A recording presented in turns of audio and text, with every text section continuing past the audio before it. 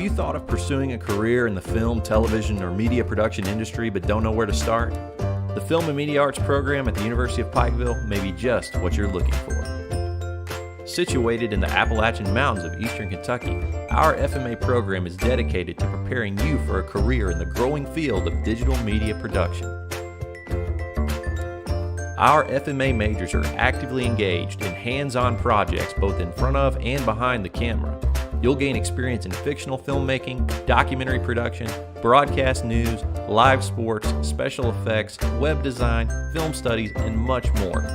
You will also have the opportunity to work on feature-length film projects and be on camera in our student-ran newscast. We also host an annual student horror film competition, and our annual student parody film competition is always a riot. Finally, don't forget to check out our annual film festival, FMA Fest, each spring, which brings in films and filmmakers from across the country. For more information about the UPIKE Film and Media Arts program, go to www.upike.edu/FMA or email me, Andrew Reed, at andrewreed@upike.edu. Go Bears, and I hope to see you on campus soon.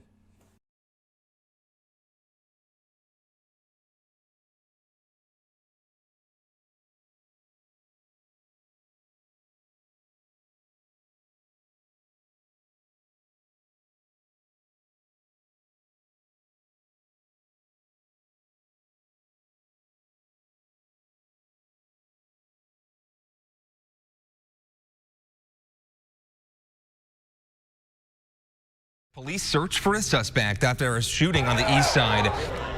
Where 6 people were shot. Following a shooting investigation on the east side of Indianapolis. You have kids that go through things that you wouldn't wish on your worst enemy. Indianapolis woman was shot and killed. Arrests of more than 30 suspected gang members on drug and weapons charges.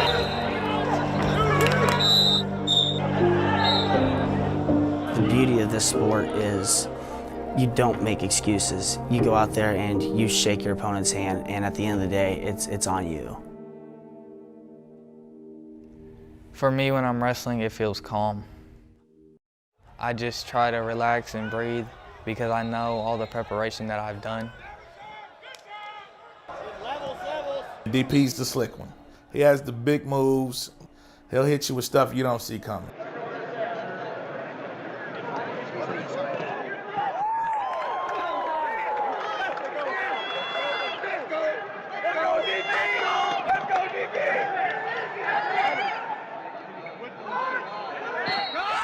I don't get flustered. If anything, you'll see me smirk in a match. It's not me being cocky, it's not me being flamboyant, it's me just keeping myself calm and collect and keeping my mind on the match. David Pearson to mat 10.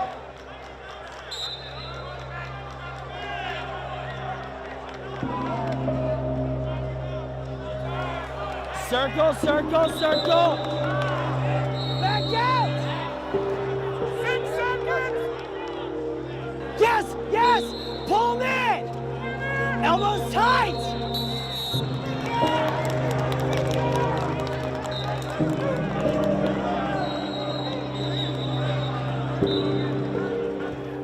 Okay, so get your groups and get set, get set. Wrestling has taught me that nothing comes easy in life. You have to fight if you want something. That's a personal problem, son. Get stronger.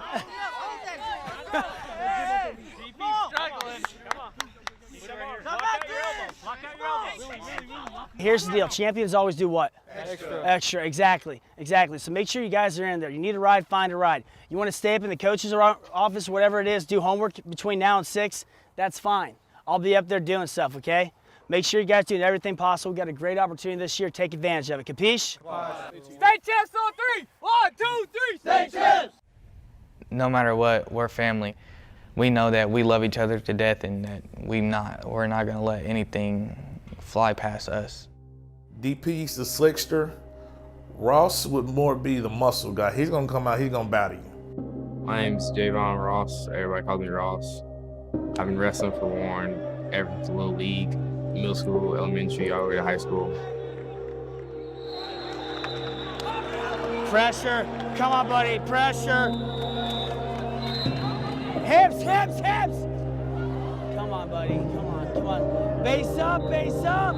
You're reaching like this, and then your head's nowhere to protect yourself. So he's beating your arm defense already, okay? Ross's personality, he's pretty reserved. You know, like it takes a while for him to really open up to you. He keeps his feelings to himself. And his wrestling, I'd say it's completely different.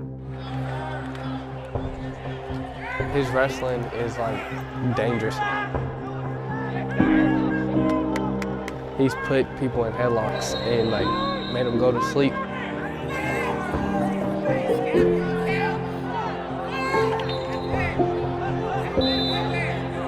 Once he gets you, it's a wrap. Actually, Javon is my nephew. His mom had some hard times and whatnot, so I, spoke to her, and she's like, okay, it's best.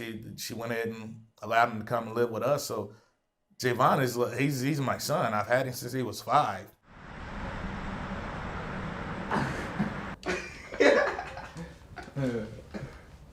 That's tough. That's gonna be messed up all game. Come on now. You better what? Bro, that's how you know they're bad. Who's right here? Oh, that's Zoe? Okay, we're good.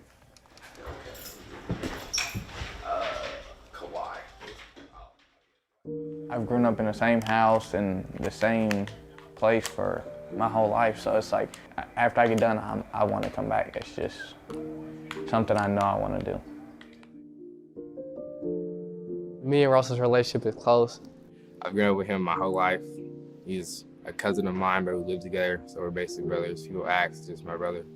If anything is a question, I'm going to him for reference, for help. And we've always been competitive back and forth. I'm 2 days older than him, so anything he can do, I try to do better. If I didn't have him in my life, I wouldn't be the same person I am today. I wouldn't be as successful as I am today in wrestling, in academics, in all aspects of life. So, I mean, I'm just grateful for him. Police are asking for help to find the person who shot a 14-year-old boy who was just sitting in his room. Unc, I'm bleeding.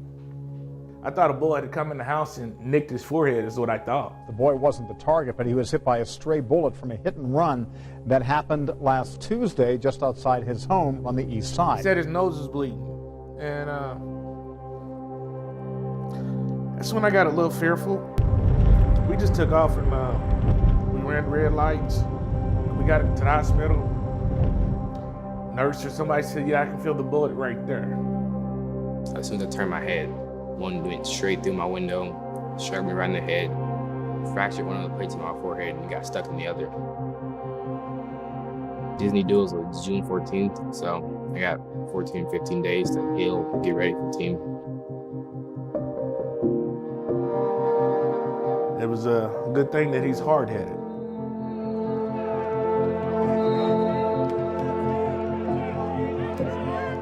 At the tournament, I went 8-1. 7-1.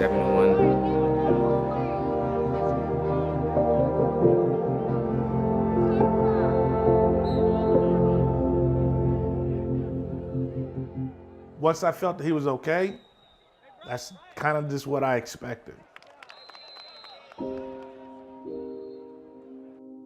Wrestling has definitely taught me perseverance, to fight through things, to not just give up when things are tough. When you have people you can depend on, it makes life a lot easier. You always know something's gonna go right. At the end of the day, like, yeah, we want to win state titles. Who doesn't? If someone tells you they don't, get out of coaching. But more importantly than that is, I want our wrestlers to be able to come back in here 5, 10, 15 years down the road and be like, that guy made me a man. We push all of them to be better people, to make better decisions on and off the mat. At the end of the day, it's like a wrestling match. It's on you. Take advantage of those opportunities and good things will happen. I told you guys, my greatest wish, it's not that you win state. Like, yeah, of course we want to win state. Okay, we're one of the best team programs in the state. It's what we do. We bring home championships. But Jesus Christ is bigger than that. I want you to be a good young man. Come back here 10 years from now, being that good husband, a good father. That means more to me than any blue ring will ever get. Capiche? Awesome, great boys. Love you guys. Our motto is MTXE right here, and I mean, it's mental toughness, extra effort, and I just feel like that's how we shape ourselves into that motto, and I feel like that's why we've been so successful.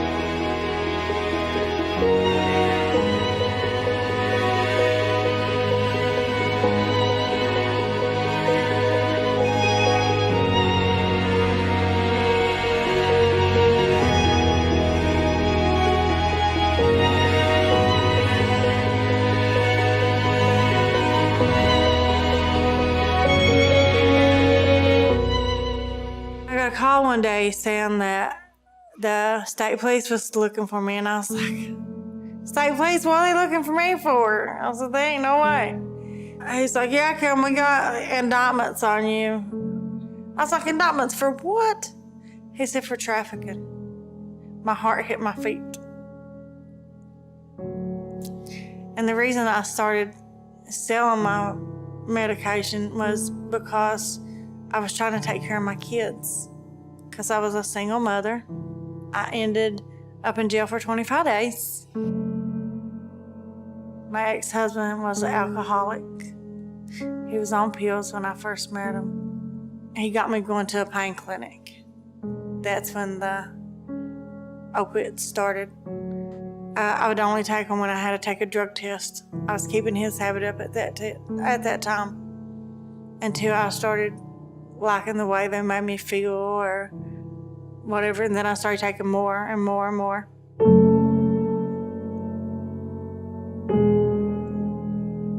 When I went to court, they finally 10%ed my bond. So it was $500 to get out of jail. My dad was sitting in the audience.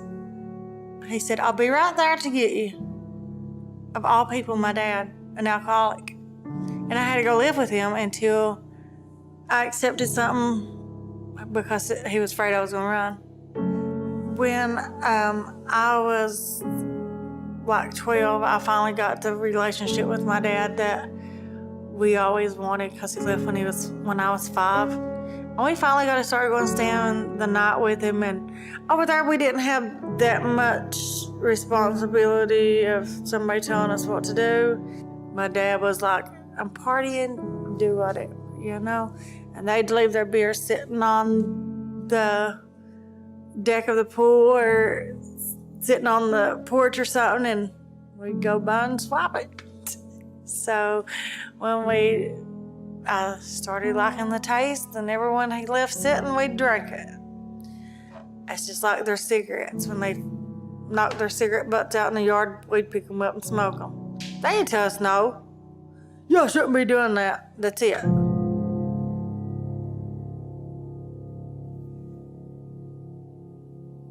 My son left. Is with his father. He's already done that stuff.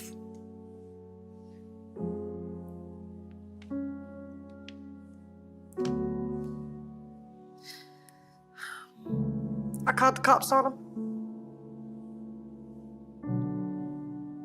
He came to my house high, and I called the cops on him.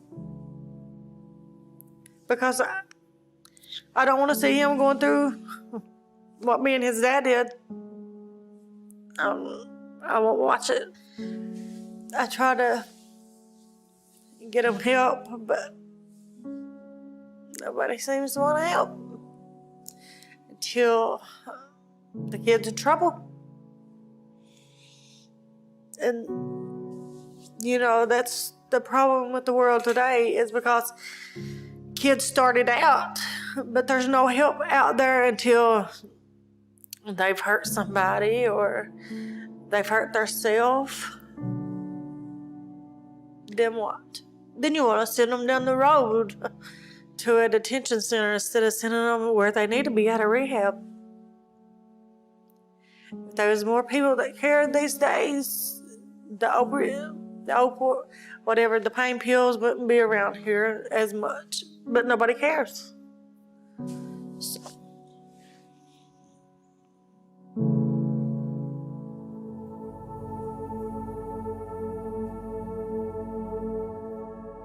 They finally offered me drug court. I said, you are not putting me in drug court. Turned it down 3 times before I finally accepted it. So I finally accepted drug court, and then I was in drug court maybe 6 months until Culture of Recovery come alive.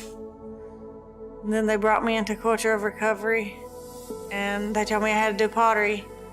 I said, there's no way. You can't put me over there. So I done it 1 day a week. Hated it. Ain't nobody here like me because I was mean to everybody. But after I was here about 3 or 4 months, and I was catching my dad, an extra day, then an extra day. Before you know it, I was here 5 days a week.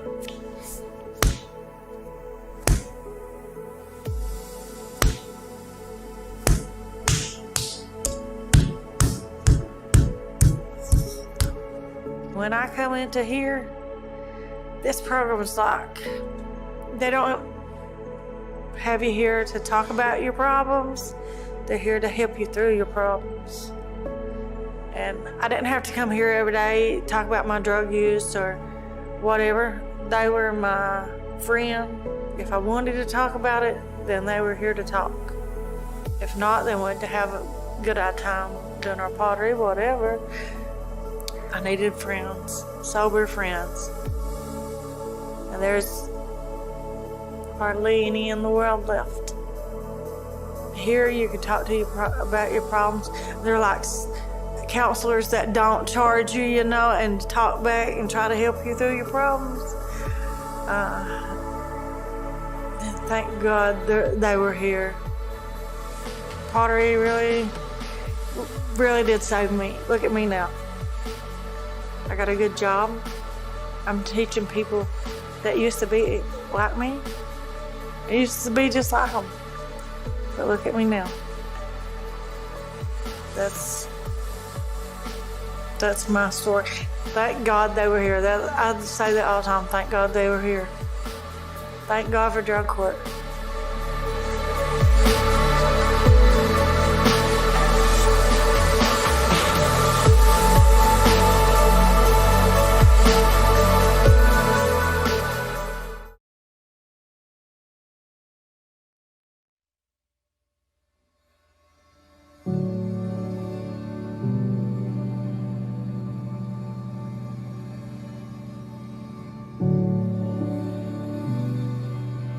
This is a spiritual animal.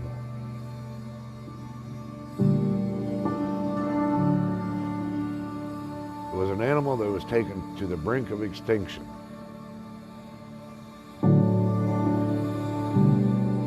Because of us.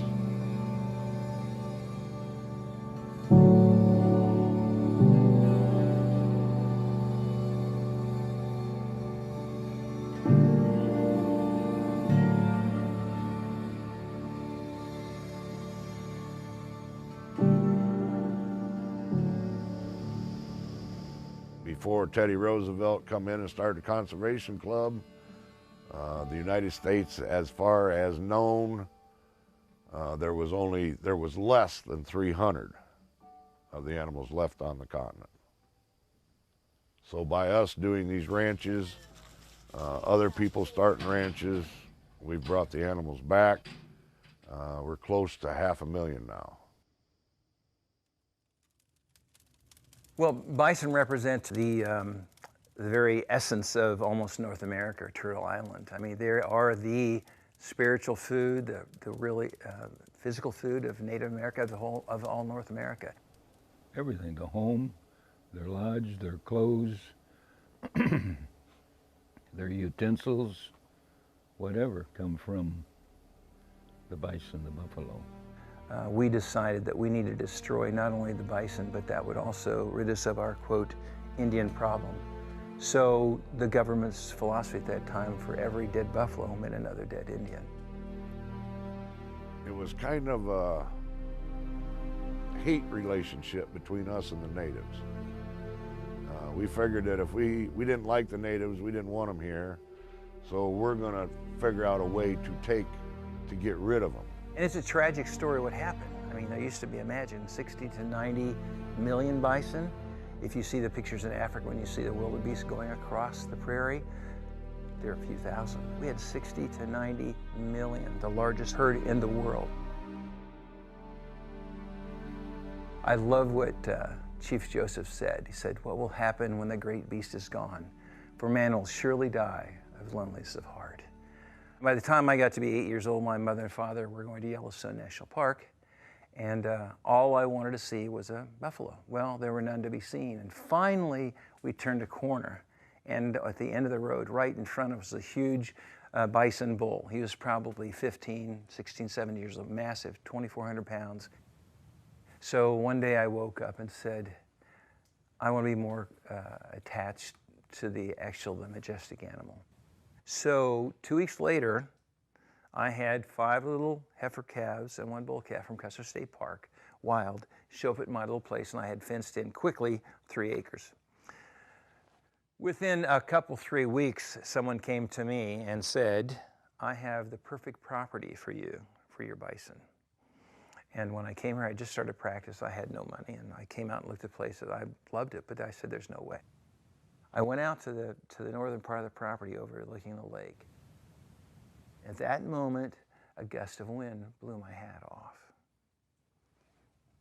So I turned to that gentleman, I said, it's a done deal. It's Wild Winds Buffalo Preserve. During one of our roundups, one of the animals got injured and actually died. And I remember we did have a medicine man here at that time. And I remember I started to say, I want to save every part of that animal. And I started to actually help skin the animal and save it. And then Medicine grabbed me and we said, no, no, no, that's your brother. You can't do that. So from that point on, and that's been 20 years ago, I have no part of that. Unless they're in pain, we pretty much let Mother Nature take care of themselves. Iron Cow was a calf. His mother died in 2018. Found him just laying there like he was brokenhearted. And he would have laid there and died. These animals are a social animal, so I had to be his mother. Well, after about 4 days, he started taking the bottle real good. I brought him up here, pinned him up, and he was like a pet. I'd come up here, sat down in this chair right here, drink coffee in the morning. He would lay right here beside me. Now to go out there in the herd and try and do that, I can pull up to him and he'll get up and come to me. But I don't go to him, I let him come to me. Been here going on 6 years, it'll be 6 years in April. Came here basically volunteered for 2 days and never left. I guess it would be the point of feeling needed.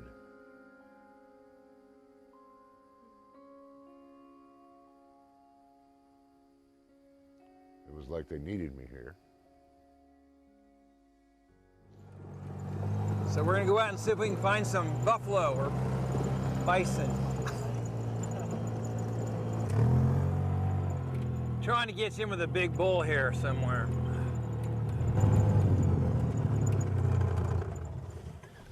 Oh yeah, they're pushing a little bit. So they developed dominance early on. They're just playing right now. Hi, baby. Hi, baby. Here. Come around here. Come this way. Come over here. Come over here. Yeah. So you should never do this, by the way.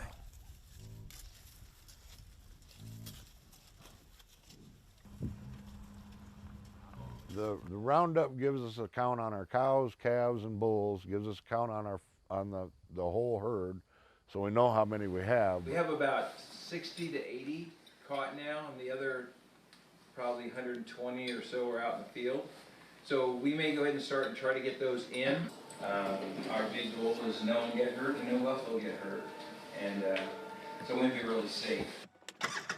I like buffalo easy.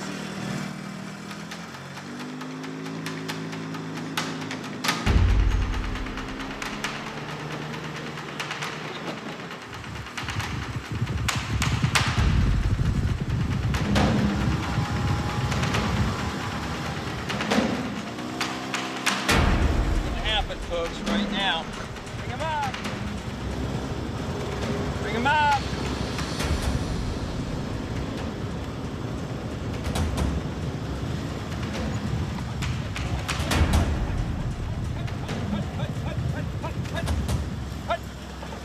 Yeehaw! That was an exciting day. You know, you want to do all you can to help them, but you also don't want to get in the way of nature and their natural selection. The position that I'm in, I'm like a teacher, so I've seen generations of children, and that's what this place is about. I've been blessed by being here. The man that owns the place, John Trippy, he's really blessed me, allowing me to be here. I think that the idea that we took an animal and we really honored it and we preserved the best we could brought the spirit of the bison here to Indiana. So I'd like it to the Wild Winds that we would really have a sense of honoring the bison and our past and the Mother Earth. I mean, that's what this is for.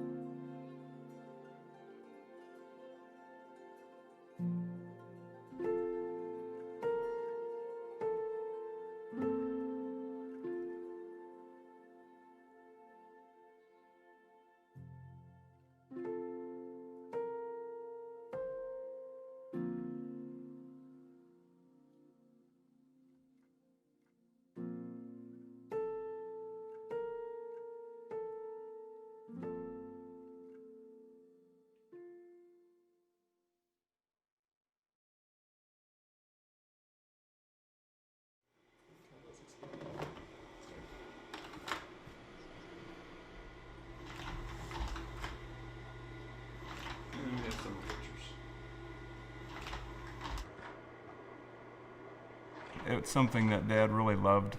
It was one thing that was consistent in his life, that he loved to fly.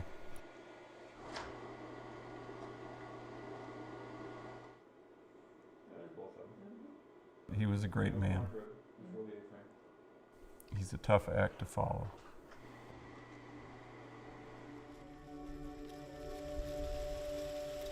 I've grown up here. The farm's been in the family for over 100 years. A lot of good memories, a lot of history.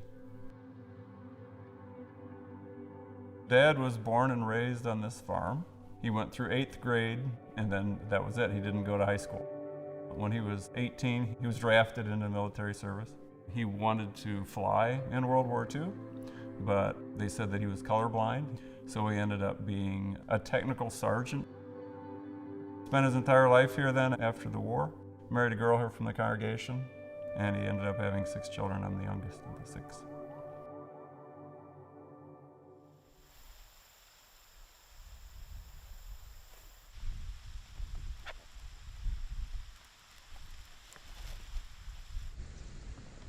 This is a 1946 J3 Cub. It was built right after the war. And of course, Dad has a lot of fond memories of the close of World War II because that meant he got to come home. He had flown other airplanes as well, bigger ones, more expensive ones, whatever. But the Piper Cub is a very simple, straightforward, the joy of flight kind of airplane. That was kind of the deciding factor, that if you're going to purchase an airplane, it's going to have to be a Piper Cub.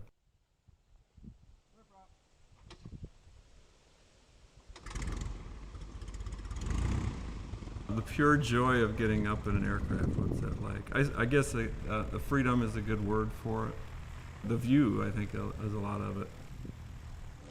If I'm just flying around here, I'm just able to see it from a perspective that a lot of people don't.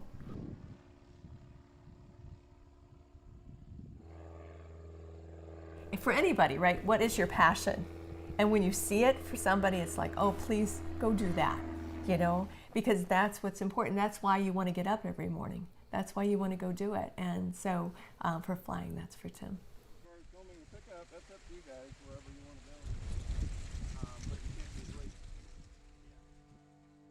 Ed was in the lower part of the barn cleaning up after the hogs, and he saw a storm coming up but didn't think much of it. Nothing was really forecast for severe weather.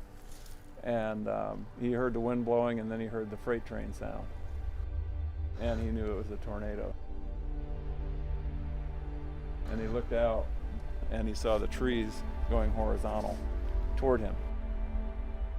He turned around and watched the barn fall, and he didn't have time to get out. So the building collapsed on him.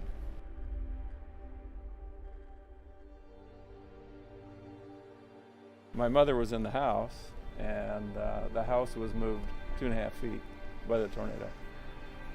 And she came out then and saw all the destruction, and she didn't know where Dad was. So she was walking around calling for him, and he heard her. And he said, I'm under the barn, and I'm under a lot of pressure, a lot of weight, and I don't know how long I can survive. I love you, goodbye. Friends and neighbors all came from miles around to help get Dad dug out of the barn. So they brought tractors and jacks and so forth and got the barn up high enough that they could get him out.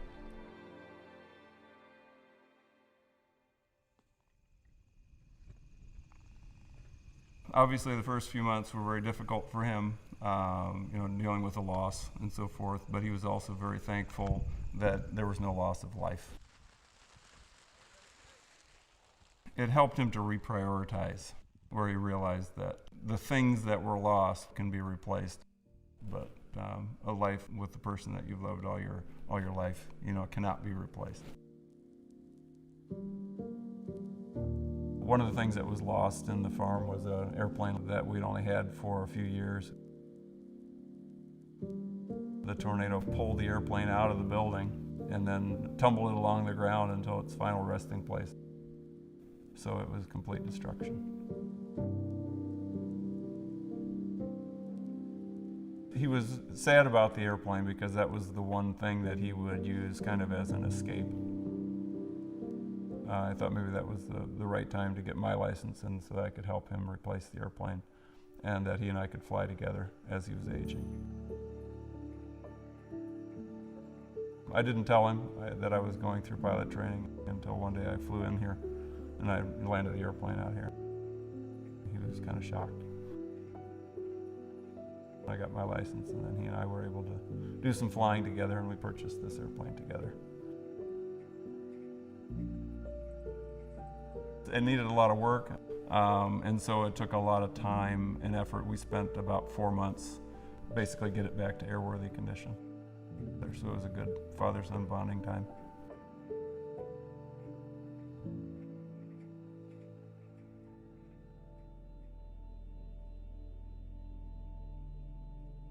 Alfred had Parkinson's, and so Parkinson's is a horrible disease because it takes your life little by little. He still retained a sense of humor during it all and, you know, putting others first. He taught us how to live and also how to die. He really did.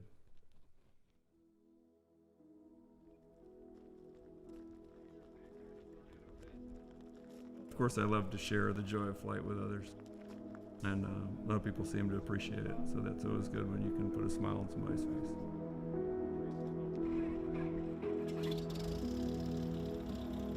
You know, if they ask why the airplane and so forth, it gives me an opportunity to tell stories about Dad and how much I loved him and how much he loved the joy of flight.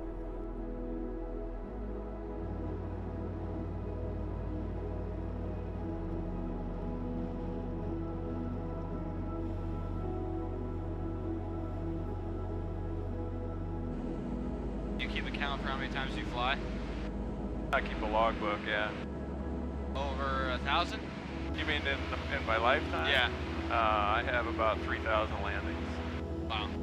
About 3,000 takeoffs too. Funny how that works.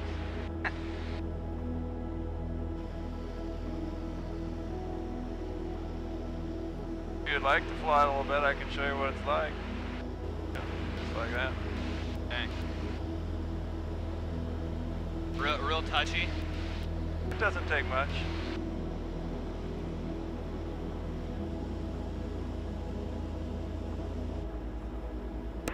In Fort Wayne, Cardinal 177 JR is back to our point of departure. We'll be landing shortly.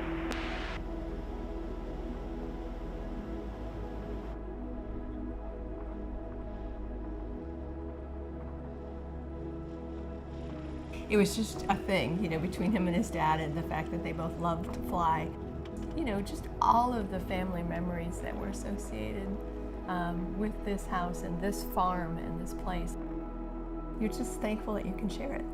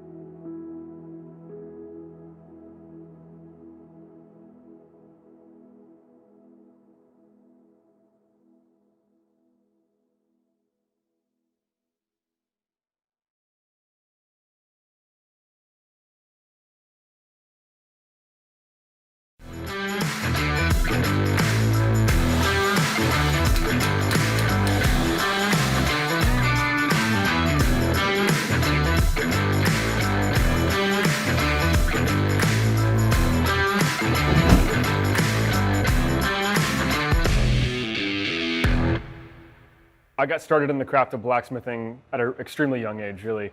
With my best friend, Andy Davis, is essentially how the story starts. So Andy and I grew up together. We've known each other since we were 6. We grew up in a healthy diet of Tolkien and Lewis and stories like that.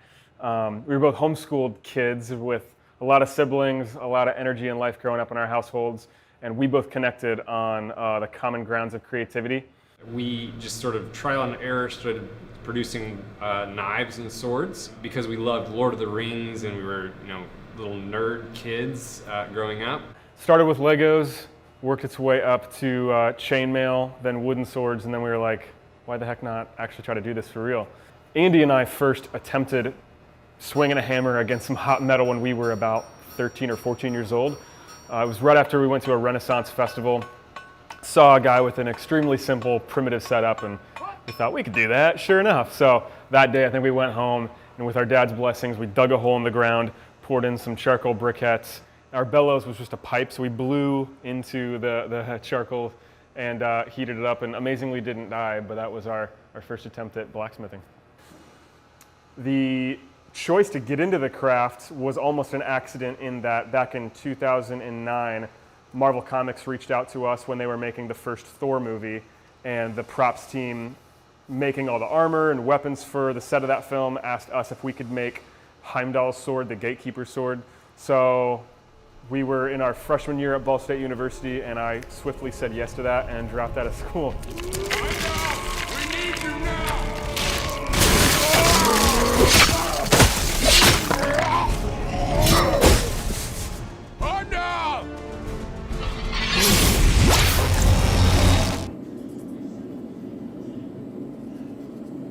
I think any creative entrepreneur, anybody who's setting out on the wild adventure of being self-employed has their own unique set of challenges. For me personally, one of the biggest has been being a single dad, trying to love my son even when he's not with me, and use my craft wisely to bless and benefit him and provide for him, but also build and grow my life and my life's goals to grow my business and share this knowledge with as many people as possible.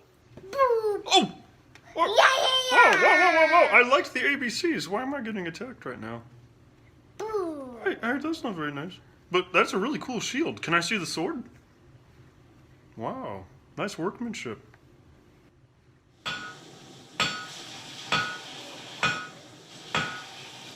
How I forged a Bronze Age dagger from start to finish. Historically, Bronze Age weapons were cast, meaning that the metal was melted and then poured into a mold. However, I have access to a modern alloy of bronze called aluminum bronze. This unique alloy of bronze acts similarly to steel in that it can be forged and manipulated in some pretty incredible ways.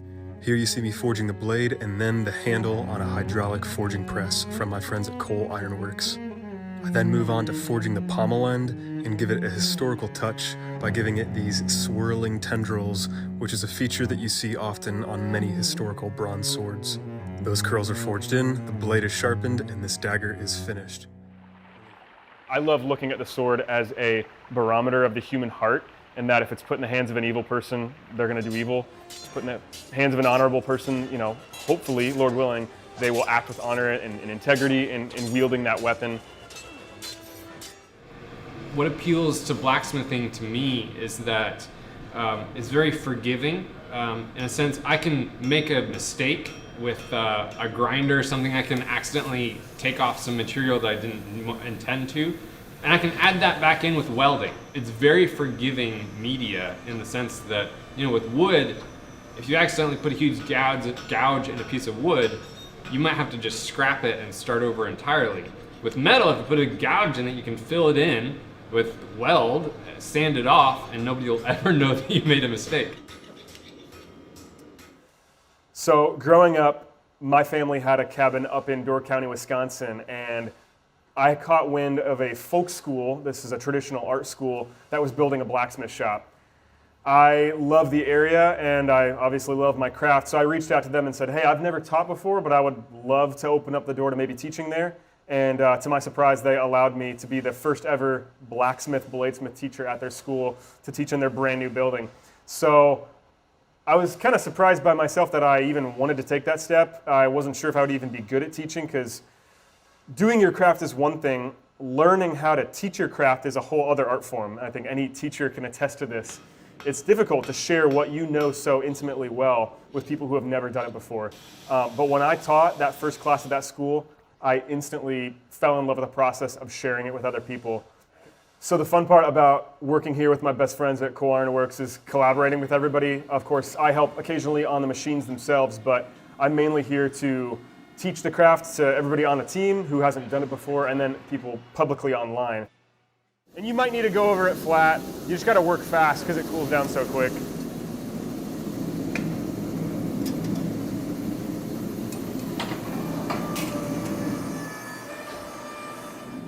Cool, let me see. Yeah, that looks great. So I'd say that one's done now. So yeah, do the corners, but then maybe once you've done the corners, then go back over it and kind of flatten it out. Otherwise, it kind of like... Yeah, because that one is really narrow. I think I went too far. That's okay. No, I mean... Make that one a little flatter. Yeah. So I would set this one aside and say that it's done. Just place them on the anvil over here. Going forward in the future, I especially want to focus on teaching young men, maybe young men who especially don't have opportunities to do crafts like I did. Because I'm not going to lie, I totally acknowledge the privilege I had of growing up in a home where I had a dad close by, and he loved me well by letting me hang out with him in the shop, in the garage. We always got up to mischief and made random crap. And that's a blessing that a lot of guys don't have growing up. So if I can be a figure in their life to offer that space, or allow other fathers to come into my shop and teach their sons if they don't have the tools, that's my life's mission, honestly, that I've discovered recently, and I'm really passionate about it. So right here and right now, I am working towards getting to the place where I can turn Cedar Lore Forge into a school of sorts. I always want to make my own blades and sell them to collectors, museums, or film productions around the world. But personally, like I said, I want to teach as a father of a son and just having a heart for young men in this culture today. That's where Cedar Lore Forge is headed, and I love every step of this process.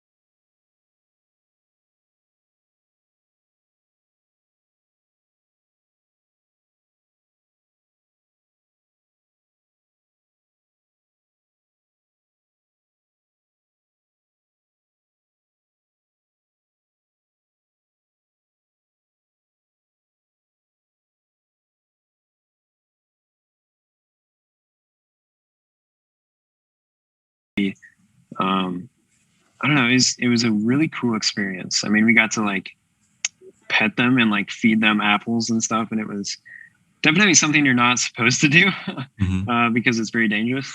But it was really, really cool, and I enjoyed it a lot. So Clifton, how did you get involved with this project? What led you to your topic? So our professor, somebody approached her and said, "Hey, we're out in Eastern Kentucky, and we want somebody to do kind of like a documentary commercial for us." So she approached us and asked us if it was something we wanted to do. And John Bowling, the director, and I both looked at each other in class and we're like, "Well, let's do it." So we went out there, and as we were talking about it, we wanted to make sure that this is something creatively that kind of fit into what we wanted to do. Like we were willing to just say, no, we're not going to do it if it wasn't something that we felt had a story. And we went down there and we met with a few people. And after talking to Kim, we just, her story was so powerful as, just overcoming addiction. And I really think that, pre-COVID, opioid addiction was something that was talked about quite frequently. And I think it's kind of been overshadowed by COVID, but it was something that was on the news constantly. Everybody was talking about it at some point. And so we felt that it was relevant in the time that we were filming it. But we also just felt like it was a story that was going to resonate with people because, she's a mother and we see that full circle. So, that's really why we decided that we wanted to do it. When you started the project, did you intend for her to be the essentially only focus, or were you open to a longer form project with multiple perspectives, or was it always supposed to be a short kind of profile or frame it around one person? How did that start? When we went into it, her story there was one of the things I love and also not so much love about documentary filmmaking is it's so easy to go down a rabbit trail because you go in with an idea that you have a story and then you get there and there's so many other stories that it's like you have to stay focused on something. So as the producer and also the editor, it was a little easier for me to be like, okay, we need to kind of steer it in this direction. But we were open to do multiple interviews. But we also felt like if we added in any more elements, it was going to take away from her story. And we just got to the point where we just said, we need to stay on this story because there's so many other stories that she told us that we could have went down that road. But ultimately, we wanted to show this redemption story. And we felt like, we captured it through just honoring her as a woman and a mother and somebody that's overcome addiction. So. Absolutely. I think it turned out really well. All right. MTXE, tell us about how that film came about, how you became aware of the story and what the production was like on that. How did it go? Yeah. So our director, Manny, wrestled in high school, and it's kind of always been a passion of his, and he keeps up with a lot of wrestling culture, even though he was injured and can't continue to do it. And his fiance attended the high school where the wrestling team that we covered is located. And so she had heard about this wild story of a young man who was shot and recovered and performed incredibly well on a national stage. And as soon as Manny heard, he knew that it was the story for him. So we reached out to the coach of the team, Matthew Krulik, who very graciously opened up all of their facilities for us to come in and attend their tournaments, and cover their practices, and tell their stories. And they're a team that perform at a very high level. They have 4 or 5 wrestlers who consistently do very well at state, are All-American. And so originally we started covering all of them just to see where it would go, because we thought that maybe we could take the project long term, cover their journey all the way to state, and eventually we decided to focus up on the brothers, DP and Javon, and kind of the story of their bond and of the tragedy that they overcame. Thank you. Let's go back to the Wild Winds crew. What kind of impact have you seen this film make already, or what kind of impact do you hope it will have regarding the Bison? I think the biggest thing is even me showing it to friends and family, them actually taking time to recognize the history, because so many people don't really connect it. They're like, oh, bison belong in Yellowstone. That's cute. So realizing just how much America has changed and that we do need to make efforts to protect this animal. It's been really cool to watch how that affects people. Awesome. Others, other films, Look at Me Now and MTXE, what kind of impact have you seen with your film so far? Your films, and what kind of impact do you hope for those films to have? Clifton, do you care to mention yours, maybe? Yeah, I don't know like the impact of what I've seen personally. I do know it's something that they're using for promotional stuff, so I'm sure it's having an impact. But I think the biggest thing is, growing up and going through what I went through, I had to kind of change my environment before I actually saw some significant change in my life and was able to kind of redirect my path. And I think that this story and this film really helps show that, if you can keep your mind busy and you can kind of retrain your mind to do new things. And I think that's where this whole implementation of art really comes in and helped in this case. I mean, I'm not a doctor, so I can't tell you it'll help in every case, but it's just trying to commit your mind to something else. And I think that that's the biggest thing that I wanted to have a takeaway. Yeah, for our film, Warren, the community where our subjects are from, is an under-resourced community. So as we went into how we wanted to portray it, we kind of gave some consideration to how much of a role it would play in our story. And eventually we decided that we didn't want to stray into using kind of some of the specific struggles of the area for our benefit of our film. Rather, we just wanted to depict the wrestlers honestly and kind of show a little bit of what is possible. And interestingly enough, the coach would tell us that his wrestlers would perform like noticeably better when the cameras were rolling. So our impact, we haven't really sought one beyond the release of the film, but the production itself, it is really cool to watch kind of the inspiration that we could give these young men. Awesome. One question I have that I always like to ask is what drew some of you guys into documentary production? Because that's primarily what I do, but I never thought I would do documentary production until I started doing it in college. So what led you guys to doc production? Do you like it more than fictional production? Does anyone want to speak about that? Yeah, I can talk about that.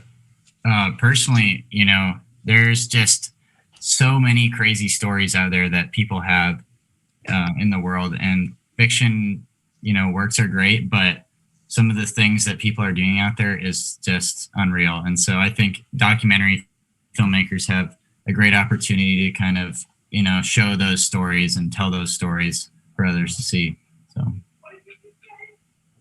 I think for me, having the ability to take, like exactly like what Evan just said, take something that is real and inspire people. And I'm not saying you can't inspire people with narrative stuff, because you can. But I just lean, as a creator, I lean toward just something tangible. And I feel like when you can put somebody's life story in front of somebody in a way that is beautiful and inspiring, it just has a different impact from something that is is fictional.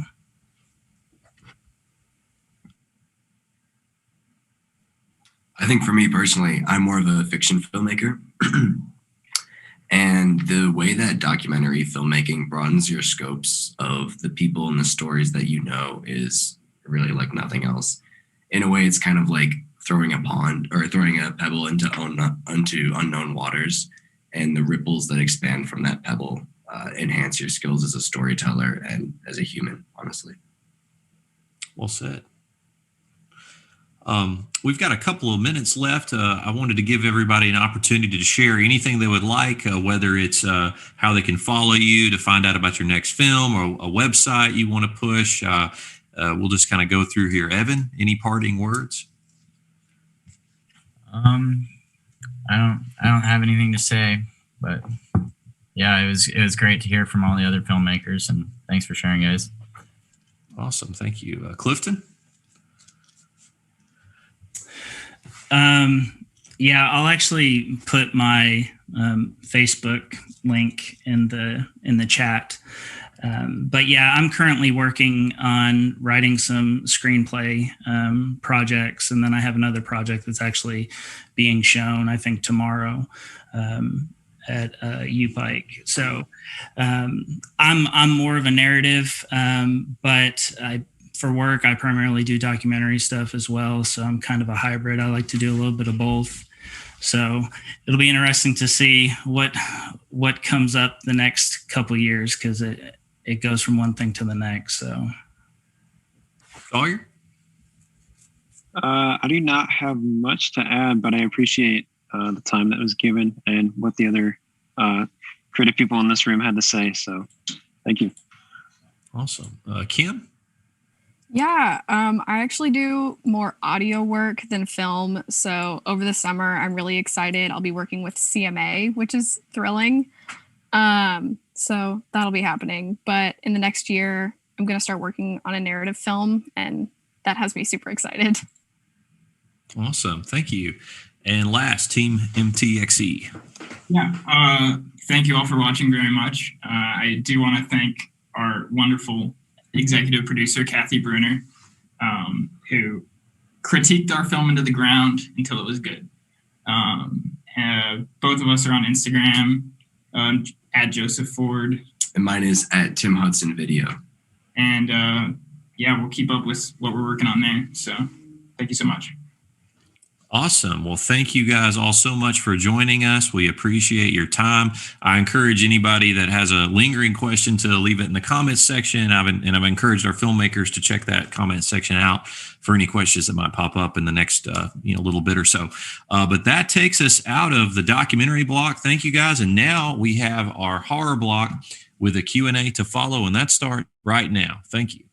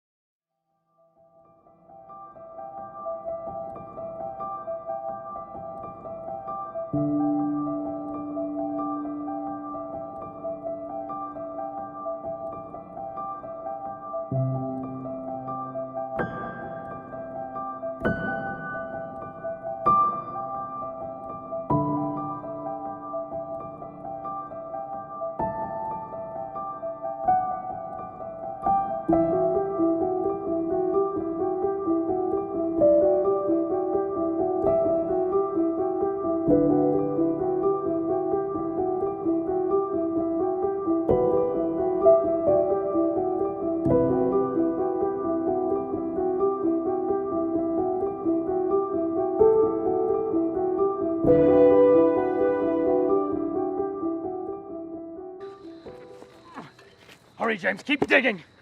This has to be stopped. We don't know what we're going to find here. This is it. Help me clear this off. I'm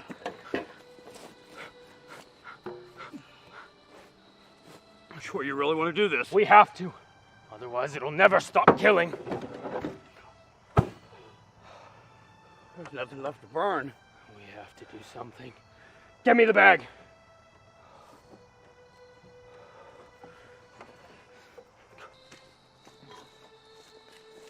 Elijah, what are you going to do? We'll make sure no one ever finds this body. Where are you taking it? Follow me.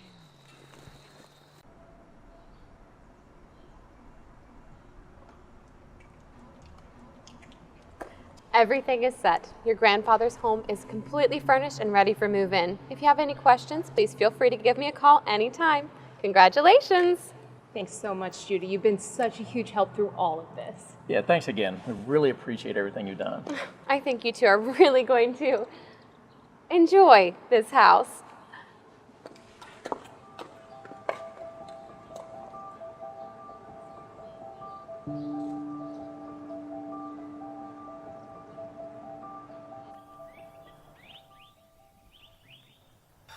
This place is incredible. I know. I remember visiting when I was a little girl and being so fascinated by it all. How long has this house been in your family? Looks like it has a lot of... What was that? I don't know. It sounded like it came from the basement.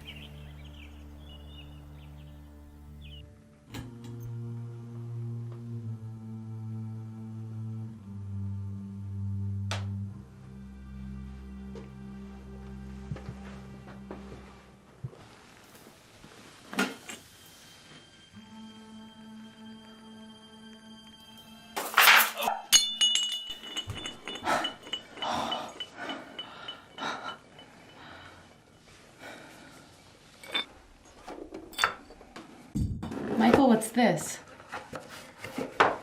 It looks like a letter. What's it say? This house holds many secrets for which only the rightful heir will be able to unearth its mysteries. On the property lays a treasure that can unlock the past and right its wrongs. JB. What's that mean? Right its wrongs? Livia, what is it? I remember when I was younger, relatives being exiled from the area. We have to get to the library right now.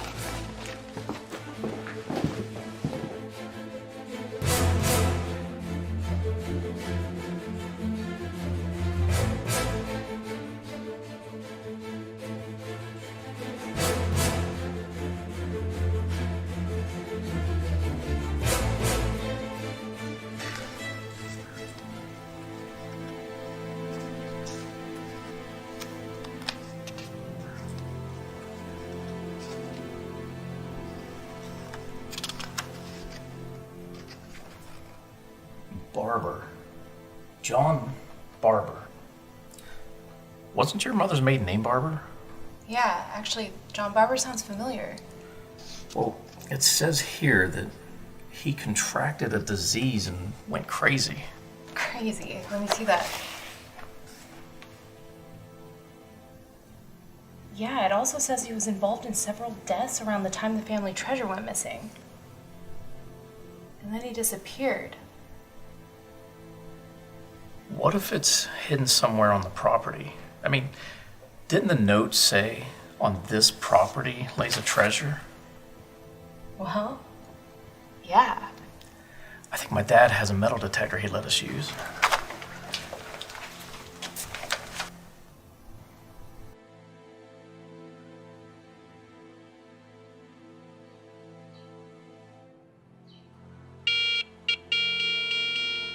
Livia, over here. Let's start digging.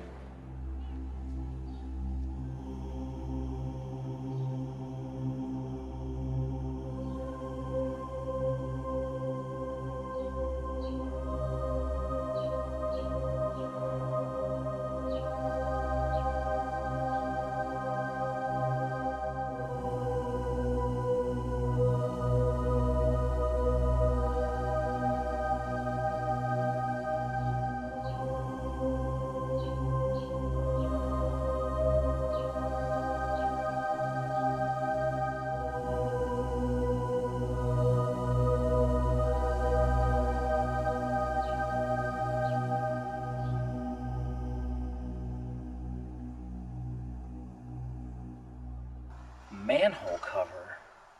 Why would this be on the property? I have no idea. Let's see if we can lift it up.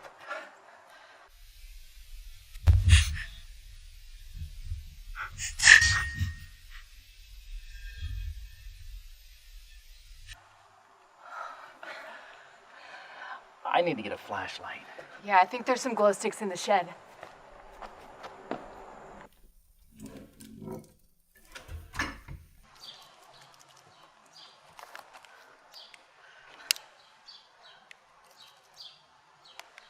Let's go down and see what's inside.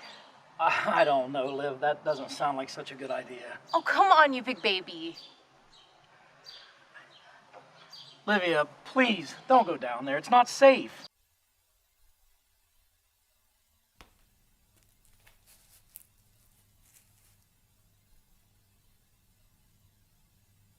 Michael, toss me the flashlight.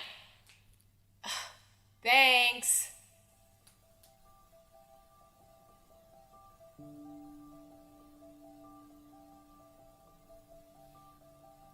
I'm going in.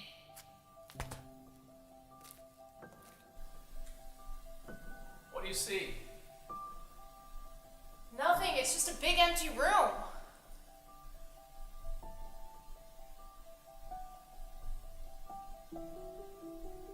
Oh shit! Livia, what is it? Are you alright? There's skeletons down here. Skeletons? Come on out. We need to call the police. Hold on, let me take a look.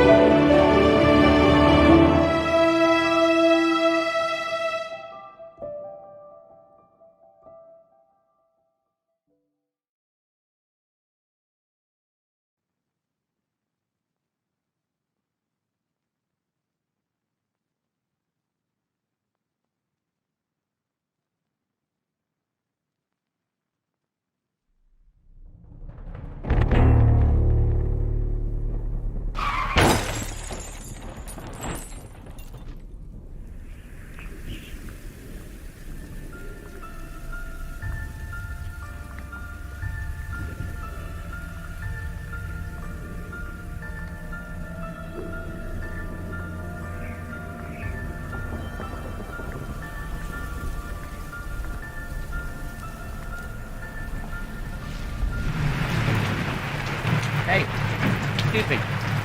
Do you need any help?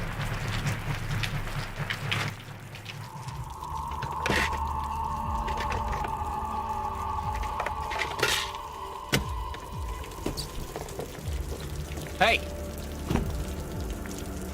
Hey! Are you okay? The rain is heavy. Why don't I give you a ride? Where am I? What? Where am I? You're in Kansas.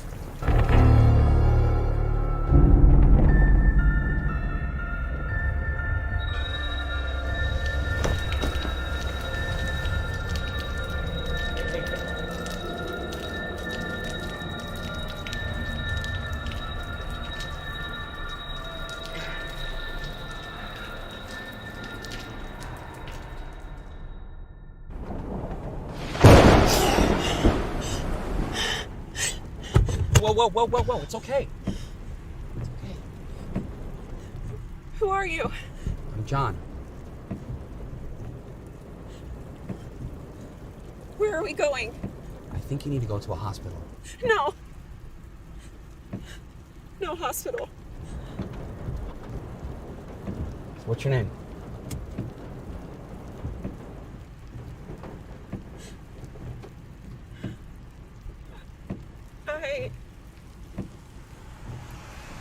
I don't know. What happened? That's what I'm trying to figure out. Okay, if you don't want to go to a hospital, at least let me take you back to my house. My wife, she's good at caring for people. Here. Take one of these. It'll help. Thank you. It's my pleasure.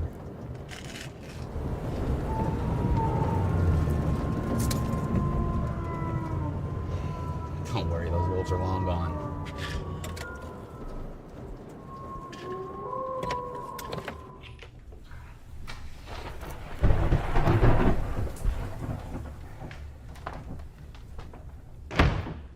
Make yourself at home.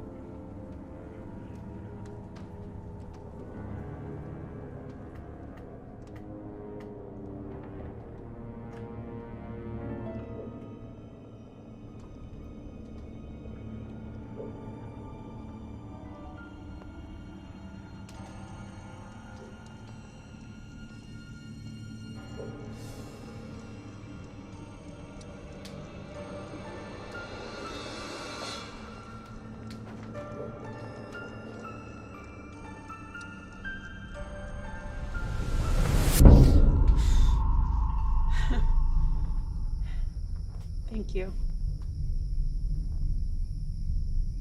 Are these loved ones? Yeah.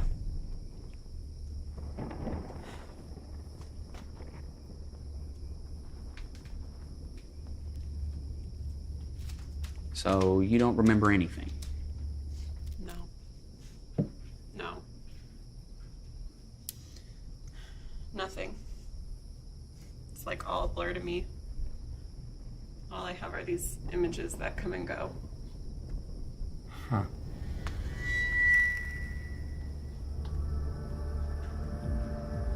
You just need sleep. I promise it'll make sense when you wake up.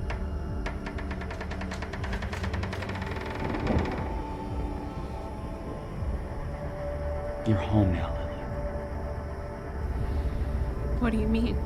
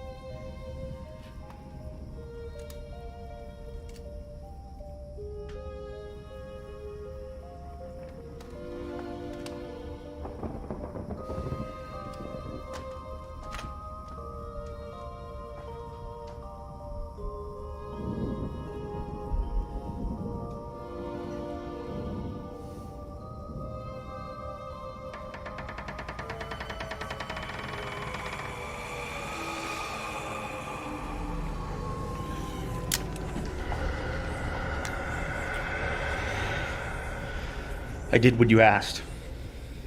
Give me back my wife.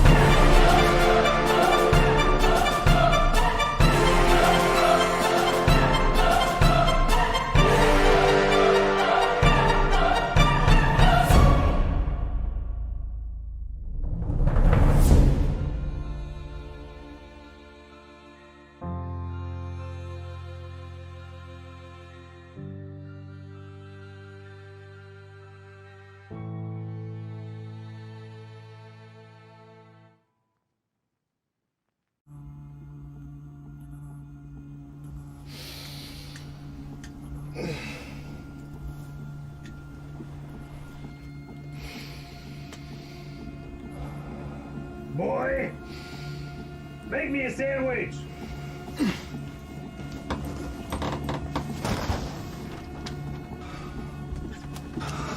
Boy, where's my sandwich?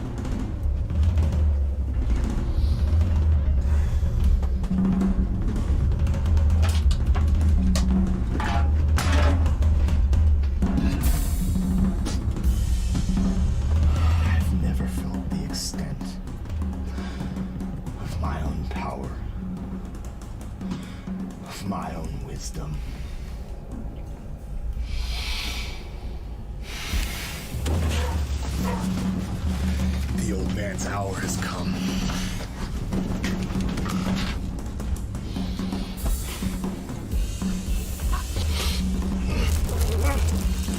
I'm not mad. I see it. It's wide open. Wide open. A vulture's eye. Die!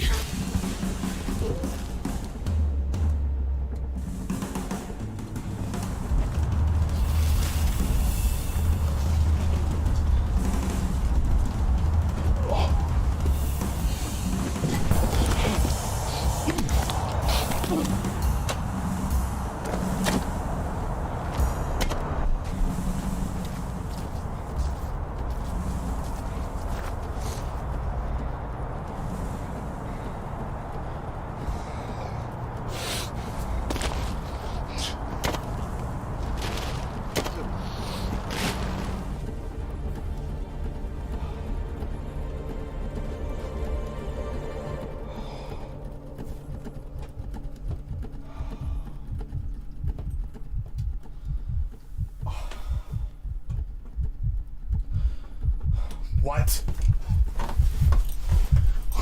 Why?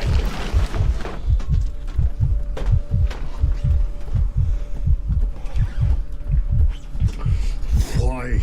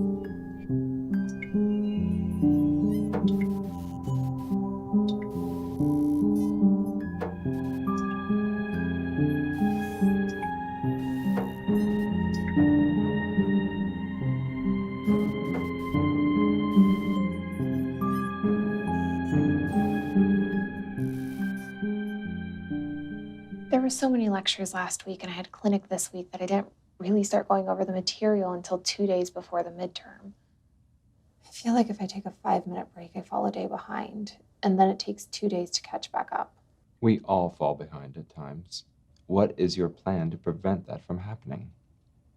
I don't really know. I was hoping you could help me.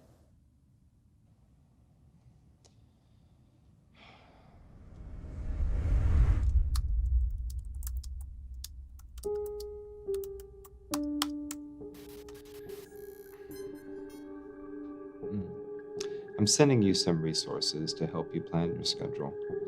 Students have found them to be helpful in the past. Thank you.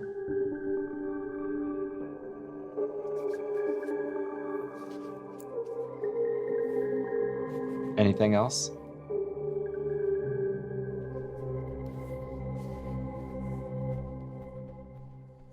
Hey, what'd you think about the quiz? I'm already trying to forget about it. Those questions were terrible. You can tell she liked it when half the class got a question wrong, too. Do you think they'll ask questions like that on the final? I don't think so. They told us they make those questions harder to help us learn. That's what they said at the beginning of the block. And then they ask questions on the midterm, like the one where you have to differentiate leiomyosarcoma from Paget's disease. I got that question wrong. Did you get it wrong, too? I almost did. I switched it at the last second. I've got to grab something from my locker. I'll catch you on the 4th floor. Bye. See ya.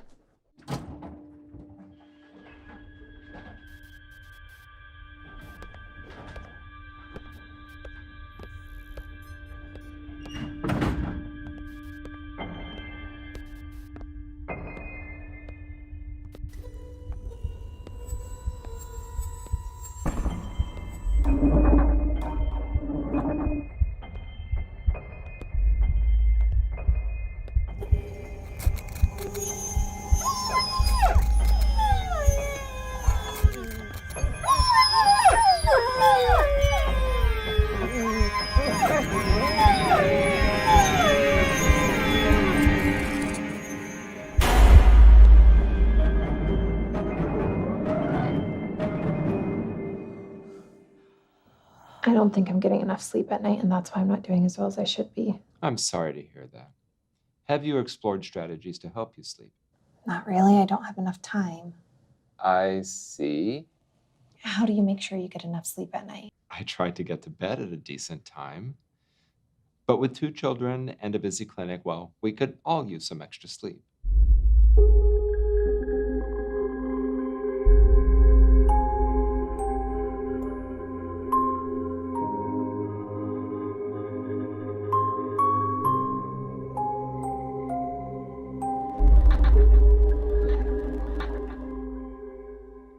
Is it too late to get coffee? Coffee doesn't even affect me anymore. Really? I can drink a shot of espresso 2 hours before going to bed and still be fine. That doesn't sound healthy at all. Neither does studying all day.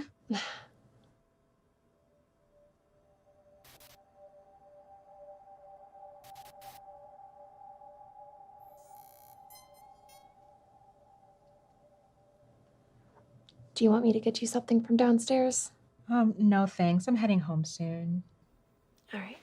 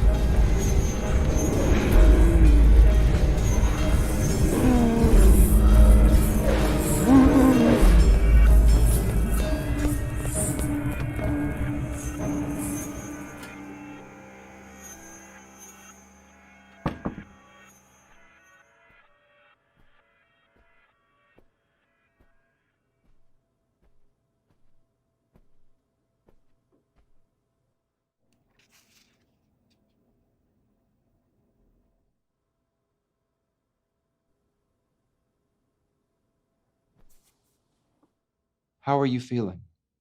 Better.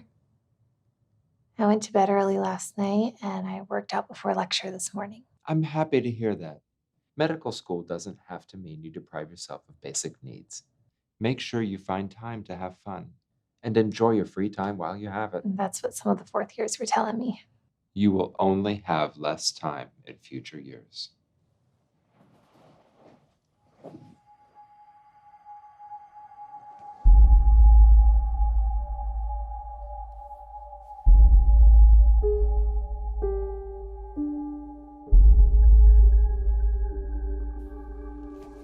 Thank you for seeing me on such short notice, Dr. Morse. I'm always available if you need me.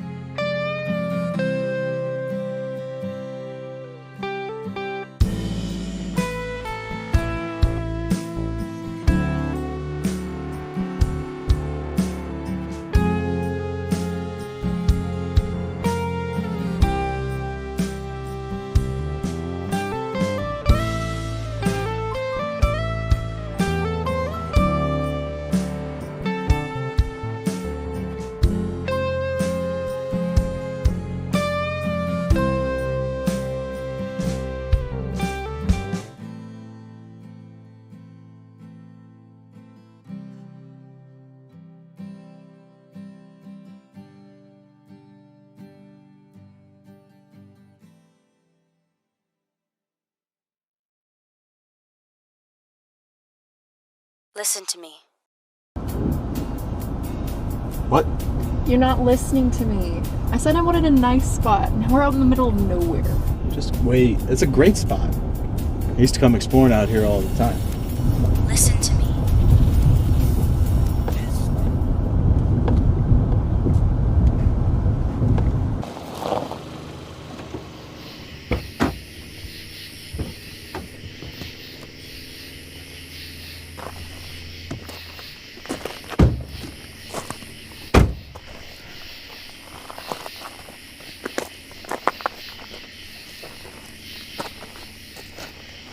Can we go now? I don't like it here.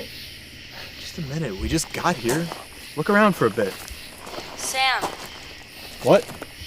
I didn't say anything. Come on now. There's a whole wide world out there, you know? Come on, have an adventure. Let's go adventure somewhere else. It's not real, Sam. None of it is.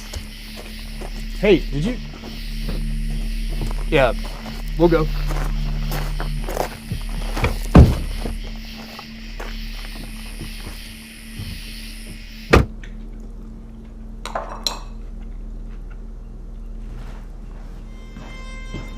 Did you and Cheyenne have a good time last night? Yeah. Hey, Dad, can you think of a random number between 1 and 1,000? Sure. 793. Why? Nothing. I think I'm gonna head out.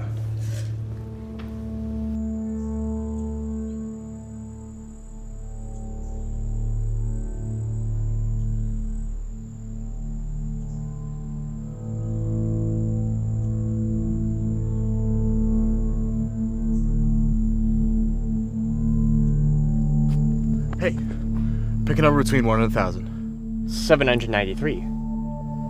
Typical.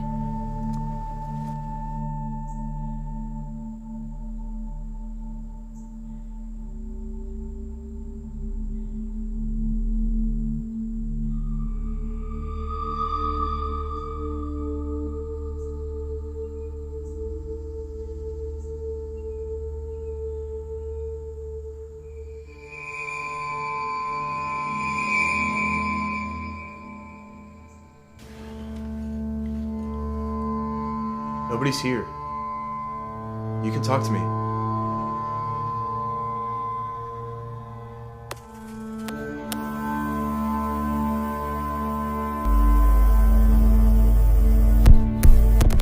Sam, I don't know how much time we have. Who are you? Where are you? I can't explain that now. Direct contact like this is sure to be noticed. They won't like it, so let's be quick. So, what should I do? The place where you first heard my voice is where the sim is the weakest. Break through the barrier and it loses its hold on you. I know this won't be easy. I'm sorry.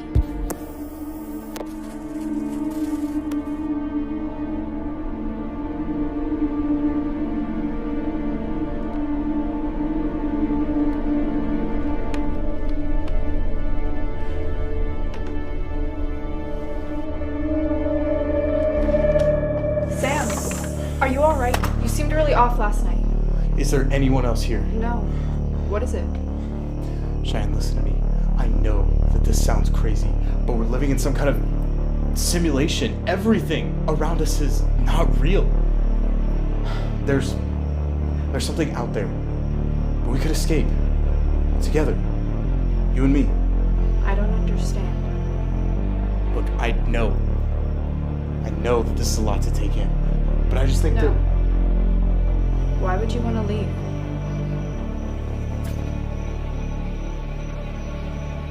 Pick a number between 1 and 1,000. 793. Stay.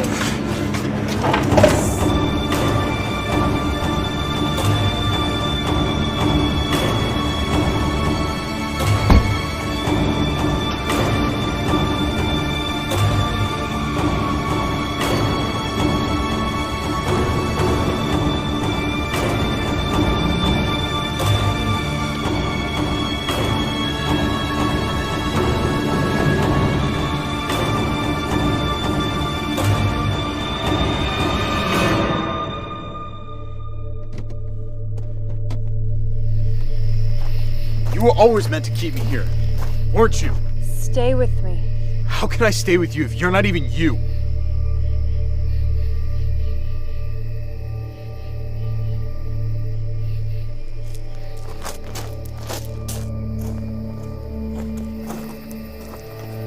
You have no idea what's out there. Anything is better than a lie. I'd rather suffer in truth than be held captive by a fantasy.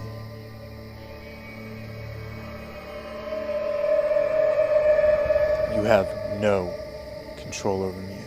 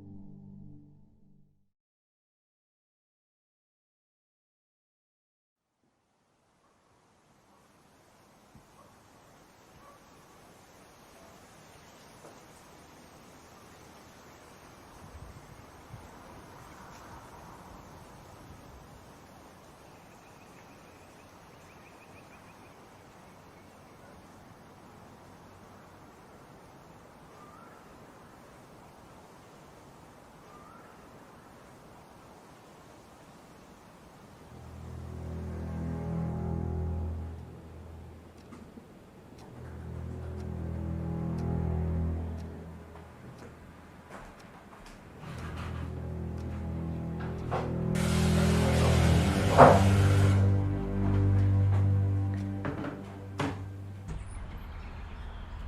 going to work.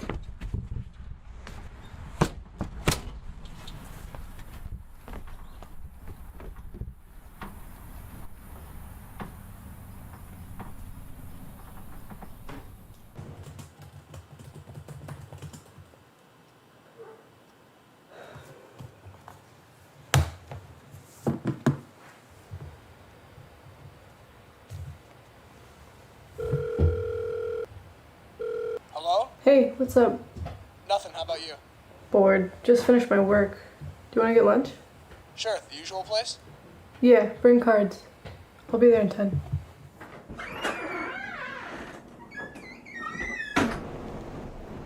Hey, could you pass me the 18s? Yeah, small or medium? Medium. Thanks. So, how you doing? I've been doing alright. How about you? I'm fine. Oh, hey, pass me the ruler. Sure. Thank you. Do you know how long the 32s are? I want to say they're about 2.5 inches. Oh, hey, do you want to get on tonight? I was thinking about running the new campaign. Oh man, sorry. I wish I could, but I have to watch my brother tonight. My parents are going out. Oh, that's no problem. Hey, good luck with your brother, though. I'll deal. Alright, but don't cheat this time. What? I don't know what you're talking about. You ready for school? I'm not going back. I'm staying home for a few months. Oh, yeah, I forgot about that. How are they holding up? I'm still recovering. I'll be home until they're better. How are things on your end? It's fine. Mom's been super busy. I've kind of been in the background, but it's been hard on us, but we're slowly getting through it. Alright, I'm dealing. It won't make a difference anyway. Oh, sure.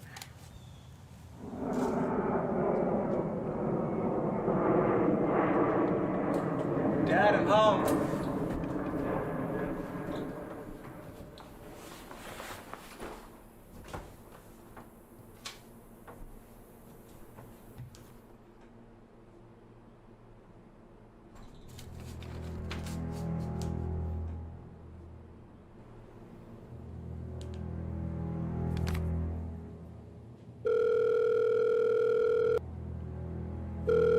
Hey, how's it going?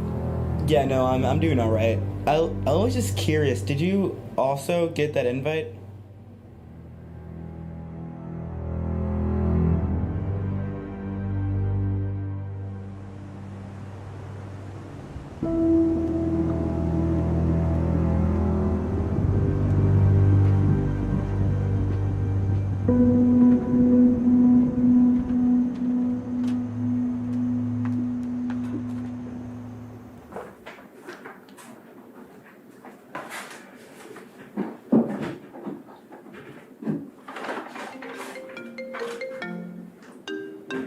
Hello? Sophia? Yeah. Did you also get the invite? Yeah, I just got it. Well, you're going, right? I don't know. No, I have things to do. Oh, come on. All you do is take care of your parents. It'll be good for you to get out. Come on, please. Fine, but I need a ride. My mom will take us. Pick you up around 12? Sure. Come on, Victor, we should go. Nah, I'm good. Dude, you know you want to go. No, I really don't want to. Victor, you haven't seen any of your friends since you dropped out. Wouldn't it be nice to see them again?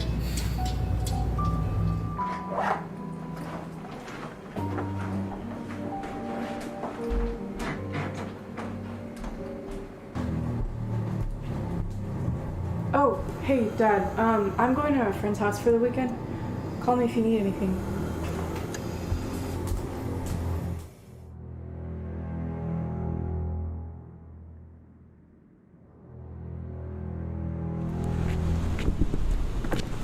Don't remember any of our classmates being old English royalty.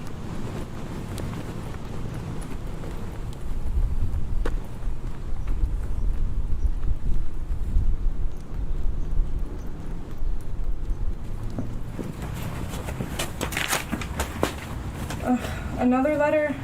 What does it say? The host is out. He'll be back tonight.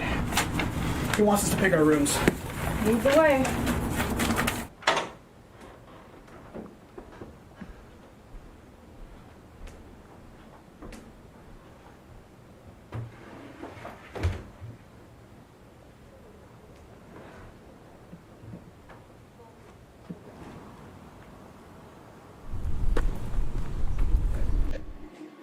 Hey, sorry I'm late.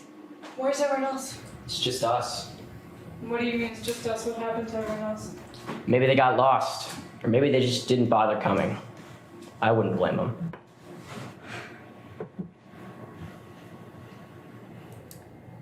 Hey, Jack, I know we're not really all that close, but I just wanted to say that I'm sorry about... It's okay. Thanks, but let's not talk about it. Come on, I want to have fun this weekend. Here, how about this? I'll turn on some music.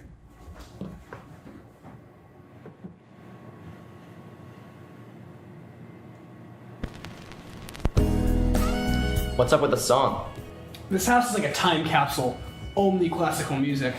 That sucks. What have you been up to? Victor and I started working at a warehouse downtown. It's been fun. What about you?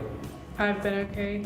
Sorry I've been out of touch. I got a lot of things going on. Jack and I started interning at Jensen and Briggs. So what you been up to?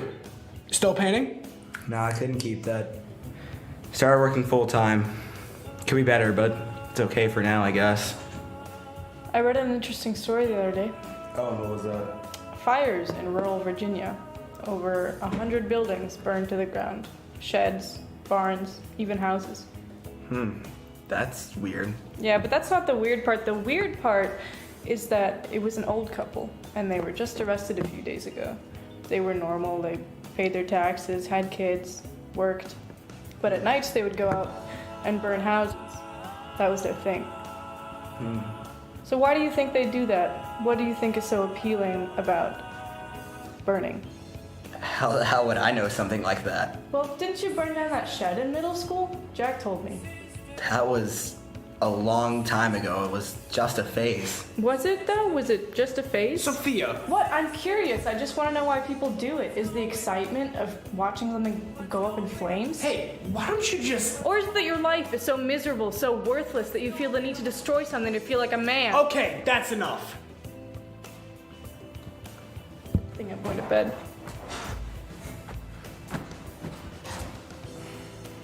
I'm gonna go talk to her.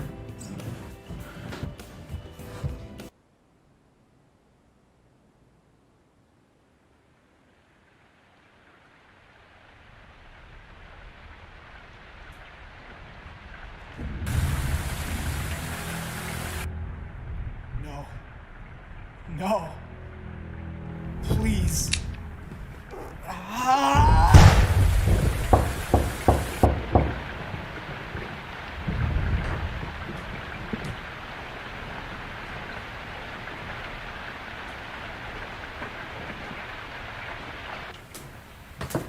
What's up? Hey, have you seen Jack? No, I haven't seen him since yesterday. What? We can't find him, and he said he was going to talk to you. He never came. Have you checked his room? We did. We didn't see anything. Did he leave already? Our bikes are still here. Has the host come back yet?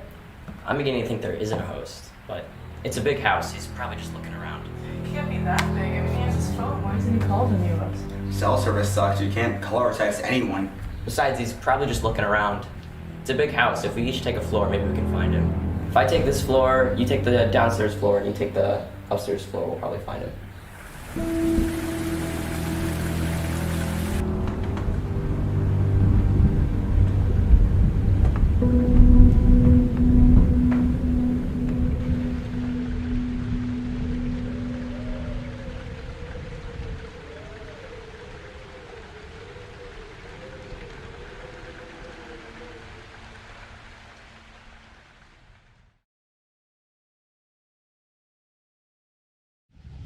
It was bad.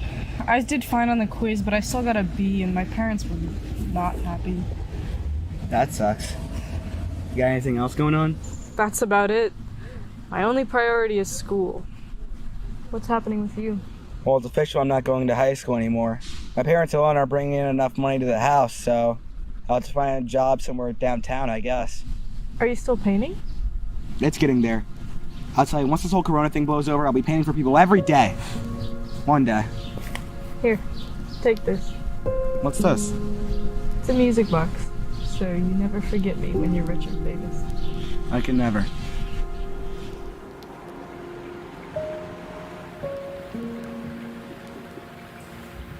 Victor, is that you? Yeah. Yeah, I'm here. Have you found Jack yet? No luck finding him. You? Not yet. I'll keep looking.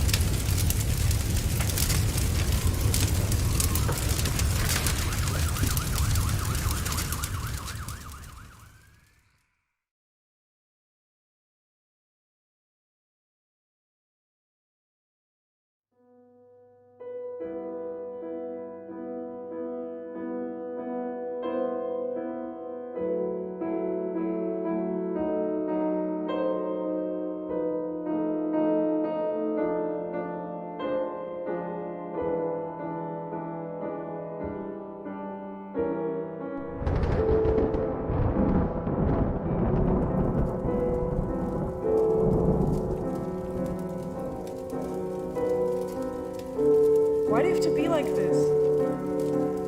I am sick and tired of this. What's wrong with you? That's it.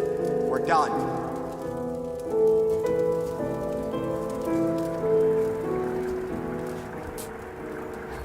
How long have you been there? Couldn't find Jack, so I figured I'd give you a hand. Yeah, okay.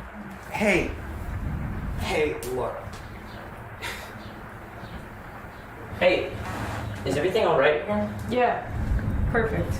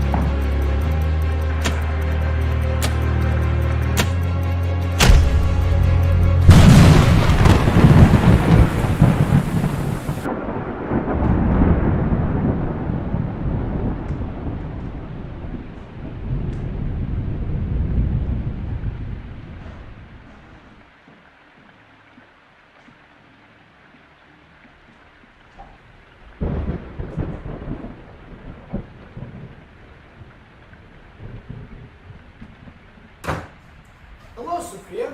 Jack, what the hell is this? Punishment. Punishment for inviting us to this stupid little game. What What are you talking about? Do you want to tell her or should I? He played us. There's no 8th grade reunion. He invited us here to play some sick jokes and cheap tricks. Why? You wouldn't tell me. He was holding a knife and this. He wasn't carrying a knife. What the hell is this? Some kind of sick prank? I like to think of it as retribution. Shut up! Okay, calm down.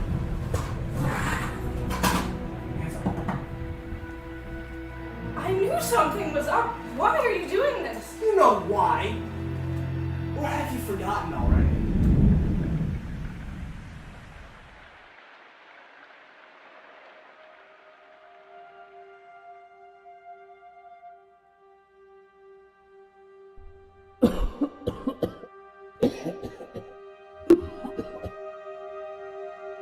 The world surpassing 1 million deaths from the coronavirus.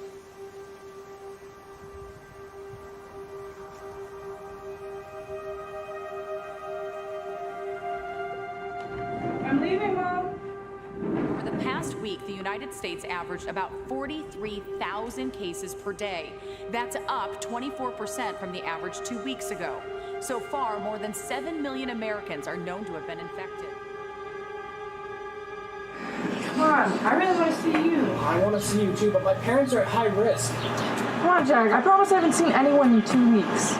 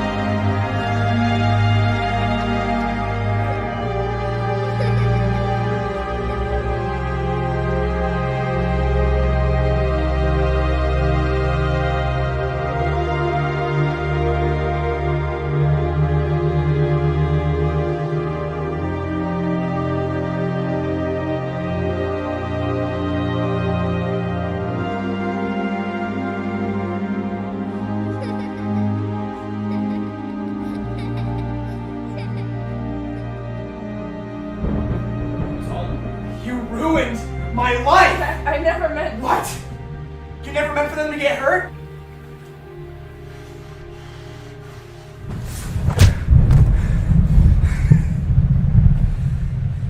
The only hitch was you. I can never kill you, Sophia. To be honest, I thought you figured it out.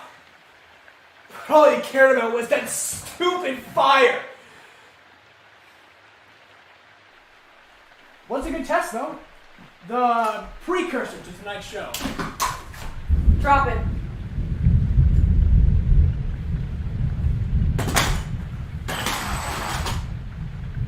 What are you gonna do, shoot me? We both know you won't do that.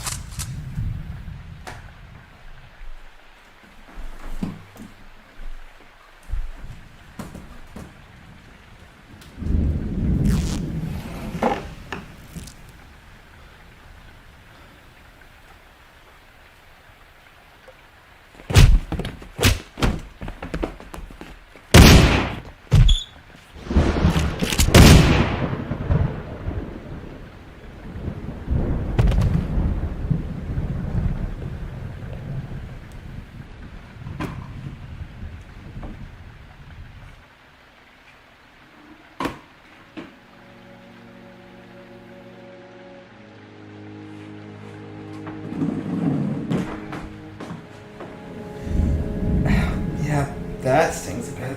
You're gonna be fine. No, I'm not. Yeah, you will. I just have to call someone. Stop. Just stop. No, I'm sorry. No, it's fine. It's not your fault. Here, take this. No, I have to call someone. I have to find my phone. No. Leave. I'm not gonna leave you. Go. I love you.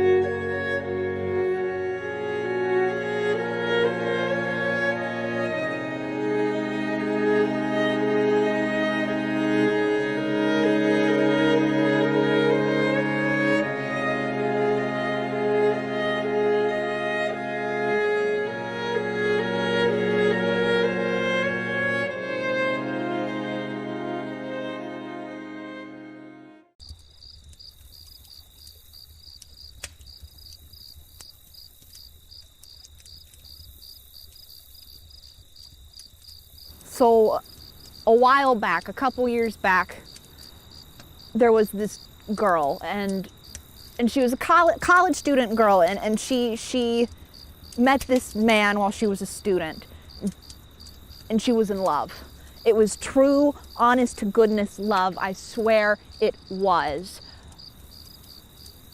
Now, there was some problematic points to this true love.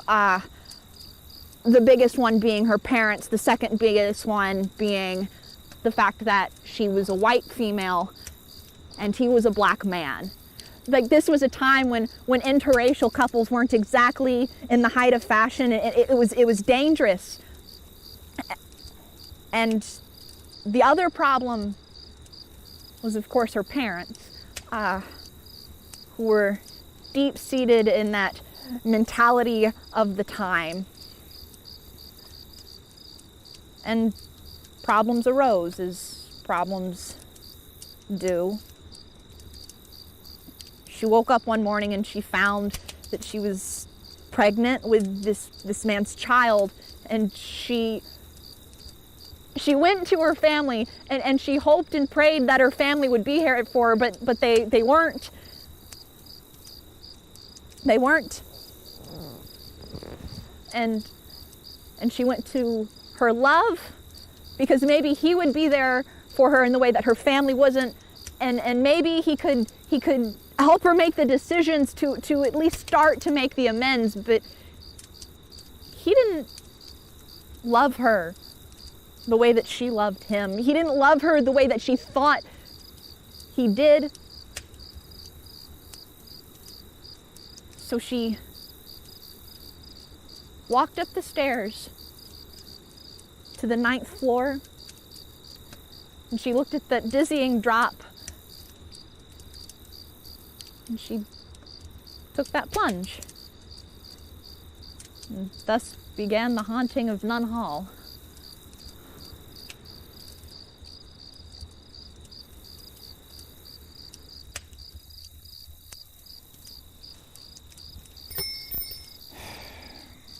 A few years ago, there's this very promising medical student, top of his class. To some professors, he was one of the best students that ever walked into the classroom. So he studied for his final exam weeks in advance. And he came in one day, and the moment he sat down, couldn't think of anything, could remember anything. Everything was a blur to him.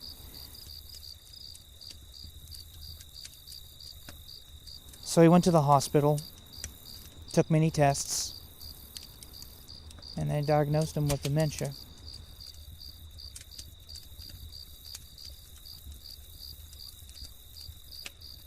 So his younger sister put everything on hold, went out of her way to take care of him.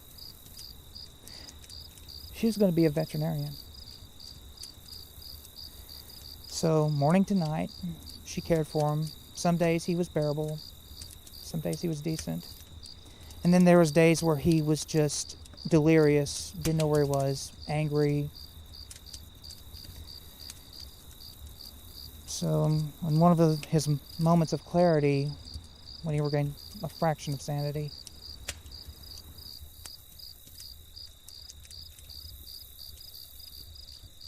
he decided to take everything into his own hands. He refused further treatment. And then he faded away till there was nothing there.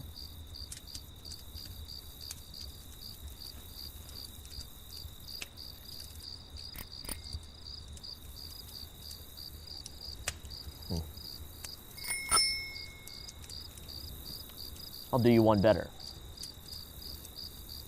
Pretty recently, actually, there was a married couple. And they were anything but happy. The man was a real bastard. He was a piece of work. He liked to put his hands on her, throw her around good, mess her up. He thought she deserved it. One day, the wife decided she had had enough of being a victim. she made a new friend. He was an interesting friend, to say the least. He advertised himself as being someone who could take care of your problems, whatever that is. So she decided, let's be friends. The husband decided to go on walks during his daily schedule. He'd find he was locking eyes with a stranger. He'd find a familiar face in a crowd. So one day, when he was off guard, his wife decided she was going to take him to a nice little area and introduce her to his friend.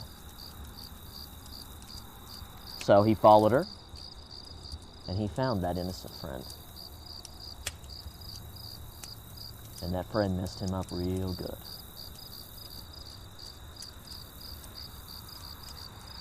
They knocked him out and took him to a nice secluded area away from anybody. And the wife got what she wanted. The last thing she ever said to her husband was, let's pop into a kimono, call it a night. And that was the end of that husband.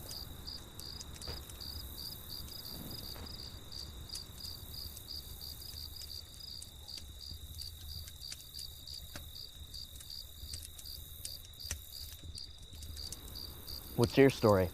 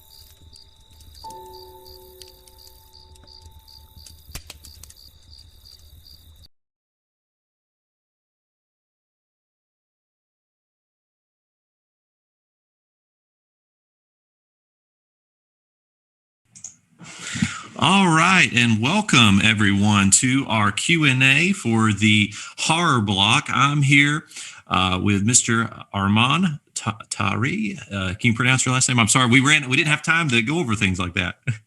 Yeah, Tahiri. And Armand directed Out of Breath. He is a sophomore in university school, and since grade 5, he has had a passion for filmmaking and has made over 10 short films. He's inspired by the works of Christopher Nolan and hopes to become a director in the future. So thank you, Armand, for joining us here. Of course, thank you for having me. All right, so I want to remind our viewers at home that they can comment on the Facebook or YouTube live streams with any questions they might have for Armand for his film Out of Breath, which was the film you saw just before the last one about the young individuals that were in the mansion having the 8th grade reunion. So that was Armand's film. Armand, can you, while we wait on possible questions, can you tell us a little bit about how you came up with the idea for your film and what that was like to make it? Well, first off, I just want to say thank you so much for having me here. It's such an honor to be receiving an award at a film festival. This was really the first time I kind of submitted, and so it's really awesome just to be a part of this. So I started thinking about the film during the quarantine part of the first part of the pandemic. Me, like so many other people, were in the middle of already making a film, right? 10-minute, it was a short one, but we were kind of right in the middle of it right when the quarantine hit. And this is when I knew, like, we're going to have to stop this project and we're just going to have to, go down for like a couple months, right? In those couple of months, I realized, like, okay, maybe I can come up with some ideas right now. And in those couple of months, I started thinking, how can I incorporate horror? Well, I have this location, this house, and I have a couple of friends. How can I incorporate a story into this? And slowly but surely, with the help of some friends and the help of some family members, we were able to get to the kind of story that you see today. Then, as the cases started going down and as people started going out again, we started casting. We went through a whole casting process, and we were really about to start production on this. Right as we were about to start production, some of our cast members had to drop out, so a lot of last minute shuffling, but that's just kind of like what you do when you're making movies, right? So we were doing that, and we were able to surprisingly film it all in a consecutive time period, right as the cases were in a low. Now, when the cases spiked up again, luckily we'd been done with filming, and it was just up to me in the edit. But yeah, while we were filming, the cases were at a low. We were able to, since we'd all been quarantined and had been distancing and everything, we were able to film together without masks. Yeah, we worked keeping distance when cases would go up and then when they'd go down. As you could probably tell, the last scene was filmed when the cases were a little bit on the rise, where kind of people were being distant, right? But the couple first scenes were okay. And then, I edited it all and finished it around November. So yeah, it was really a fun experience. What got you into filmmaking, and how old were you when you first started making movies? You got 10 short films under your belt since fifth grade. So, what got you into it in fifth grade? How have you progressed? It was really a kind of accidental thing, right? I was in fifth grade and I was new to this school named University School. And I always wanted to be able to make a name for myself because I'd seen people who the athletic people are or who the artists are. And I was never like, oh, there's really no category I fit into here, right? There's already leaders in class say everything, right? So I was thinking, well, how can I make my mark, right? And it so happened that we had this little project in fifth grade to write a short story. And I decided, let's change it into a movie. I'll write the story and then we'll change it into a movie. That was my first film. It was very childish movie. It was a Star Wars spoof of teachers versus students called School Wars. That came out around December of my first year there. And automatically an entirely new class of art was created, which I'm pretty sure a lot of students didn't realize was there at US. We were starting to get new actors that were like, oh, I really want to act in these kinds of movies. We were getting directors who said, I want to make movies like this too. So it kind of started a movement within this establishment where one would think, oh, this is probably not an artistic establishment to be in, but it kind of started this artistic movement. I would go on to make, in my career at University School, I'd make 7 sequels to this one beginning movie. And that was kind of a way to kind of give back to University School. About every year, my first year, my last year, I made 3. And then every year in the middle, I would make 1. And so kind of in this area, I was able to hone in my skills on very specific parts of the film. The second film had to do with music and storytelling. The third film had to do with dialogue and comedy. The fourth film had to do with color grading and action. By the time we were starting to get to 8th grade, the films became less childish and became more of a joint community effort. Now, of course, while I was doing this, I was making short films on the side with some friends, but I knew that this is just what it was for me. And after watching films by Christopher Nolan, which is my favorite film director, I knew I really wanted to do this for the rest of my life. We have a question from a viewer from YouTube. He asked, what was your biggest challenge while filming? And we've already talked a little bit about the COVID obstacle. So maybe what was your biggest challenge besides COVID, which I know was everybody's biggest challenge in the filmmaking industry? To be quite honest, it was both the script writing and the location scouting. The location that you see of the mansion is not the actual location we filmed inside. Oh. The inside we filmed in was an Airbnb that happened to be close to us. So location scouting like that, and when you're doing an Airbnb and you're on this very thin budget student film, yet you have to pay for these kinds of things, time is really of the essence. And time is almost what kind of made me learn about this film. That kind of script is really key. I had written an original script, right? And I was ready to film. And then, as probably all filmmakers do, they start second guessing and thinking, is the script really the best it could be? Do I really follow the beats? Is this really a good script? And I started having second guesses and I started changing the script. If I had to go back and redo it, I'd probably be just finish the script, finalize it. It's okay if you change it, but just get it done. Because while we were filming, I was constantly thinking, is this working? Is this not going to work? And constantly worrying about the editing process. By the time I came to the editing, I was like, it is what it is. I mean, you should just let it flow and your script should be able to go with itself. And if in the edit you need to change something, then go ahead and change something. There were multiple scenes in there that I filmed by myself with just a camera on a tripod. Like that cassette scene, that was all on a tripod. Close-ups of the record player, those were all cutaways. All the scenes with the black glove, those are all cutaways. Just kind of little things that you can do to advance the story that are just not that hard to do. Another question coming in from a YouTube viewer. Was it difficult directing your friends in this film? It definitely was. Now, I'm not saying anything against my friends. We have a lot of great memories. But especially during the dinner scene, I'd say during that entire 4 to 5 hour filming, we were actually rolling the camera for probably around 30 minutes. The rest of it was us just cracking jokes, us just making fun of the movie, which is great. That's something I really encourage, Don't take the movie too seriously. Yes, it can be a drama. It can be a fun movie. But, when you're on set, don't act like, oh my God, I'm the director and you have to respect me. No, we're friends. We're making a movie. We're allowed to share different posts. We're allowed to have jokes and laughs in between takes. I'm setting up the camera anyway, and it's kind of a really great environment when you're making stuff with your friends because they're already great with each other. They already have the chemistry. So you're just kind of feeding into that with making films. I have a question. I was curious. It looks like the one individual, I forget his name, but that pulls the gun on everyone at the end. It looks like he's wearing a wig at the end. Yeah, and I can't remember though. It didn't look like he was wearing one at the beginning. I don't know. Can you comment on that or anything? Yeah. So basically, if I will tell you the truth, that was another one of my hardships. My actor, unfortunately, we had a kind of communication, and he cut his hair right before the last scene. And I was like, that's great. That's so great. I realized this or not, but in the first scene, his hair was also shorter as well. Yeah. When he was first playing cards. So the first scene, I was kind of able to get a little bit of a pass because we didn't really know the character. It was an introduction, and there wasn't much of a difference. The last scene, I knew that if we had really short hair, it wouldn't work. So I just had to think on my head and come up with an idea for a wig. Now, unfortunately, of course, it doesn't look as good as real hair, but it's these kinds of things where you have to think, you have to become a problem solver in the moment.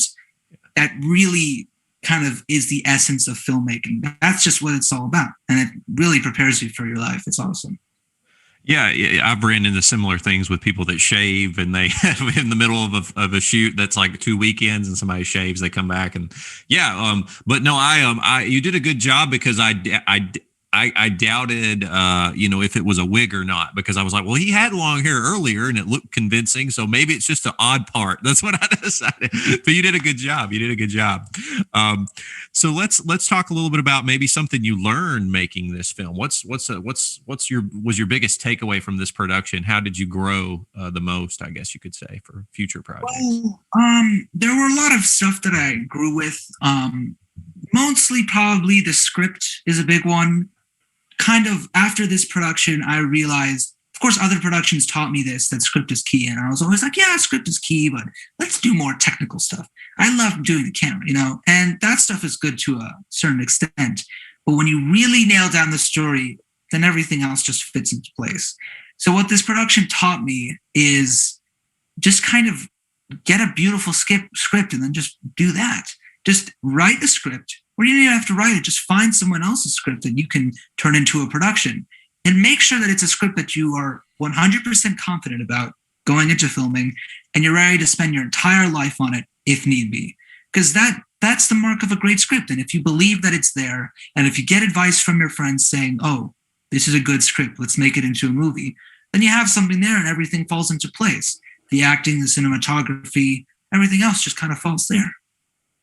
Now, to our viewers at home, you are only 15 years old, correct, according to Film Freeway. So that's extremely impressive for a variety of reasons. You know, the length. I mean, this is a 22-minute film. You know, and it's paced very well. I don't think it feels like 22 minutes. And so it's obviously high production quality too. So it's rare for us at the festival to get something from a young filmmaker that it's both high production quality and very lengthy. You know, not in a bad way, but I mean lengthy or content. You know, a 5-minute, 7-minute film, that's normal. But something of this length and of this quality, it's very impressive, especially if someone your age. How did you teach yourself? Did you were you YouTube taught? Did you do any kind of formal training at your school? Can you talk a little bit about that?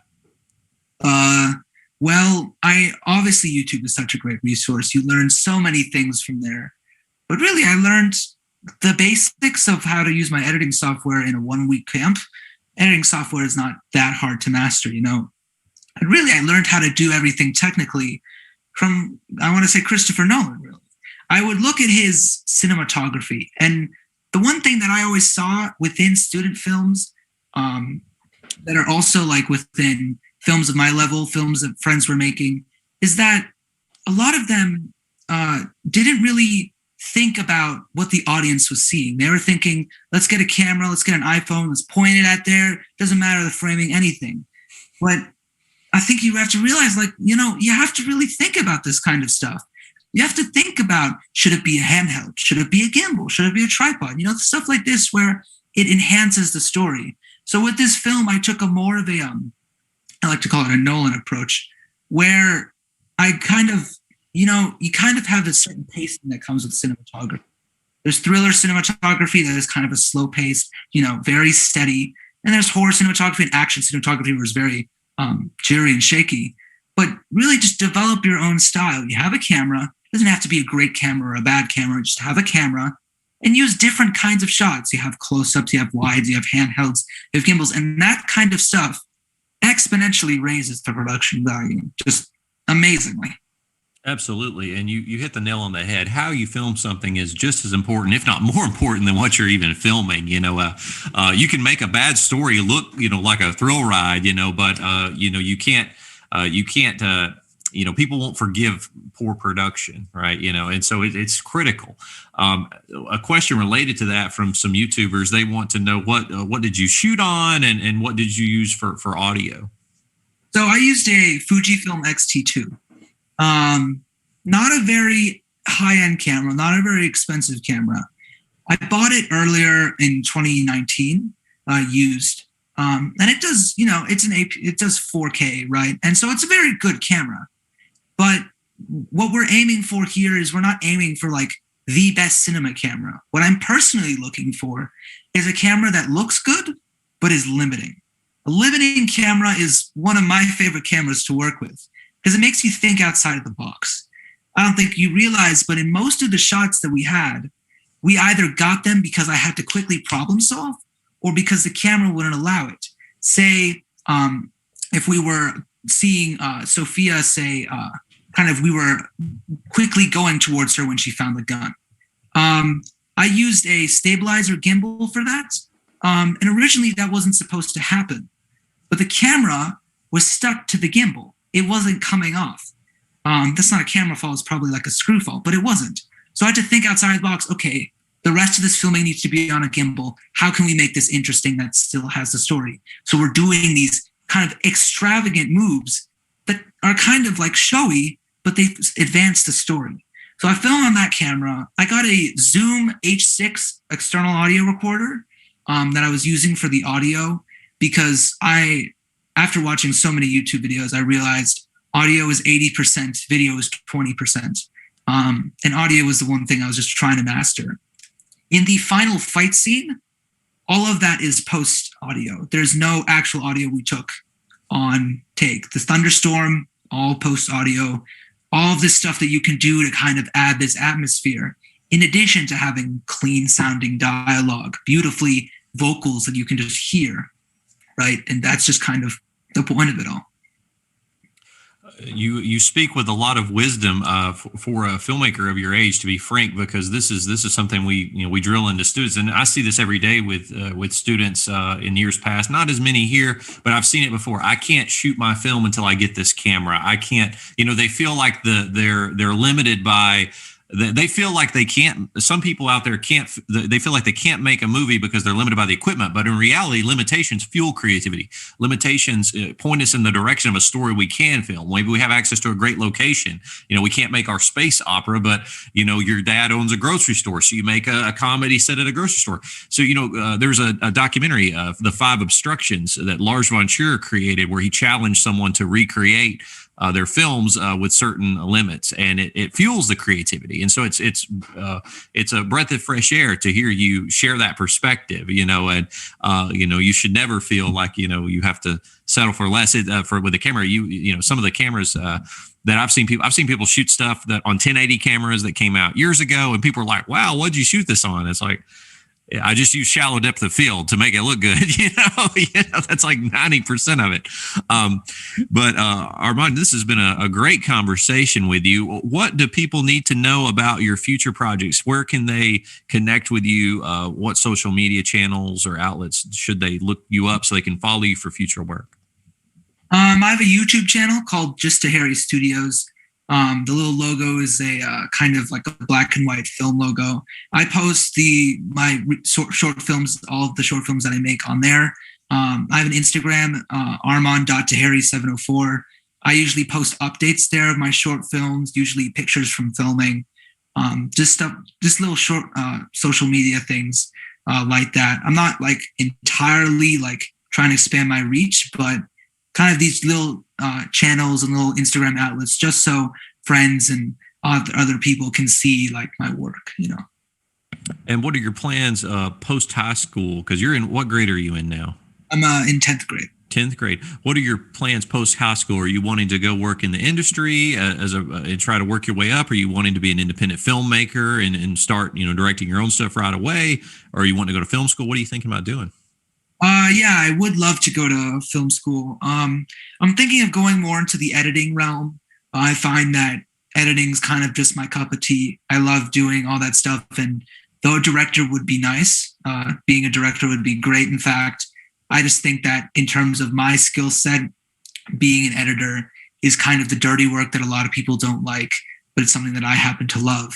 So if I were to go to a film school, I'd probably choose editing and kind of a film course. Yes. Awesome.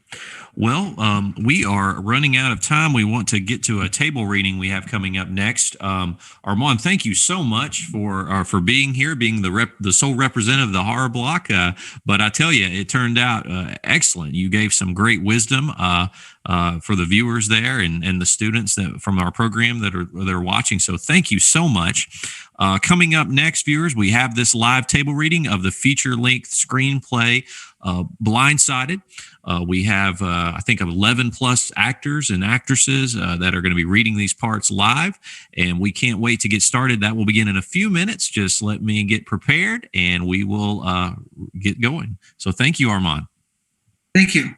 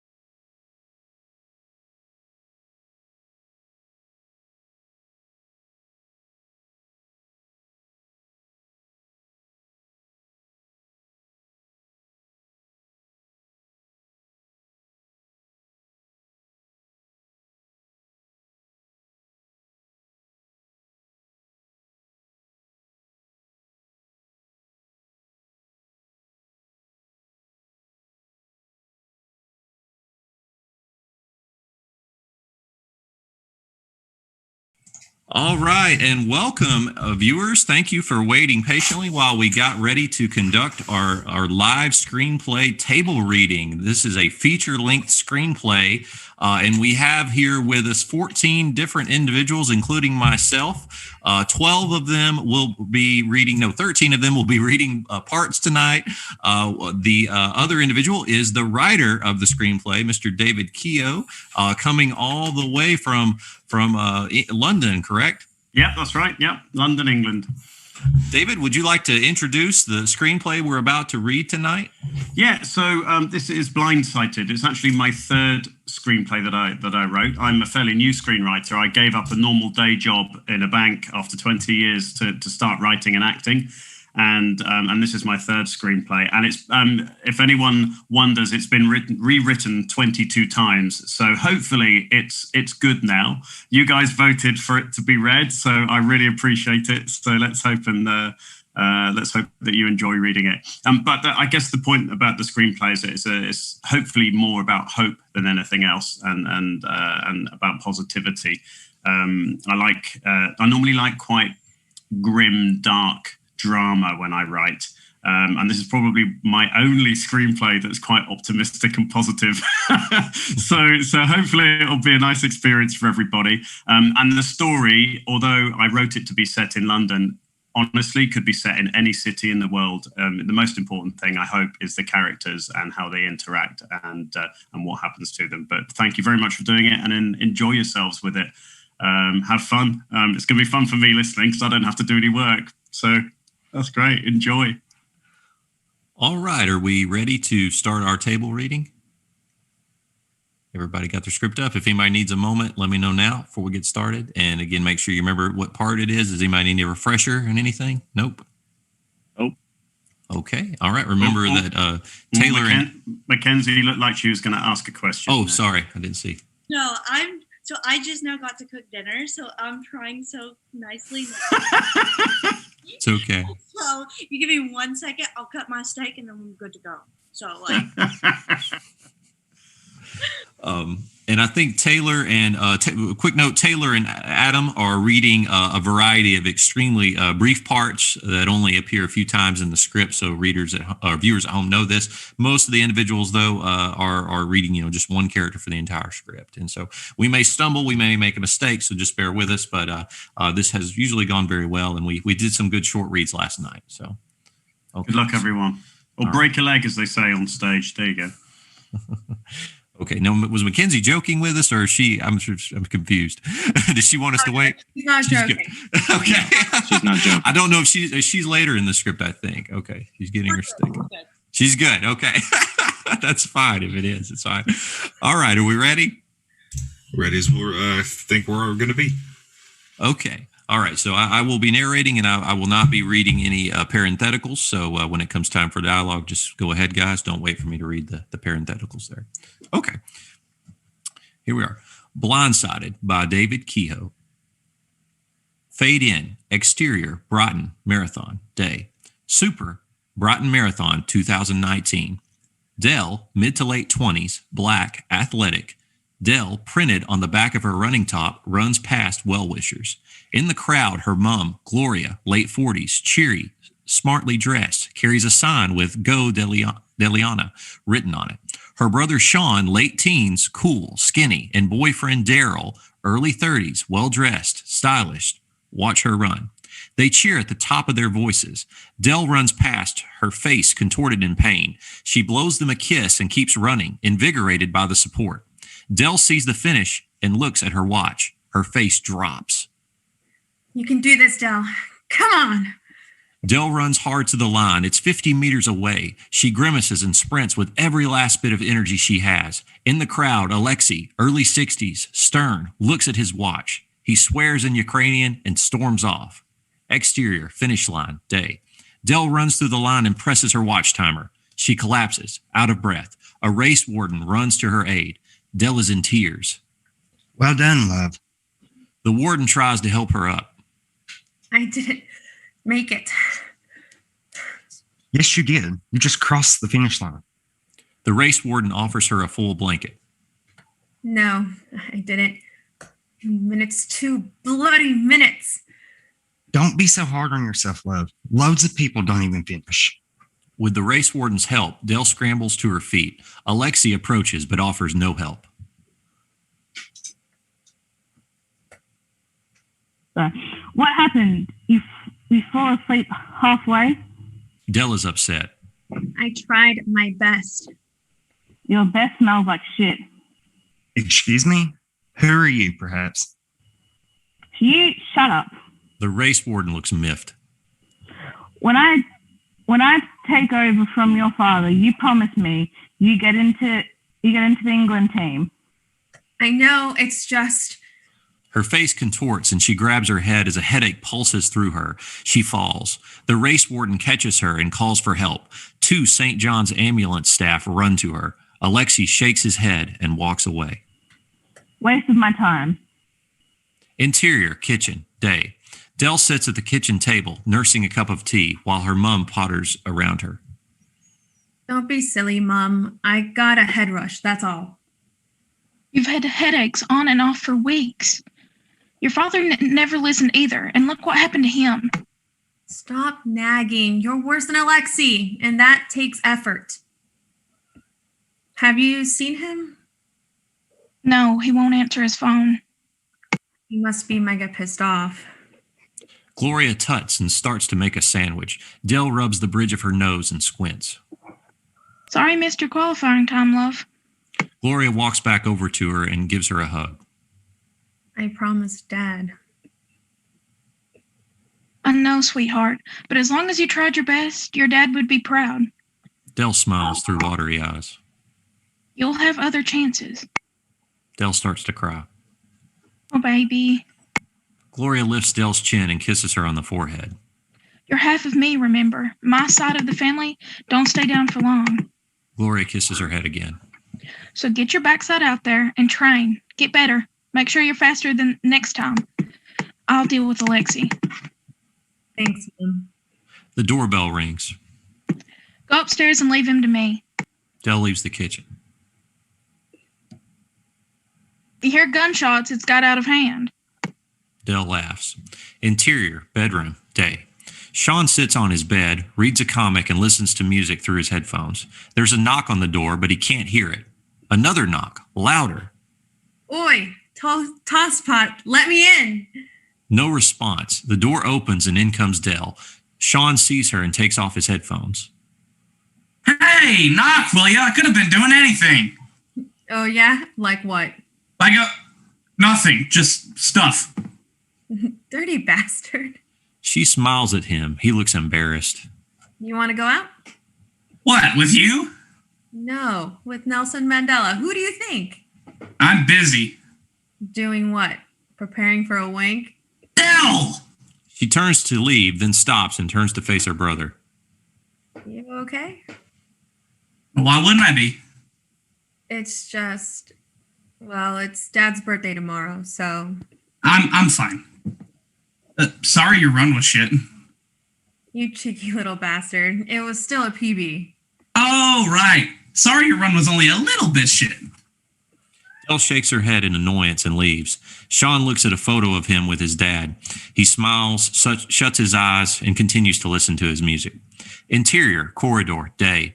Dell listens as Alexi and her mom have a heated argument. The front door slams. Stalin's left the building. It's safe. Dell smiles. Exterior, grave, day. Dell stands at a grave holding flowers. Sean and Gloria stand with her. The inscription says, George Adebola Cox, January 12, 1970 through May 14, 2019. Dell closes her eyes in anguish, lays the flowers down, and touches the headstone. Still running, Dad. She stares, lost in thought. Exterior, park, day. Dell sprints past a park bench. Watching her, smiling, is Jimmy, mid-50s, scruffy, unshaven. Nearby is Lee, mid-late 20s, scruffy, his face obscured by his hoodie. He's picking up litter but stops to watch her go by. Stop gawking at the girls and get back to work. I'll tell your boss. Lee self-consciously tugs his hoodie over his face and gets back to work. Jimmy laughs and shakes his head in amusement. Lee stops briefly to look back up, but Dell has gone. Exterior park, day. Jimmy sits on a park bench with Lee, whose face is obscured by his hood. Both sip of warm drinks. Dell runs past again. She never stops.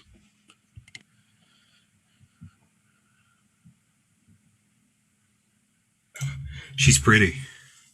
Jimmy smiles and turns to Lee. How's community service? Okay. My boss is on my back a bit, but he's okay, I suppose. You're on probation for robbery. He's supposed to be on your back. Attempted robbery. Working's good for you. Gives you something to focus on. Then how come you don't work? Jimmy coughs. It's pretty bad. You okay, Jimmy? Jimmy raises his hand to say, I'll be fine in a moment. Lee reluctantly takes the hint and goes back to work. Exterior, park, day. Dell runs alongside the lake. From out of nowhere, Lee, wearing his hoodie over his face, steps out of a bush carrying a litter picker. Dell crashes into him, sending them both to the grass. As Lee scrambles to his feet, his hood falls down. He's severely deformed from a birth defect on one side of his face. Oh, God, I'm so sorry. Should be, you fucking idiot. He tries to lift her up. She looks up, sees his face, and physically recoils. What the fuck? He self-consciously lifts his hood and recovers his face. Be more careful, you freak. Dell gives him an angry look, then carries on running. Interior, park, day. Lee, ashamed, wanders over to Jimmy on the bench. What's up? That runner girl just called me a freak. She probably didn't mean it. Lee self-consciously touches his scarred face. None of us are perfect, son. But trust me, you're no freak. Try telling her that. How long you've got left? I'm not dying. Doing community service, you plank. Jimmy laughs. 2 weeks. Shame, really. I kind of like it here, you know? Being outside and that. Have a word with your boss. Maybe he'll keep you on. Why would he do that? He only tolerates me now because he gets me for free. Stop being so down on yourself.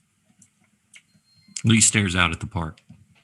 When I was younger, I brought my little girl Macy here. All the time. We'd feed the ducks together. My poor wife was always worried. She's chased them into the water. Lee looks out to the ducks. Do us both a favor, eh? Before you go, grab me another coffee, will ya? Lee sighs, stands, and walks sullenly over to the coffee van. Exterior, park, day. Dell stops running. She takes out her headphones. Shit. She turns around and heads back the way she came. Exterior, park, day. Lee scrapes chewing gum off the bench as Jimmy reads the paper and drinks coffee. Cold vapors escape his mouth with every breath. Just what the doctor ordered. You going home soon? Mm-hmm. Jimmy nods. Me too. Meeting my parole officer at 5. He's a bit of a wanker, so I can't be late. Jimmy smiles at him. See you tomorrow? Lee nods, slumps off, and leaves Jimmy to finish his coffee. Exterior, park, day. Sorry, something happened.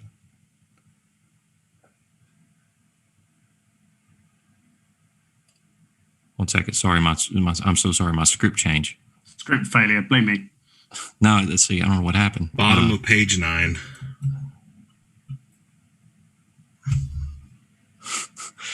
Oh, there we go. I'm so sorry. Okay. Okay. Lee nods, slumps off, and leaves Jimmy to finish his coffee. Exterior, park, day. Dell runs up to Jimmy, who crunches up his empty coffee cup and puts in the bin next to the bench. Hi.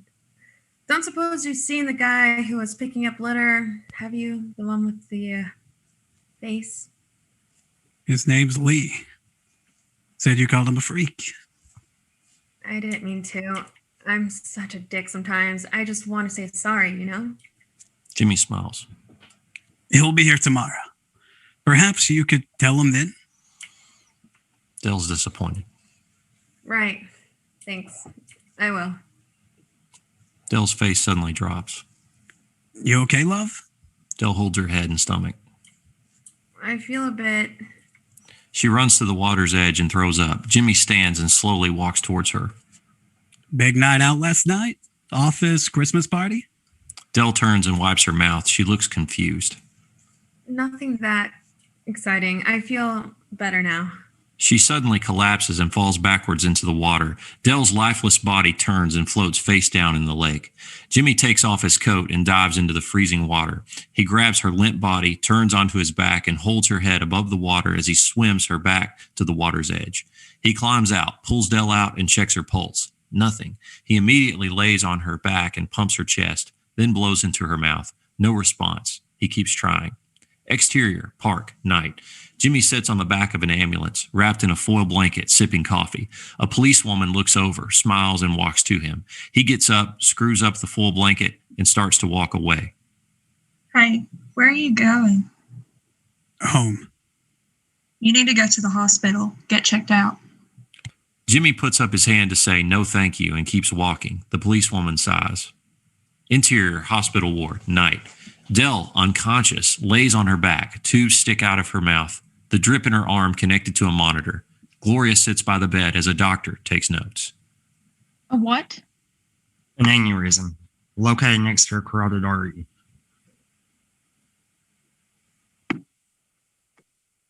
I don't understand.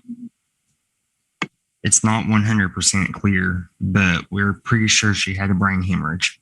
Gloria gasps. We need to get in, remove the clot, and stop the bleeding. We don't know what caused it yet. The scans aren't clear. Gloria covers her mouth and cries. We need to operate now before this damage is irreparable. Damage? There may be some brain damage. Oh, please, God, no. The quicker we act, the better. The doctor calls for a nurse who promptly attends. Nurse, get the patient prepped for emergency surgery and inform Dr. Signa we need her here immediately. The nurse nods and disappears. She's one of the best in the world at this type of surgery.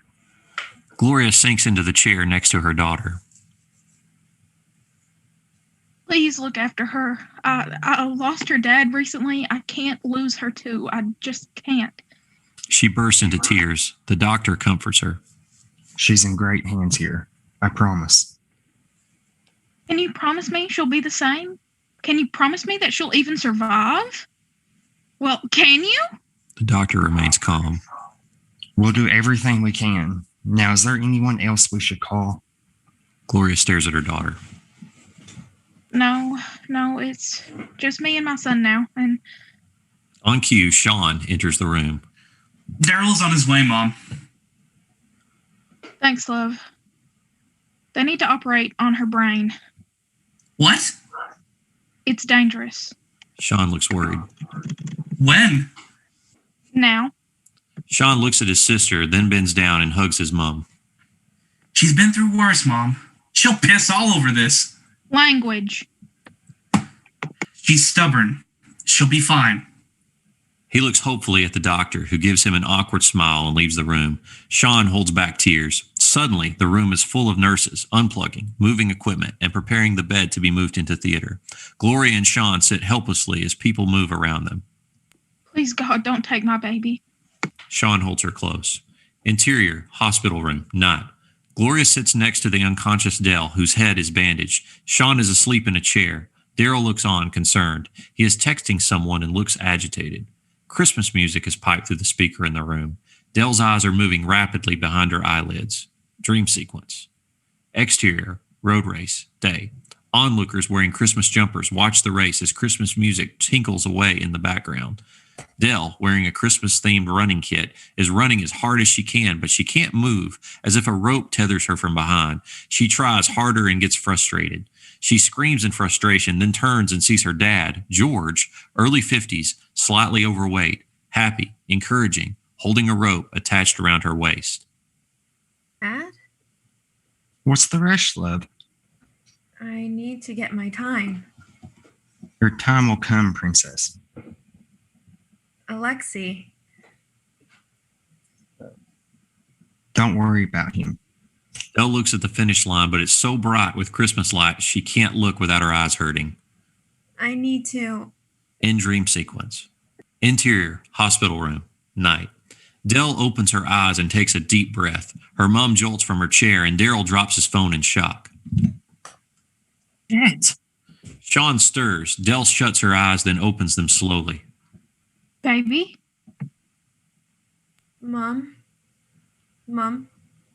Where's Dad? Dell opens and shuts her eyes. She starts to scream. Baby, you're awake. Oh my God. Don't worry. You're safe. I can't see. What?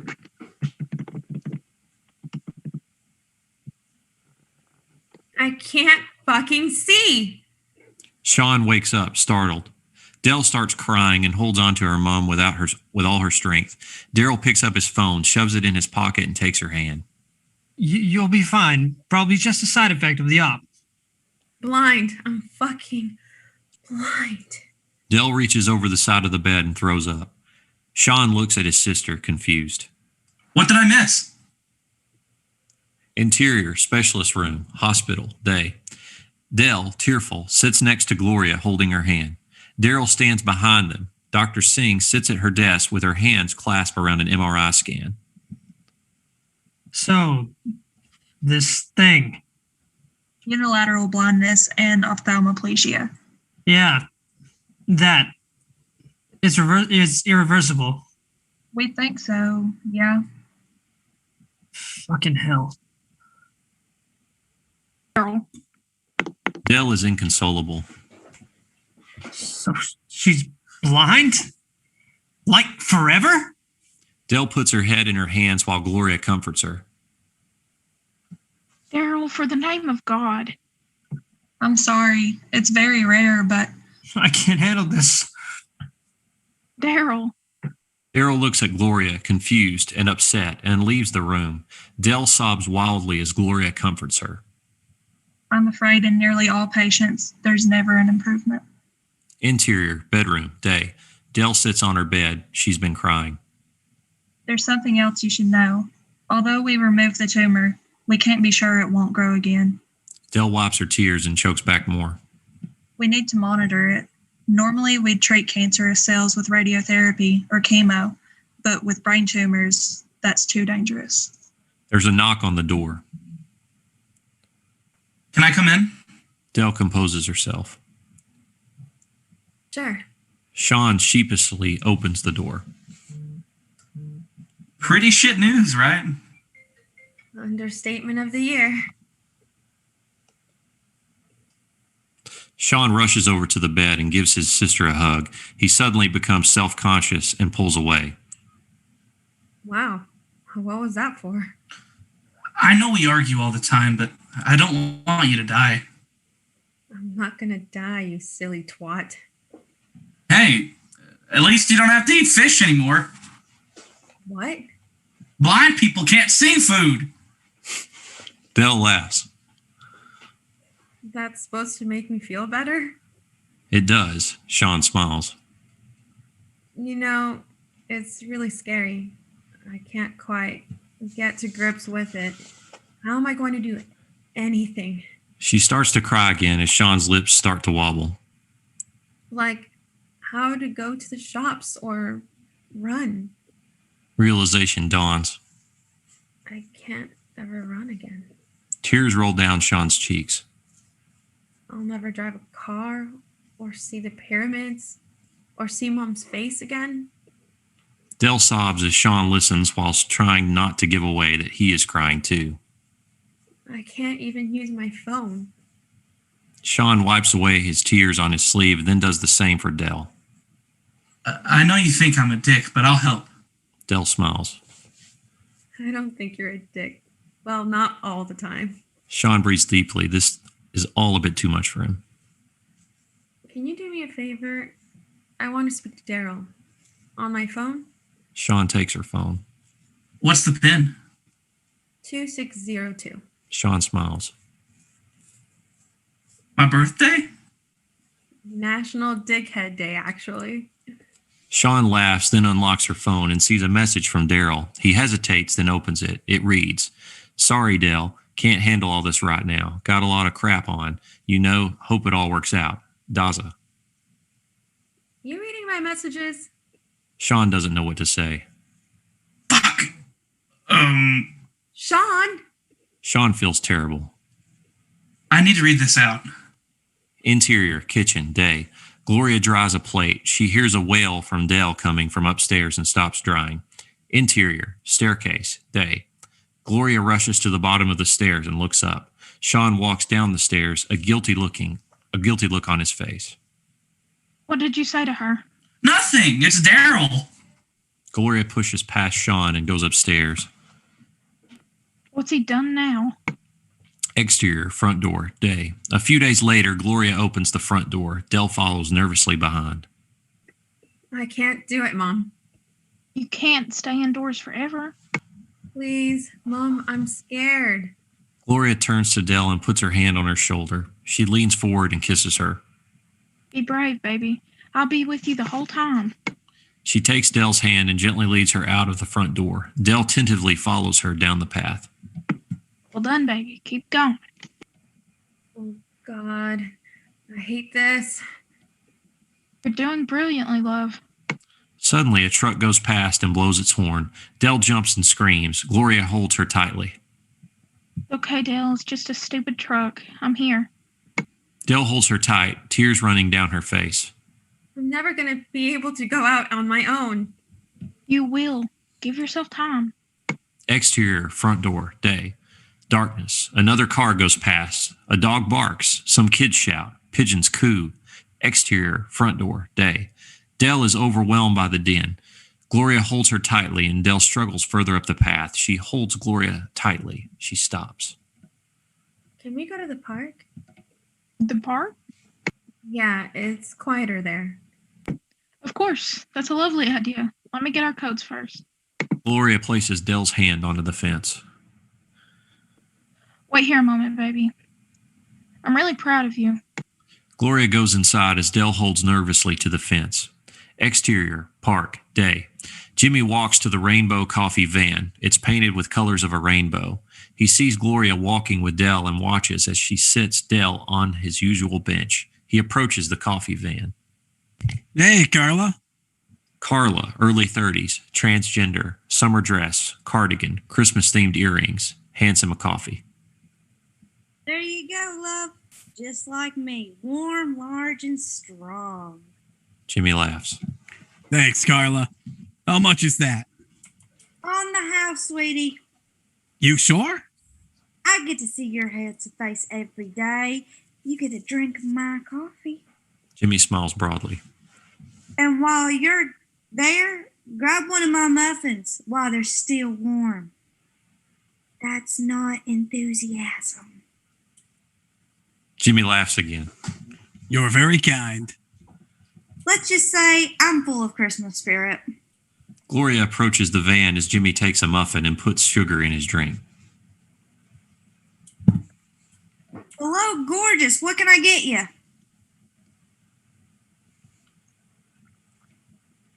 Couple of lattes, please. Coming up. I like your earrings. Very festive. For that, you get a free upgrade to a large. Would you like some of my special syrup? Jimmy nearly spits out his mouthful of coffee. It's vanilla and cinnamon, very seasonal. Carla pokes her tongue out at Jimmy. Shame on you and your filthy mind, James. Gloria laughs and nods at Carla. Jimmy looks over to the bench and watches Dell for a moment. He turns to Gloria. How's she doing? Huh? Your girl. I heard about the accident. She's lucky to be alive. Do you know her? Not really.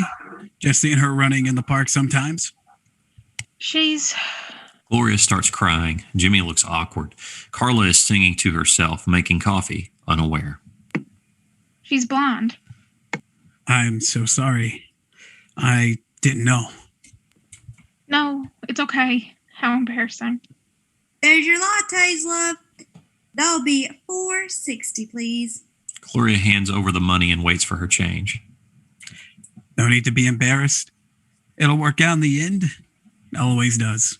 Gloria looks doubtful. You know, a complete stranger dived into the water and saved her. I heard. Restores your faith in people, don't it? Carla looks at Jim quizzically.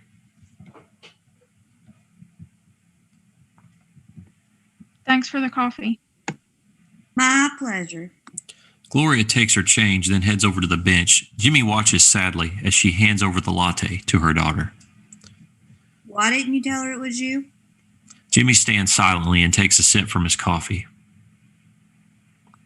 Exterior, park, day. Montage to music. Why Did It Always Rain on Me by Travis. Time-lapse shot. During the montage, the park's colors change from winter to spring and to summer as time passes. Interior, kitchen, day. Dell makes herself a cup of tea and knocks over the cup. Her mom rushes in to help. Exterior, park, day. Jimmy sits on the bench looking cold. It starts to rain. Exterior, park, day. Lee clears some snow. He slips over and a child sees his face and cries. He pulls his hood over his face. Interior, kitchen, day. Sean and Dell sit in the kitchen. Sean reads the newspaper to her. She laughs as he reads a funny story. Interior, Dell's bedroom, day. Dell learns Braille. She gets frustrated and throws the book at the wall. Gloria takes her hand, strokes it. Interior, hospital, day. Dell is pushed into an MRI machine. Her mom watches on nervously. Exterior, street, day.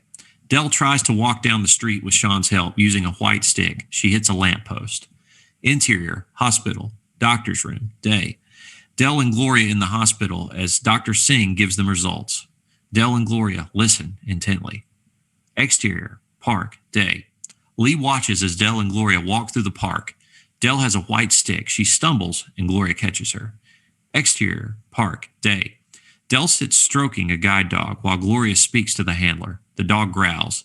Dell pulls her hand away, scared. Interior, kitchen, day. Dell tells her phone to find Daryl in her contacts. She hesitates, then doesn't call. In montage. Exterior, park, day. It is warm and sunny. Jimmy sits on the bench watching the world go by. Lee approaches with coffee, his hood up. There you go, mate. Cheers. I got us a mince pie each, too. What is July? They were only 20p. Bargain? Lee sits and munches on his mince pie. Jimmy smells it suspiciously before wolfing it down. What doesn't kill you makes you stronger. He pauses and sees Gloria approaching with Dell. Look. They stop talking as Gloria walks past with Dell. The girl you saved. So? Does she even know it was you? No. And I don't want you telling her either. You're crazy. Gloria and Dell approach. Shit, she's coming here. I'm off. Why? She called me a freak, remember? Just stay where you are. If you keep that gob of yours shut, she won't even know you're there. Isn't that a bit, wrong? Just shush. Lee is about to talk, but realizes Gloria and Dell are in earshot. He pulls his hood over his face, and Gloria gives him a funny look. He pretends to be looking at his phone. Gloria sits down on the bench. Back in a moment, love. Gloria heads off to the coffee van, checking behind her a couple of times to make sure Dell is fine, whom she left on the bench. Hi, I'm Jimmy. Oh, hi. I thought I'd better say hi so you know who I'm here. Oh, right. Do I know you? I come to the park a lot. Used to watch you run past me at speed. Oh, right. I don't run anymore. No, I suppose not. Dell looks awkward. Her mom looks back at her to check she's okay and continues chatting to Carla. They say your other senses get stronger to compensate. Lee, horrified, gestures frantically to Jimmy to shut up. Dell doesn't respond. Will you start running again? This? No, sorry. I just saw blind people running at the Paralympics. I'm not disabled. Lee looks at him with wide eyes as if to say, "What are you doing?" There's an awkward silence. Gloria makes her way over and hands Dell a coffee. There you go, love.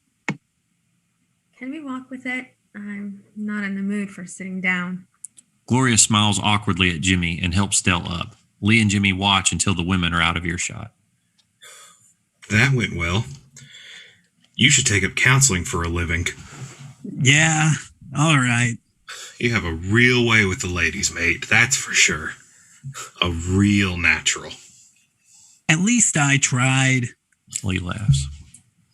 And don't talk to me about bloody counseling.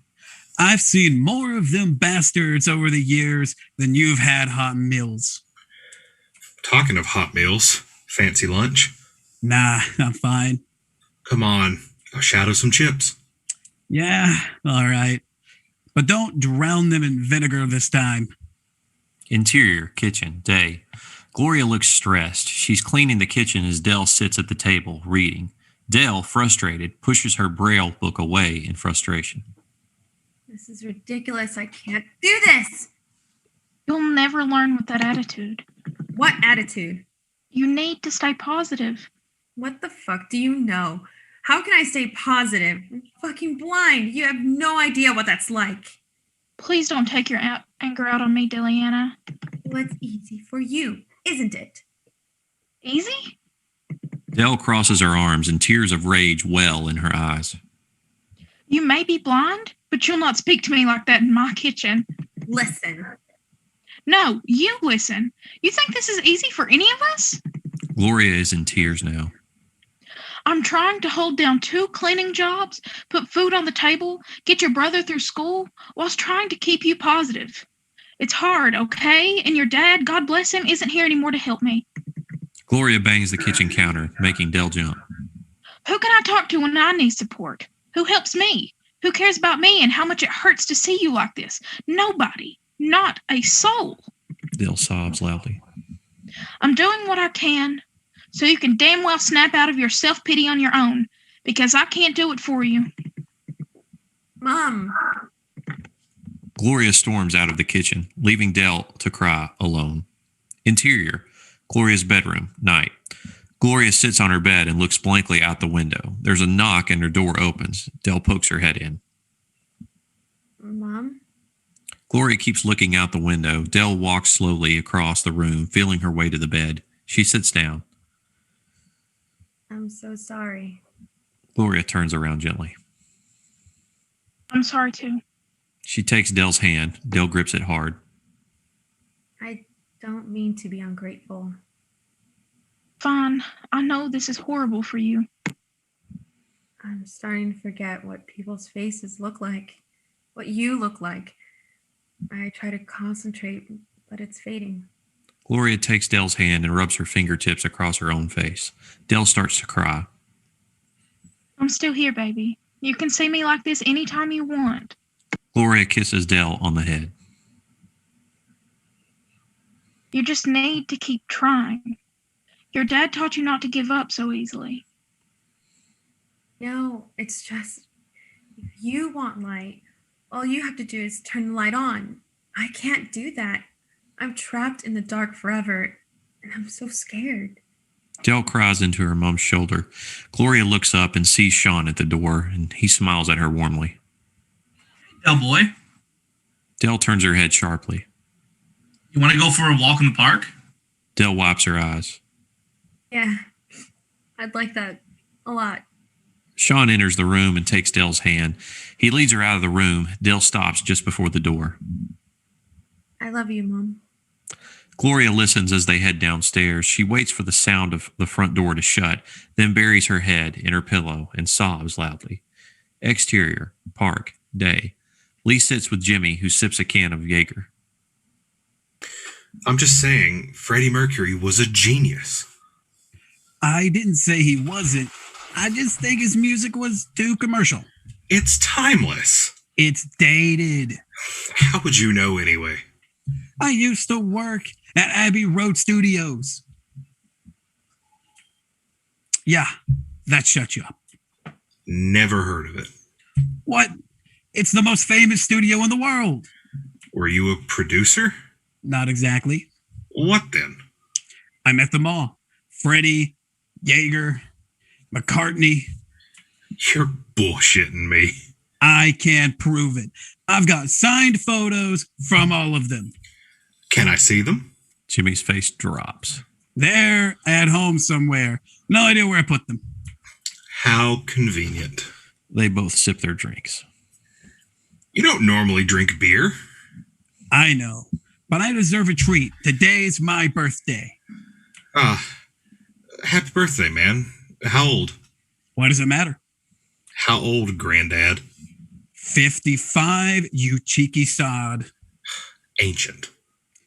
At your age, everybody above 30 seems ancient. They watch as a group of blind runners and their assisted runners pass by. Look, half of them are blind. Must be scary running like that. I must tell that girl. I wouldn't waste your breath. Maybe she can join in. She used to be good. She definitely looked good. Bit of a moody mare, though. I used to run, you know. Ran a half marathon about 5 years ago. On my own, like, not a proper one. Jimmy is surprised. I thought about joining a team, you know. But Mom couldn't take me to practice because she was smashed all the time. Probably best anyway. You're full of surprises, Lee Jenkins. Lee goes to agree and accidentally spills coffee all down his top. Jimmy shakes his head and laughs as Lee flaps, trying unsuccessfully to clean his work uniform. Full of something anyway. He laughs out loud again. Interior, living room, night. Lee enters. His mom, Gemma, 40s, dirty tracksuit, trashy, and Christos, 50s, fat, stubble, Greek accent. They watch TV. Get us a couple of beers while you're up, love. Lee sees lots of empty squashed Jaeger cans scattered around amongst the empty pizza boxes. You been drinking all day? Just do as you're fucking told. He's pulling your leg, love. Ignore him. He means no harm. She smiles at Lee as Christos shouts at the television. How the fuck did she win? Fat bitch. Can hardly walk. Never mind sing, for fuck's sake. Be a lovely. Lee shakes his head in disgust and exits. The front door slams. Lee? That little shit of yours. Need to learn some manners. Suppose you'll have to move your fat ass and get us a beer then. Gemma sighs and gets up as Christos launches abuse at the TV. Exterior, kebab shop, night. Lee sits on his own outside eating a kebab. Some teenagers pass by, drunk.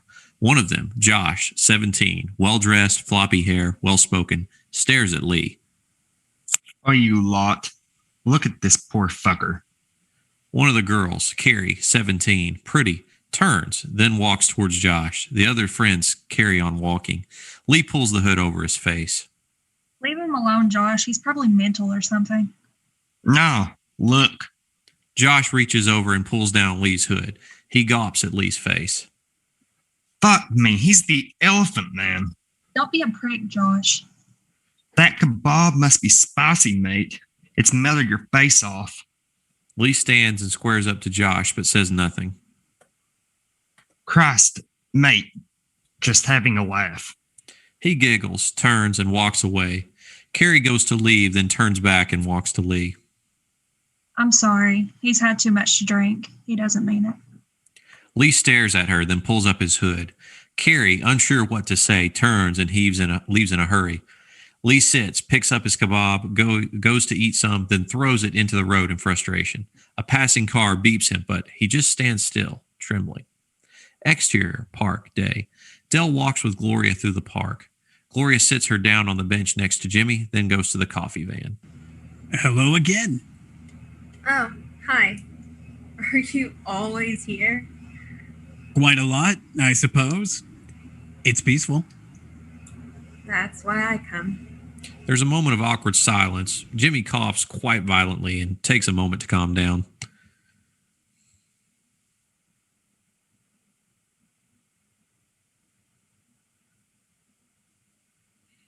Jimmy, you're muted.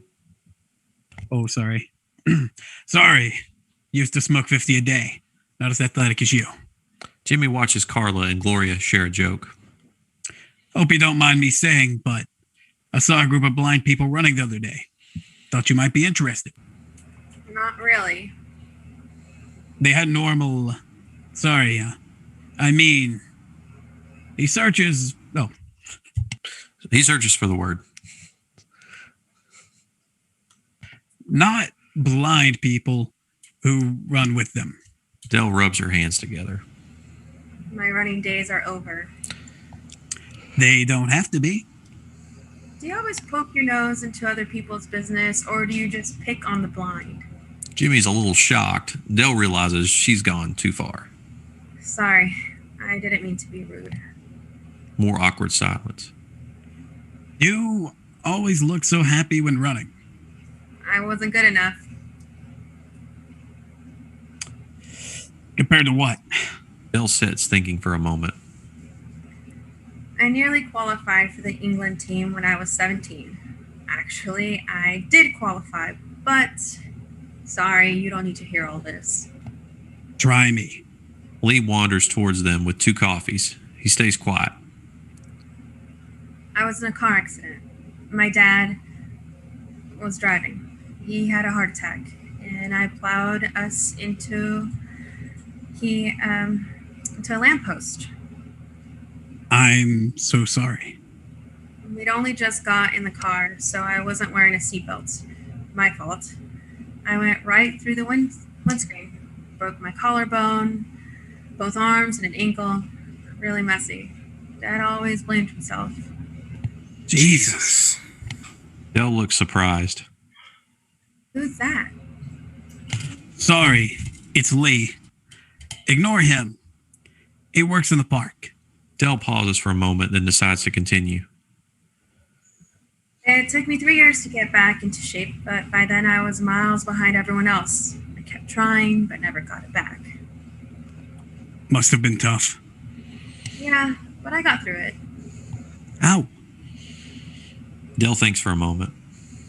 I just kept pushing. Every day I got a bit better. Dell thinks about that and is lost in thought for a moment. Then she catches herself drifting. Dad died last year. Another heart attack. Sorry. It's tough to lose a parent. Depends on your parents. But you kept running? After your dad died? Yeah. I had this new coach, Alexei. He never believed in me like Dad did. Dad was my biggest supporter, always pushing me to be better, encouraging me. Alexei just made me feel bad for not being good enough. I stopped loving it, I guess. It's such a shame. What is? Giving up on something you were great at. Jimmy reflects for a moment and stares into space as Gloria returns with 2 hot drinks. She puts one in Dell's hand. Lee self-consciously pulls his hood further over his face. Your daughter's been through a lot.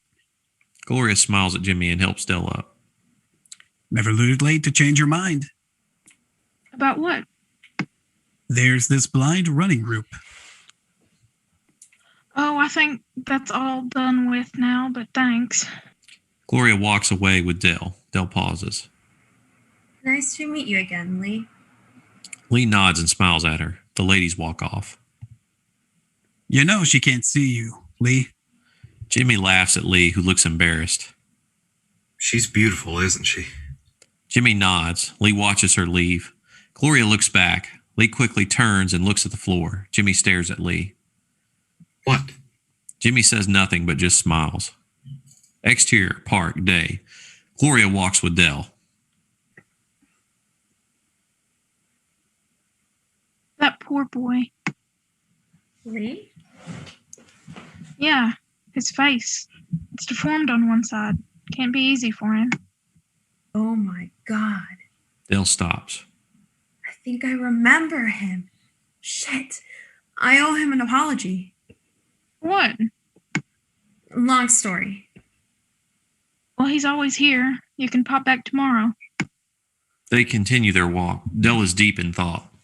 Exterior, park, day. Lee fishes litter from the pond when he spies the blind running team coming up the road. A runner, 30s, blonde, and her guide, 30s, young male, stop to catch breath. Sorry, Steve, I'm tired. I need a breather anyway. The guide sees Lee staring at them. Lee fondles his hood. Can I help you? Oh, no. Thanks. He turns around, thinks, then turns back. Actually, quick question. I'm all ears, no eyes. The runner laughs. Ignore her. She thinks she's funny. Hey, They both laugh. what do you want to know? Exterior, park, day.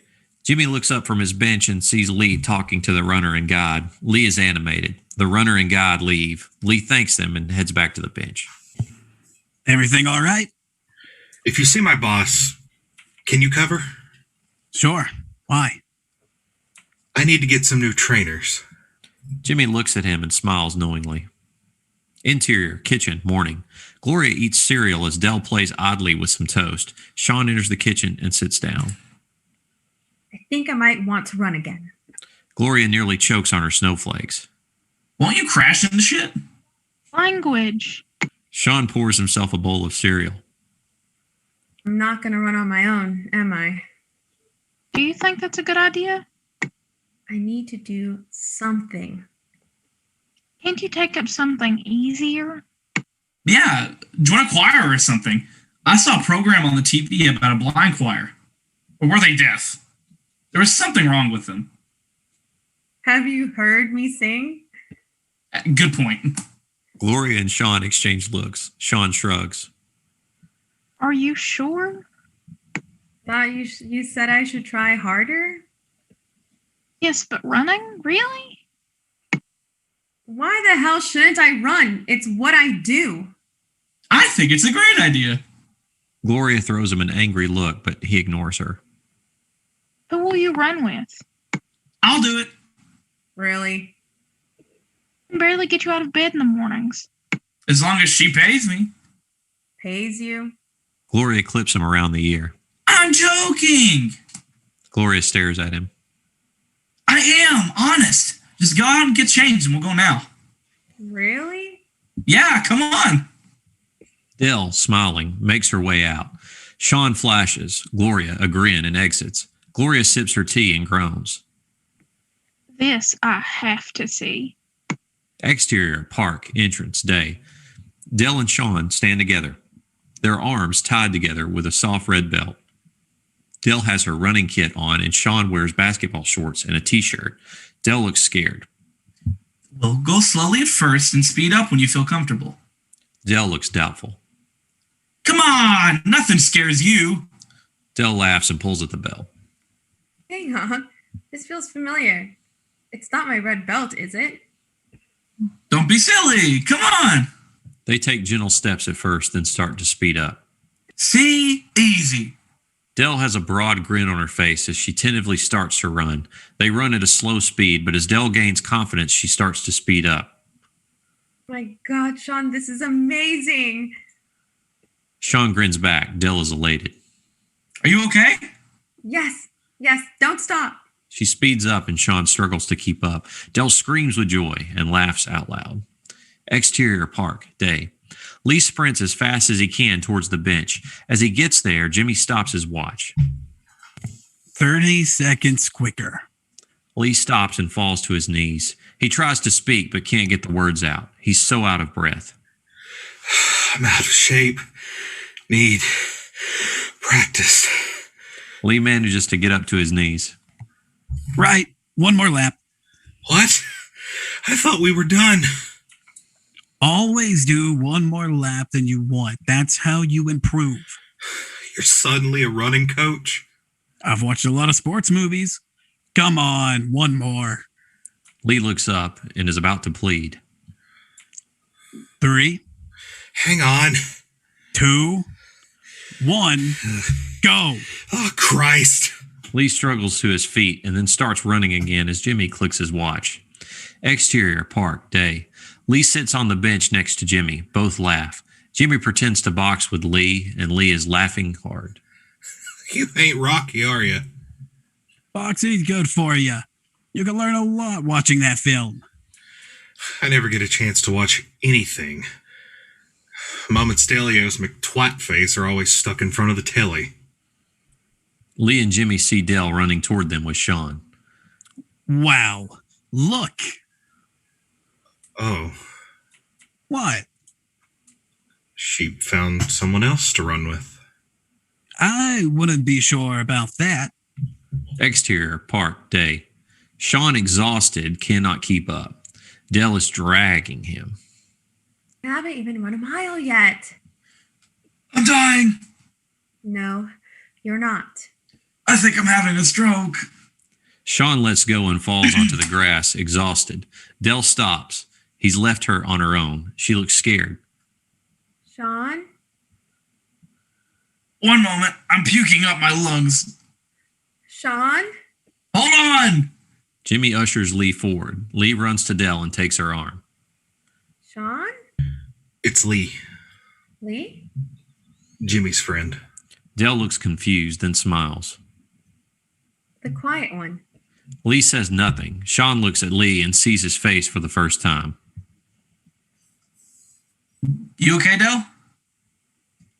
No thanks to you, you useless git. Lee laughs as Sean pokes his tongue out at Dell. Is he making a face at me? How did you know that? He's predictable. Can you do me a favor and sit me on the bench? Lee walks her over to the bench. Sean follows. Interior, park, day. Jimmy smiles at Lee as he sits Dell down. I'll get us some water. Sean skulks off to the coffee van. Lee doesn't know what to say. Jimmy raises his eyebrow at Lee. Lee shrugs what? Jimmy shakes his head. Nice to see you running again. Oh, hi. I don't think it'll last. Sean's not the fittest. Jimmy looks at Lee to say, go on, but Lee ignores him. I'm sure you'll find someone else to run with. Jimmy looks at Lee again. Lee says nothing. Someone close to here. Nothing.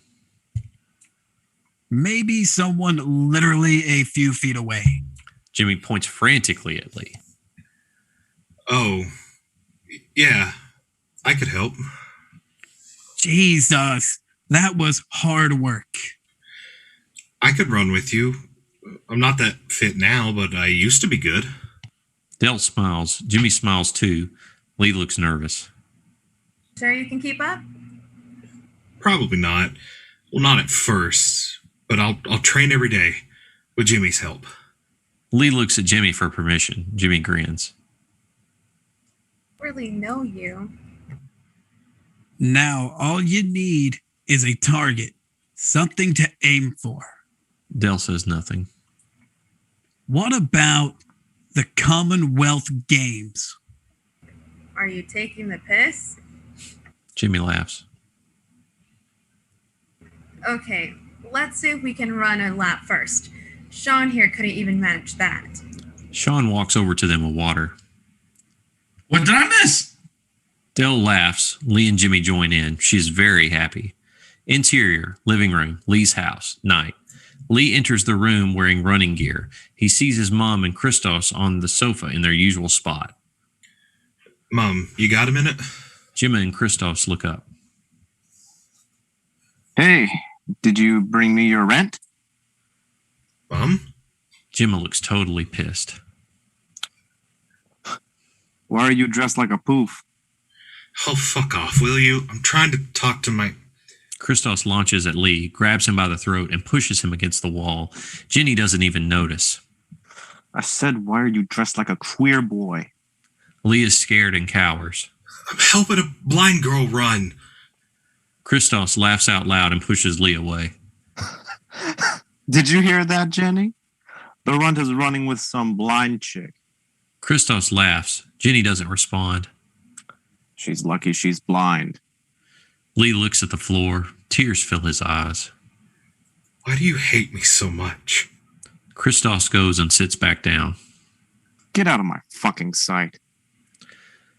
Lee looks at his mom, who's barely able to focus on him. He shakes his head and exits. And don't forget your rent. Jenny lifts her head.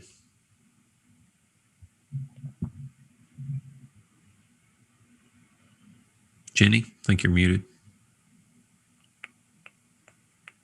Is that supposed to be me? I think so. Yes. Okay. Was that Lee? Christos isn't listening. He turns the TV volume up. Interior, bedroom, Lee's house, night. Lee lays on his bed, staring at the ceiling. There's a noise outside his window. He stands, walks to it, and pulls back the curtain. In the street below is a teenage girl, lit by a lamppost. She smiles at her boyfriend, who approaches. They embrace and kiss passionately. Lee watches them sadly. It's something he can never have. Exterior, Lee's house, night. The boyfriend puts his hand up the teenage girl's shirt. She groans and seeing the light from Lee's room and looks up at the window. She spots Lee. Fucking hell, Trey, look. She points out Lee to her boyfriend. Interior, bedroom, Lee's house. Oh, you fucking perv. Lee pulls back the curtains, lays on the bed, and covers his ears with a pillow. You dirty fucking pedo. Tears well in his eyes as Lee closes them. Interior, kitchen, night. Gloria looks flustered. Dell sits next to Sean. At least take a few days to think about it. I already have. You don't even know them. How about throwing down a little moral support? Gloria is unsure. Maybe Alexi could help. Mom. He was your coach. A good one, too. Dell slumps. Fine. Good. If Alexi's involved, I'll go along with it. Sean hugs Dell. Thanks, Mom. Gloria looks as though she's regretting it already. Exterior, park, day. Lee looks flustered. Jimmy sits on the bench smiling. What if people laugh at her? Why would they do that? Lee pulls down his hood to show his deformed face. People will stare. Call her names because she's with me. Where's all this come from? She's been through loads already. She deserves better than me. Someone from that running club. I'll tell her I can't do it. Don't be an ass, Lee. You don't know how it feels to be like this. Running with Dell will give you something else to think about. This, he points to his face, is all I think about. Jimmy tries to think of something to say. I'll pretend to be injured. You were so enthusiastic yesterday. Lee storms off, leaving Jimmy on the bench by himself. Interior, kitchen, day. Alexi drinks tea. Sean, Gloria, and Dell look on, hopeful. No. The mood changes. I'm a professional coach, not carer. I have real runners to look after. I am a real runner. You were. After George died, you said you would help. That was before. My legs still work. I can run. Sorry, Dell. I'm not Oxfam charity. You never believed in me. I did, but you never got back to where you once were, did you?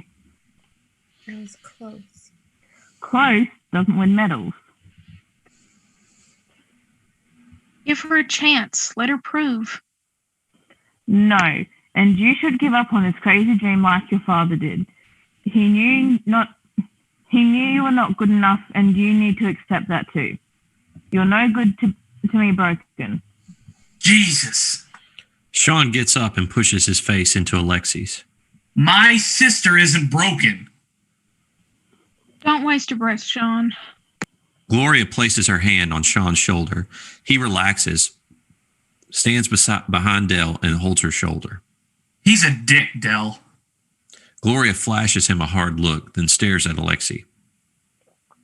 Get out, Alexi. You disgust me. Gloria feels for something, picks up a spatula and raises it to Alexi's face. Alexi, worried, backs off. Crazy people. He exits the room and the front door slams. Gloria puts down the spatula, looks at Dell, who is crying. Screw him, Dell. You don't need him. But you said. Just run. Prove that cold war bastard wrong. Mom, language! Shut up, Sean. Gloria hugs Dell closely. Exterior, park, day. Sean sits Dell on the bench next to Jimmy, then heads off to get the usual coffee. You look grim. Do you live here or something? Jimmy laughs. Seriously, whenever I come here, you're already here. It's like a second home. Come on, what's up? My old coach just told me to quit. The one who didn't believe in you? Dell nods. He doesn't sound like the best judge. What if he's right? Seriously? Then quit? I thought you were going to offer me some deep and meaningful advice. Do I look like Mr. Miyagi to you? Who? Jimmy laughs. Pat Morta? Karate Kid? Dell shakes her head. Jimmy sighs. It's a classic. Jimmy looks over to Lee. Seems it's a day for quitting. Lee's going to quit too. What? Why? He's worried he'll let you down. So if you quit, maybe you're doing him a favor. He's a good kid, you know. Feels he has something to prove. Like you. What happened to his face? Jimmy ponders for a moment. That's a question you'll need to ask him. Jimmy sees Lee slowly approaching. He stops a few feet away. When I came back to running after the crash, I couldn't run more than 20 feet. I had to keep stopping. It was horrible. Lee stops and listens. What was worse was how much it hurt Dad. He felt so guilty. After he died, when I ran, and I now this is gonna sound nuts, but I could sometimes see him in the crowd. Every now and then I would just, see him and staring at me, smiling. It felt like he was watching over me like an angel or something. Crazy, right? Not at all. But without my eyes, I can't see him anymore. Even if he's there, I can't. She pauses. Jimmy places his hand on her shoulder. Lee looks sadly at her. Running was all about Dad. It was the thing he gave me. He gave up on his dream and didn't want me to. I started to get good, really good. I won a few things and it made me feel like I could rule the world. I miss him so much. Dell, your dad'll be proud of you, whatever you do. I'm watching you run around here so many times. You're part of this place for me. The park seems emptier without you, sprinting past every 10 minutes. That's such a sweet thing to say. Run. And sorry for my language, but fuck your coach and fuck anyone who gets in your way. Jimmy looks Lee in the eyes. All you need's a running partner with a big heart who's willing to hold your hand. Lee looks at the floor in shame. Dell looks across to where she thinks Lee is. Lee? Lee looks up in shock. How did she know he was there? You breathe loudly, and I recognize your aftershave. Christ. Jimmy laughs. Do you know anyone who can help? Jimmy and Dell laugh at Lee. Jimmy's laugh turns into a cough. He gets it under control. Lee looks at him concerned. Exterior, park, day. Lee and Dell are dressed in running gear. Lee with a hoodie on, covering his face. Lee tethers Dell's hand to his. You ready? I think so. It's kind of weird relying on a stranger. You want to change your mind? You're not getting out of that easy. Exterior, park, day. Jimmy calls over from the bench. He's holding his watch. Sean stands next to him, grinning. She's gonna kill him. You ready yet? Exterior, park, day. Lee and Dell look nervous. Dell? Think so? You? Ready? 3, 2, 1. They set off, slowly at first. After a while, Dell gains more confidence. Lee talks while running. We're running through the trees now. They're really green. There's loads of people out today. Dell smiles. There's someone walking loads of dogs up ahead. There's a tiny little one that can't keep up. There's a kid holding a balloon. Oh, there's Carla. Carla waves at them as she walks past. She always uses the park loos. Lee notices Dell is crying. What's wrong? Nothing. Nothing at all. It's beautiful. Please don't stop. Lee smiles because Dell is so happy. He carries on running, buoyed by her comments. He describes everything. Exterior, park, day. Lee and Dell sit on the grass. Lee stares at a squirrel. They have it so easy. Who? Squirrels. Squirrels? Yeah. They run around, hide nuts and shit, never have to worry. Cats and cars probably worry them. Lee nods. And that some other squirrel will nick their nuts. They both laugh, then a moment of silence. I still owe you an apology. The day I had my accident, I called you a freak. I'm sorry. I'm used to it. I didn't mean it. It was a bad day. Daryl was being a dick, and I... Who's Daryl? He was my boyfriend. He dumped me when this happened. Lee's face brightens. Sorry. Sounds like a dick. Anyway, I mean it. It was a horrible thing to say. It's fine, honestly. I know it makes people uncomfortable. I think you're really brave. Not really. Everything scares the shit out of me these days. How did it happen? Lee shifts uncomfortably. It's okay if you don't want to say. I've had it from birth. Used to be worse, but I had a lot of operations when I was a kid. Shit. School was the worst. My dad, he couldn't cope with it, so he pissed off and left my mom to cope on her own. She just pretends I'm normal and never says anything. Is there anything they can do? Maybe, but I've just got used to it, I suppose. Lee watches her face closely and says nothing for a moment. I'm glad you can't see me. Why? When most people look at me, they want to vomit. Not Jimmy. Even he struggled at first. Just used to it now, I guess. Dell lifts her hand, the other one still strapped to Lee, and goes to touch his face. He grabs her hand. Can I touch your face? He feels extremely uncomfortable. He looks closely at her face. It's kind and gentle, something he isn't used to. Tears well in his eyes. Please? He takes her hand and gently touches the normal side of his face with it. A tear drips onto her hand. You're crying. Lee tries to talk, but fails. Dell strokes his face. Handsome. Just like I remember. She moves her hand to the other side. He grabs it quickly. She gasps at the suddenness of his reaction. His grip relaxes. I don't care what you look like. She touches the deformed side of his face. Lee's heart races. Her touch soft and tender. He struggles to breathe. We both have our problems, Lee. Maybe that's why we get on.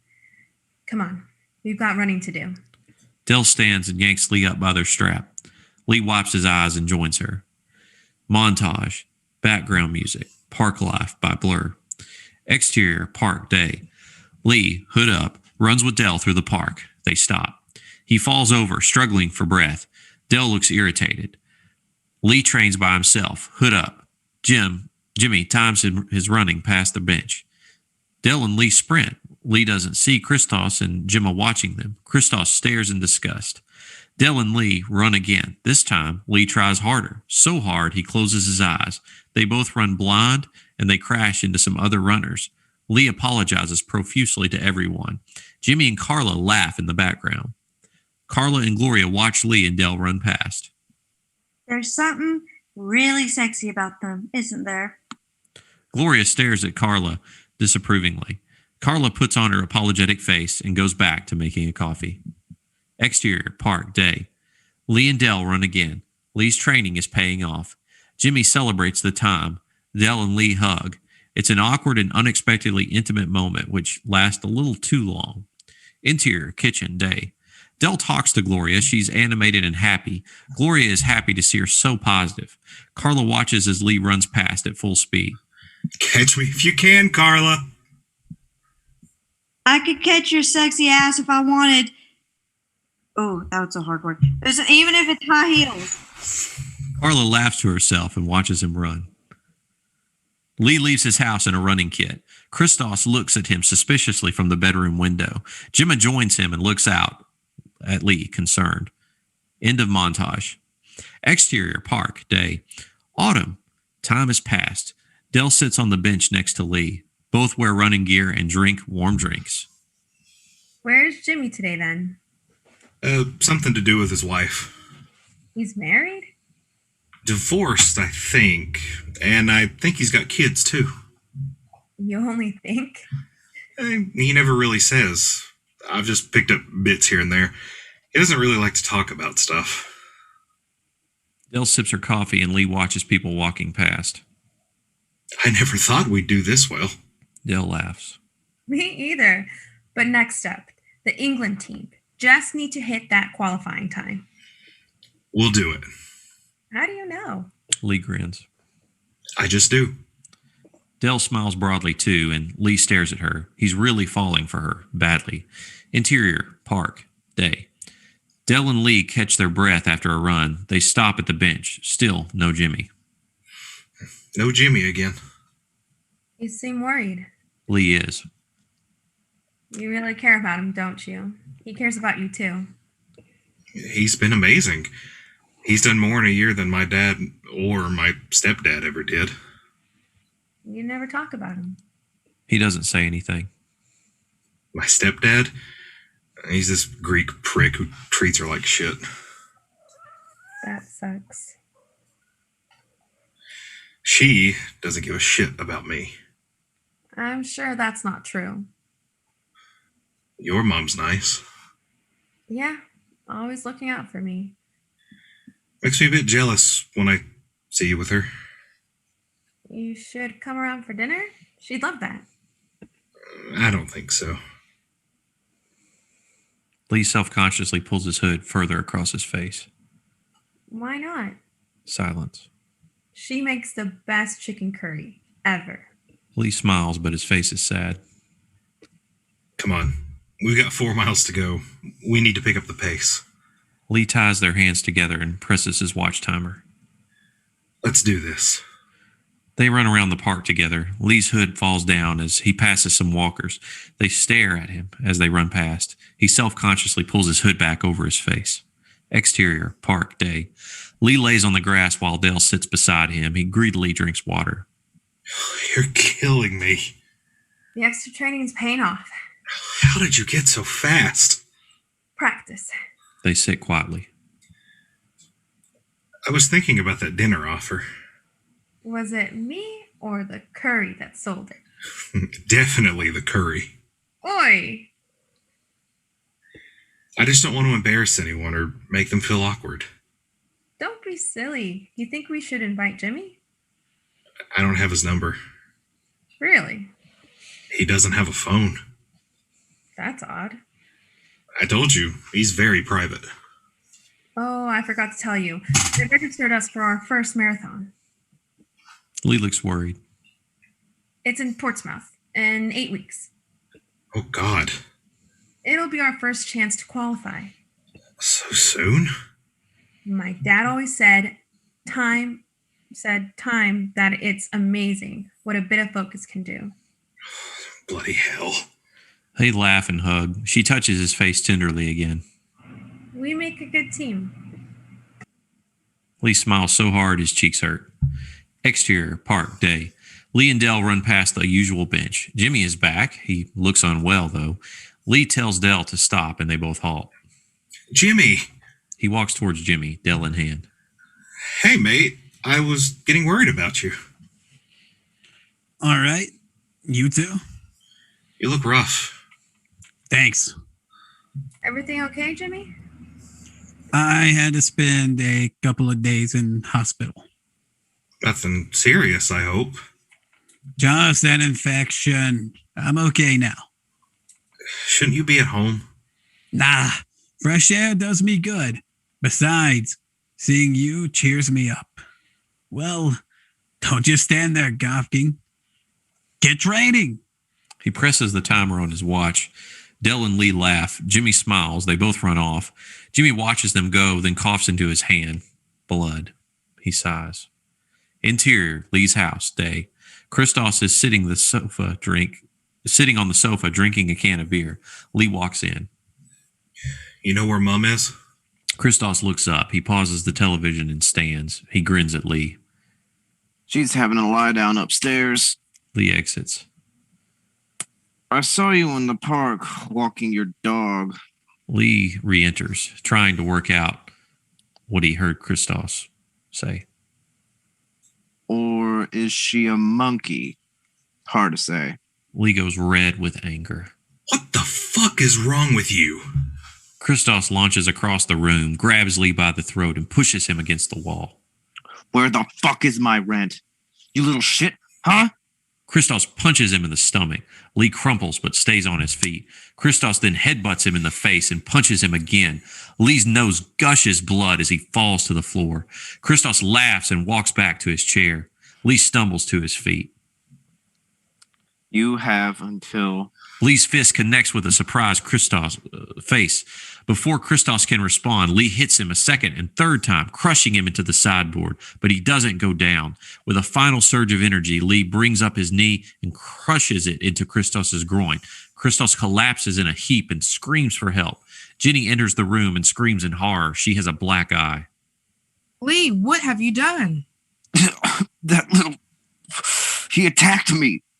You liar, you hit me first. Jenny rushes over to Christos and kneels beside him. She turns to Lee. Get out. I said, get out. Jenny tends to Christos' face. You have until Sunday. Then I want you out of my house for good. Jenny looks at Lee angrily, then fawns at Christos. Lee shakes his head and smiles, tears in his eyes and nose bleeding. He slams the door as he leaves. Exterior, bench, day. Jimmy watches Lee approach. Lee walks awkwardly, holding his stomach. His nose is cut and a black eye is forming. What the hell happened to you? My stepdad. Jimmy laughs, coughs hard. You been to the doctors? Have you? A standoff. Can you run? Have to. Dell will go mad if she finds out.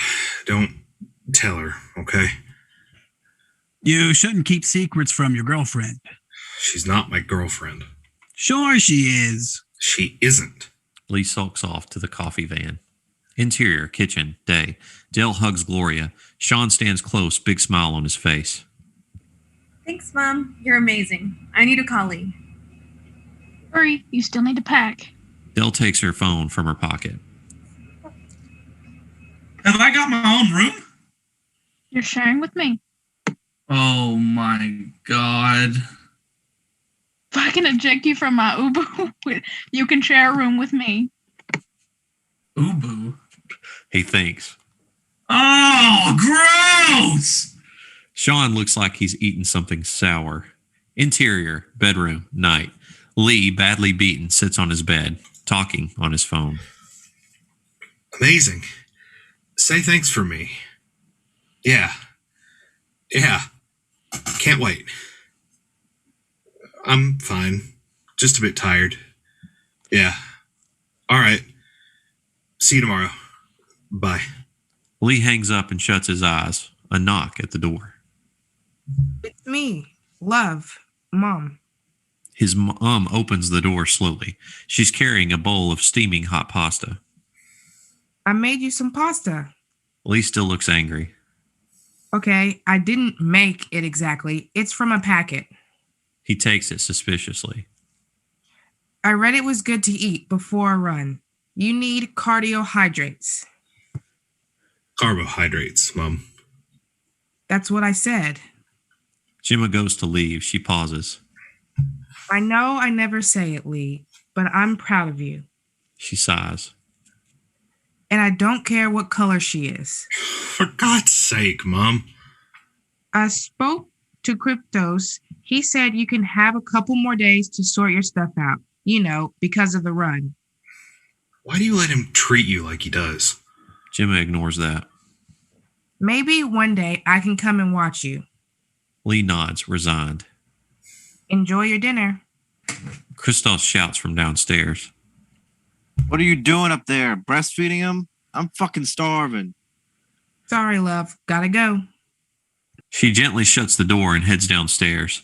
Lee can hear an argument starting. He turns on his television, puts the volume up high, and starts eating.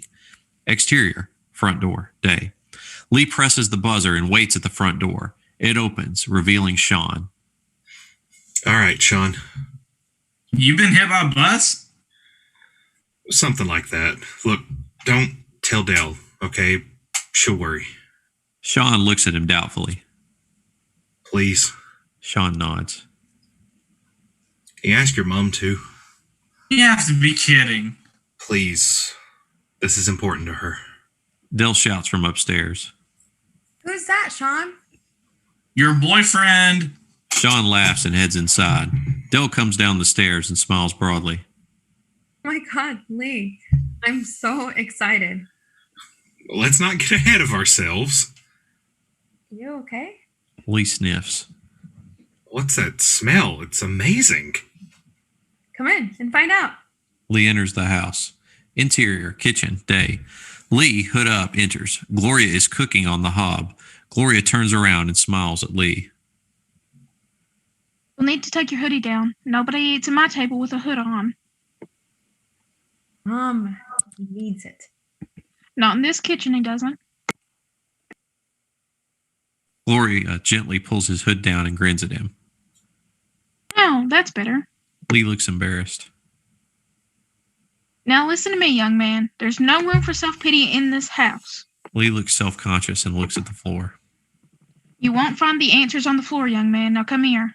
Lee looks at Sean and Dell. Dell has her head in her hands. I said, come over here. Lee walks over, slowly. She lifts his chin and looks at him. You're a handsome boy. Lovely eyes. She touches Kind eyes.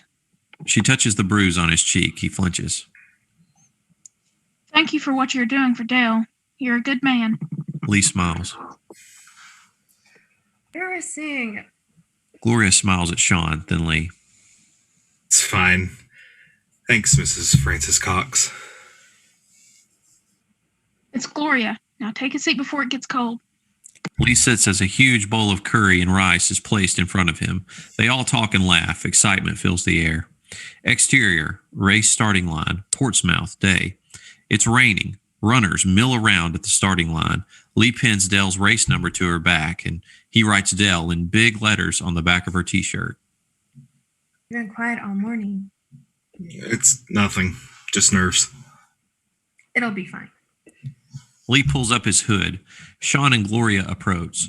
Sean mouths to Lee, "How are you?" Lee looks glum and gives him an unconvincing thumbs up. Gloria hugs them both. Good luck, both of you. Dell smiles broadly. Lee not so sure. We'd better go. Lee ties Dell to his hand, then heads toward the start line, where they stand amongst all the other runners, ready to go. We can do this. A voice comes over the loudspeaker. On your marks, get set. The bang of a starter pistol, and off they go. Exterior, race, day. They pass the first mile sign. Lee looks slightly uncomfortable, but he keeps going. How are we doing? Bit slow. Should be able to speed up now, though, as the crowd's starting to thin. Dell smiles and they pick up the pace. Lee grunts in pain. Exterior, race, day. Dell and Lee pass the 10-mile mark. Lee looks at his watch. 5 minutes down. How? We need to pick it up. Don't think I can. What's up? Lee says nothing and they keep running. Exterior, race, day. Lee and Dell run past the 15-mile point. Lee doesn't say anything. He's in a lot of pain and holding his ribs. Dell is getting frustrated. Gloria and Sean cheer for them from the sidelines as they go past. They both look worried about Lee. Exterior, race, day.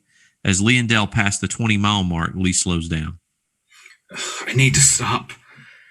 What? We can't. I have to, Dell. Just for a bit. What's wrong with you? How far behind are we? Lee is in a lot of pain. He clutches his ribs again. 20 minutes. What? 20 fucking minutes? Sorry. You've ruined it. Lee says nothing. What the fuck's wrong?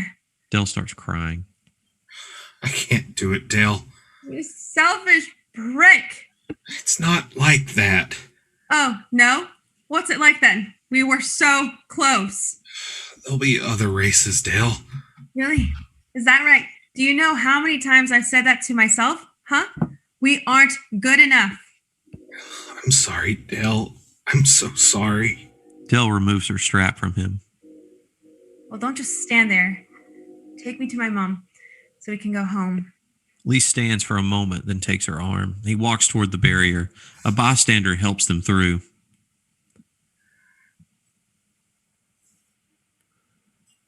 Never mind, you two. You both did well to get this far. Who the hell are you to judge, huh? Mo bloody Farah? Lee walks away with Dell in hand. Interior, train, day. Dell and Lee sit opposite each other on the window seats. Gloria and Sean on the aisle seats. There's a tension in the air. Nobody talks. Sean looks at his mom. She shrugs. Interior, kitchen, night. Dell is in tears. Her mom comforts her. Sean sits opposite. Why, Mom? Why would he do this? Gloria tries to think of something comforting. I thought he was different. I thought he was nice. You'll see things differently in the morning. Gloria looks at Sean, who shakes his head violently. I need to tell you something. Mom, he made a promise. Who made you promise what? Lee was in a fight. What? He didn't want you to know, and I'm no expert, but I think he may have broken a rib or something. His face was a mess too, black eye, everything. Sean gives his mother a harsh look. He made us promise not to tell you. Why not? He didn't want to make you worry. Oh my God. He was in a lot of pain. Dell looks frantic. I need to see him. You sure that's a good idea? Take me there. Please. Gloria and Sean exchange confused looks. Now! Interior, bedroom, night. Lee lays on his bed. He's been crying. There's a knock at the door. It's me, love. Lee ignores it. The handle turns, but it's locked. Let me in, Lee. Lee groans and swings his feet over the bed. He stands up and walks to the door. He unlocks it and peeks through. Lee lets her in and walks over to his window and begins to look out. It's not your fault, Lee. Tell her the truth. She'll understand. The truth? You mean that your piss poor excuse of a husband ruined the race for both of us? That my stupid mom stays with a racist, wife-beating twat? You make me sick. You're as bad as him. You can't choose who you love, Lee. Lee turns to face her and shakes his head in disgust. You make me sick. He walks past her and grabs his coat. I'll be out of your hair from tomorrow. Then I'll have you all to himself. You deserve each other. Lee storms out of the room. The front door slams. Gemma sits on the bed and cries. Exterior, front door, night. Lee sits on the wall outside his house. A car stops across the road. Sean gets out and opens the door for Dell. They walk across the road to Lee. I'll leave you to it. He puts Dell's hand on the fence and goes back to his car. He gets in, shuts the door, and winds down the window. Why didn't you tell me about the fight? I didn't want to let you down. I'm sorry. You don't need to be. It's my fault. The only mistake you made was teaming up with a loser. How are you a loser? I think that's obvious. You've overcome so much. You could even run properly 6 months ago, and we nearly completed a marathon today. That's not good enough, though, is it? Dell feels for his face and places her hand on it. I'm so sorry. I was emotional, upset. I was wrong. No, you weren't. Why would you do that for me? Even try that for me. It's insane. You might have a broken rib. 2. Huh? I have 2 broken ribs. You idiot. Why? He looks at her face. His heart is racing. Because I love you. Dell's face drops. Lee realizes he's let his guard down. Shit, I'm sorry. I didn't mean that. Dell pulls his face toward hers and kisses him gently on the lips. They hold it there for a moment, and she pulls away. This is confusing. Lee can't speak. He touches his lips. Sean stares in total shock from the car window. I need to go home now. Lee just stands there staring at her. Sorry. That should have happened. Sorry, I can't do this. Sean opens the car door and crosses the road. You okay, Deli Belly? Take me home, Sean. Please? Sean looks sympathetically at Lee, then walks her back to the car and helps her into the front. Lee watches her leave, tears streaming down his face. He touches his lips again. Interior, bedroom, night. Sean lays on his bed listening to music on headphones. There's a knock at the door. Dell enters. Better not be. I'm not! Jesus, Dell. I feel bad about Lee. So what about the kids? Dell finds her way to the bed and sits down. It was a mistake. You like him, don't you? No. I mean, I don't know. Oh, come on. You kissed him. Shut up, Sean. Do you like him? Sure. He's nice to you. I like that Dick Daryl you used to date. Daryl had his moments. Did he? I must have kept missing them. Dell starts to cry. Look, I know one thing. You've been happy again since you met Lee. You seem like your old self. That's good, right? I suppose. And he definitely likes you. Dell wipes her tears. I'm lonely in the dark. I wish I could just see light just for a minute. I hate this. I hate being blind. I hate... She breaks down into sobs and Sean reaches for her hand. If I could swap places with you, I would, Dell. Tears well in Sean's eyes. Trust me, you wouldn't. I would, I swear. Mom would too. She leans forward and hugs him, but accidentally bumps his head. Ouch! Sorry. He leans forward and hugs her. She cries into his shoulder. That's enough, Delaware. Sean pulls away.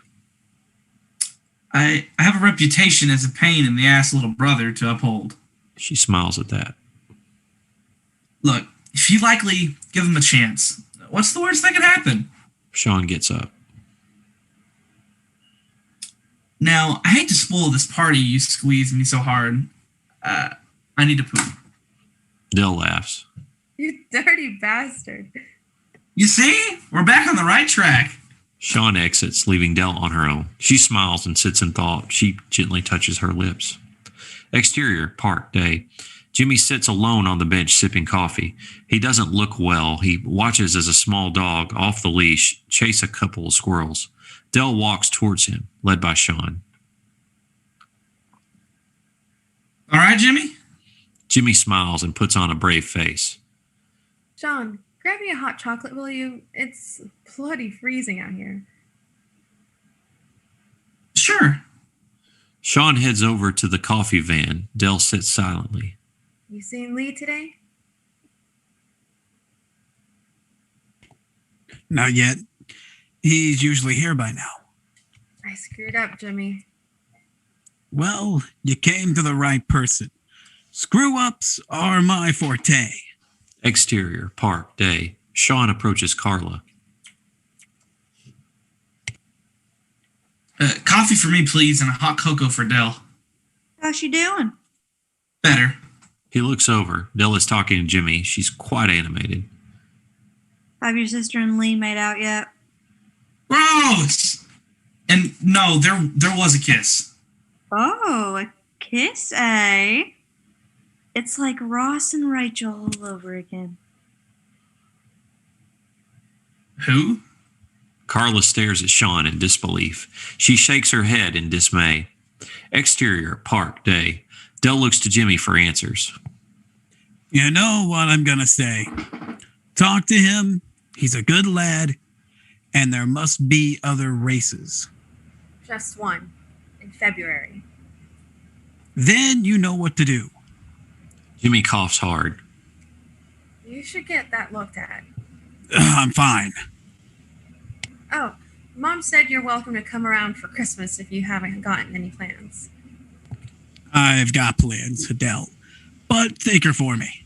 She leans across and grabs his hand. He flinches slightly, then relaxes. The offer will stay open. Jimmy looks up and sees Lee walking toward them. As if on cue, Prince Charming's arrived. I will make myself scarce. Hi, Jimmy. Jimmy waves at Lee as he walks slowly over and starts talking to Sean and Carla. Dale. Let me speak. I just want a minute to say sorry. I'd be sorry too if I'd kissed me. I'm not sorry for kissing you, you idiot. I'm sorry for the way I reacted. I just freaked out because... She searches for the words. I freaked out because it's really scary, okay? My ex Daryl dropped me like a stone as soon as this happened. It hurt like hell, and it took me ages to get over it. Dell feels for Lee's hand. I just don't want to be hurt like that again. I would never hurt you. Ever. I have feelings for you too, okay? Feelings? I like you. Like? More than like. Lee stares at her. I'm not sure what I'm supposed to say to that. Dell laughs. I think you're supposed to ask me out for a drink, you plank. Lee pauses and pulls his hood down. I'm sorry, I'm not good at this. Really? Lee takes in a deep breath. Would you like to go for a drink?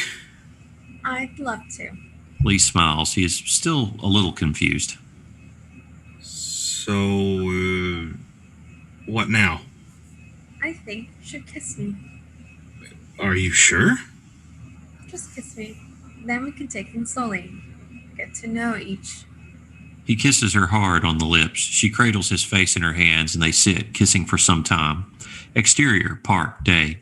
Carla points over at the bench. Sean and Jimmy look over as well. Seems to be going well. Jimmy laughs. Yuck. A brother should never have to see that.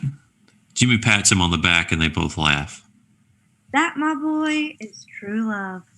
Carla and Jimmy grin. Sean looks disgusted but smiles when Jimmy gently punches his arm. Montage. Exterior, park, day. Lee and Dell train. They run faster and faster. Jimmy clicks his watch as they pass. He looks impressed. Lee and Dell kiss. Carla looks on, happy for them both as she serves a customer coffee and accidentally spills half of it while distracted. She apologizes profusely. Interior, kitchen, day. Sean, Lee, and Dell sit at the table. Christmas hats on. Gloria passes them plates of food. They all look happy. Exterior, park, day. Jimmy sits on his bench. Carla approaches him and hands him a cup of mulled wine and chucks some tinsel around his neck. Jimmy smiles. More training. Dell and Lee look strong. End of montage. Exterior, park, day. Sean, Jimmy, and Carla are on the bench waiting for Lee and Dell. They have plastic glasses and a bottle of cheap bubbly at the ready. Jimmy looks at his watch. Dell and Lee come into sight, running hard. They shout and cheer as Dell and Lee run as hard as they can. Jimmy presses his watch as they reach the bench. It's a new record! Jimmy pops the champagne and pours it into the glasses. Best time yet! Ooh, champagne! What's this in aid of? Jimmy arranged it. It's only a cheap bottle. I just wanted to say well done. Yeah. Now go and get that bloody qualifying time. They all cheer, touch plastic cups, and drink champagne. Exterior, front door, night. Lee walks Dell to her front door. There's something I need to tell you. Lee looks at her, worried. I had the results from my test this afternoon. Lee braces himself for bad news.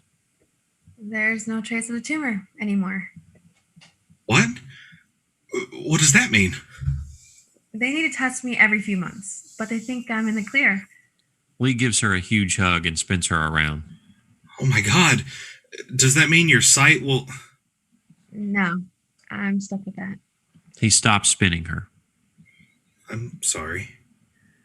I'm not. I mean, it would be great to see again, but the thing is, I've seen so much more since I lost it, you know? And without the accident, none of this, you would have happened.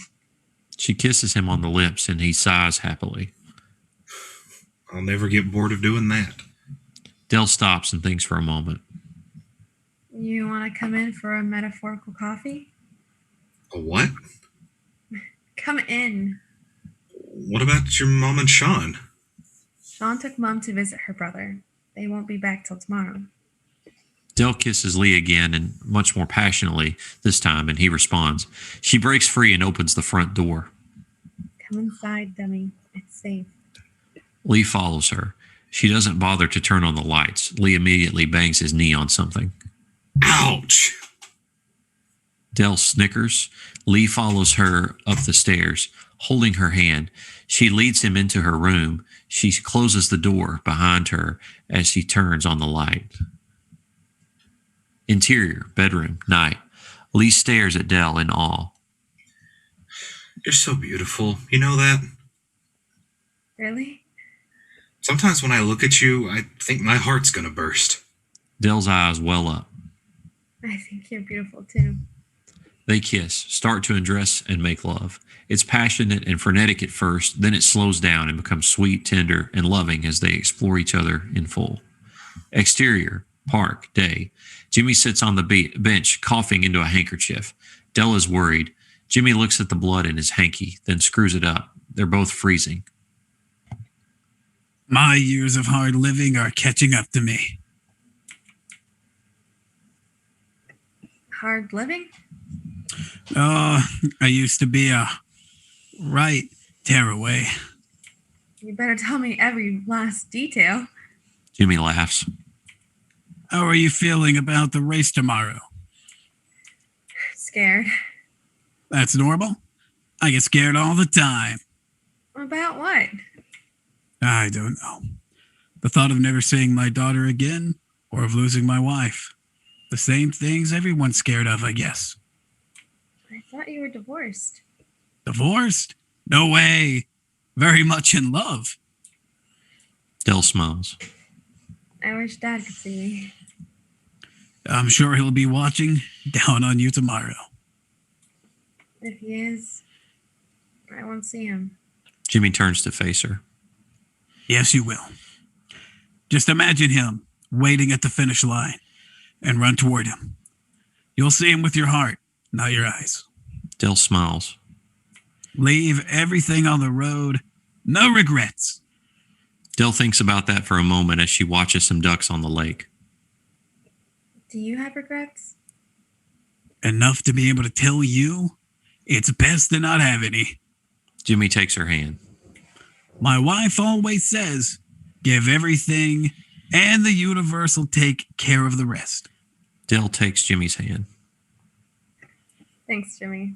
Thank you so much. You mean the world to me. She feels for his face, leans over and kisses him on the forehead. He closes his eyes and takes a deep breath. I wish you could be there, but seeing as you can't, I'll run this race in honor of you, Jimmy. Jimmy is moved.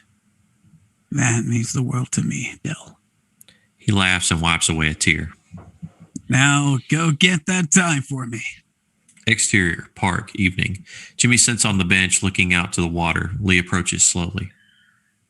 Isn't it a bit cold to be out here still? Aren't you supposed to be resting? Lee smiles and sits. He stares out at the clear sky. I'm scared, Jimmy. There's a lot of that going around at the moment. I don't think I can do it. I don't think I can let her down twice. Why would you? Lee stares ahead. I lay in bed every night trying to convince myself I'm good enough for her. Lee, You have to change this mindset.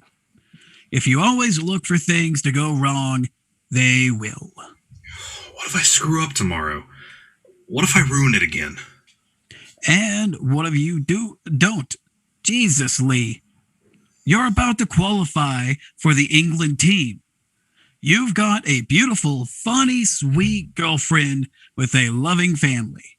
What more convincing do you need that you deserve to be happy? Lee says nothing.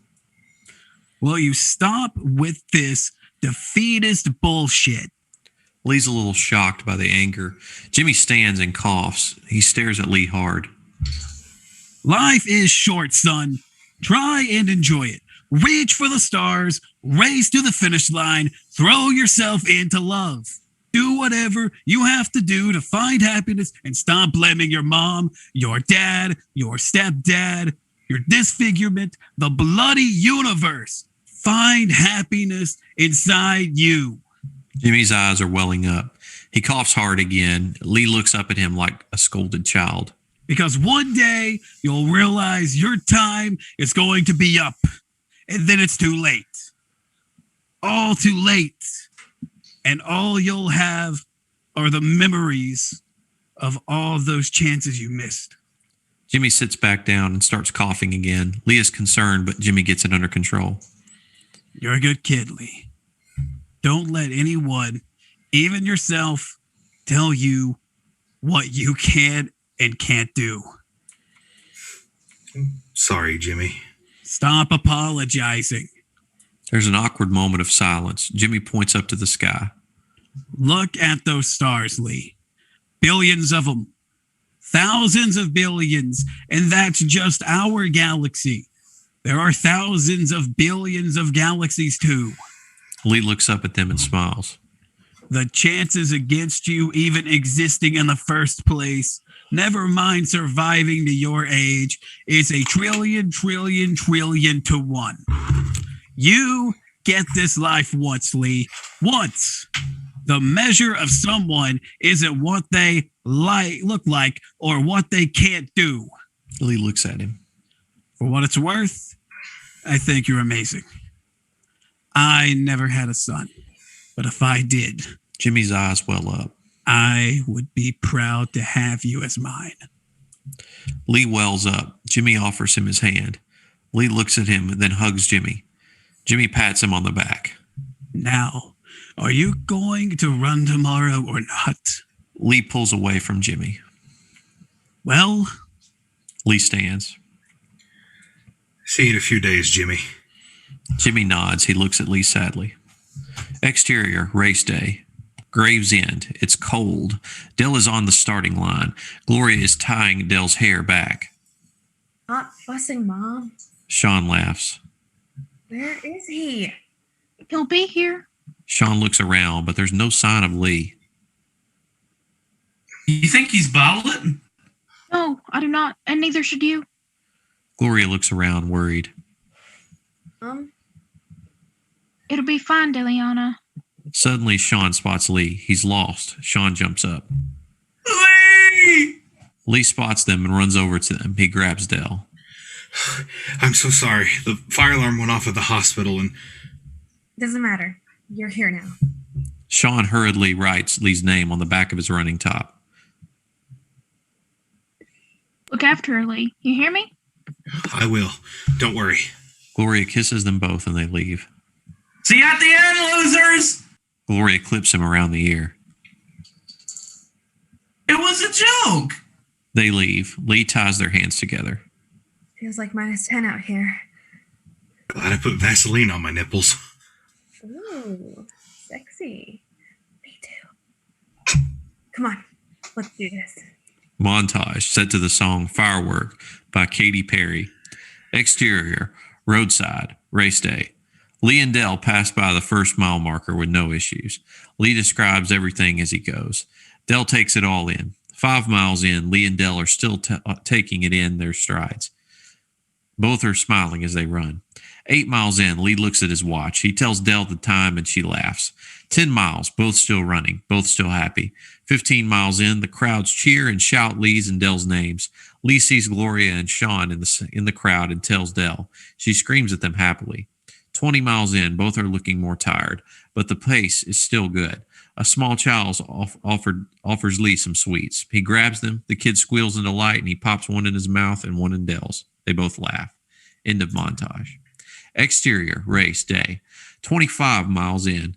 Dell and Lee look okay still, just tiring slightly. It's starting to hurt now.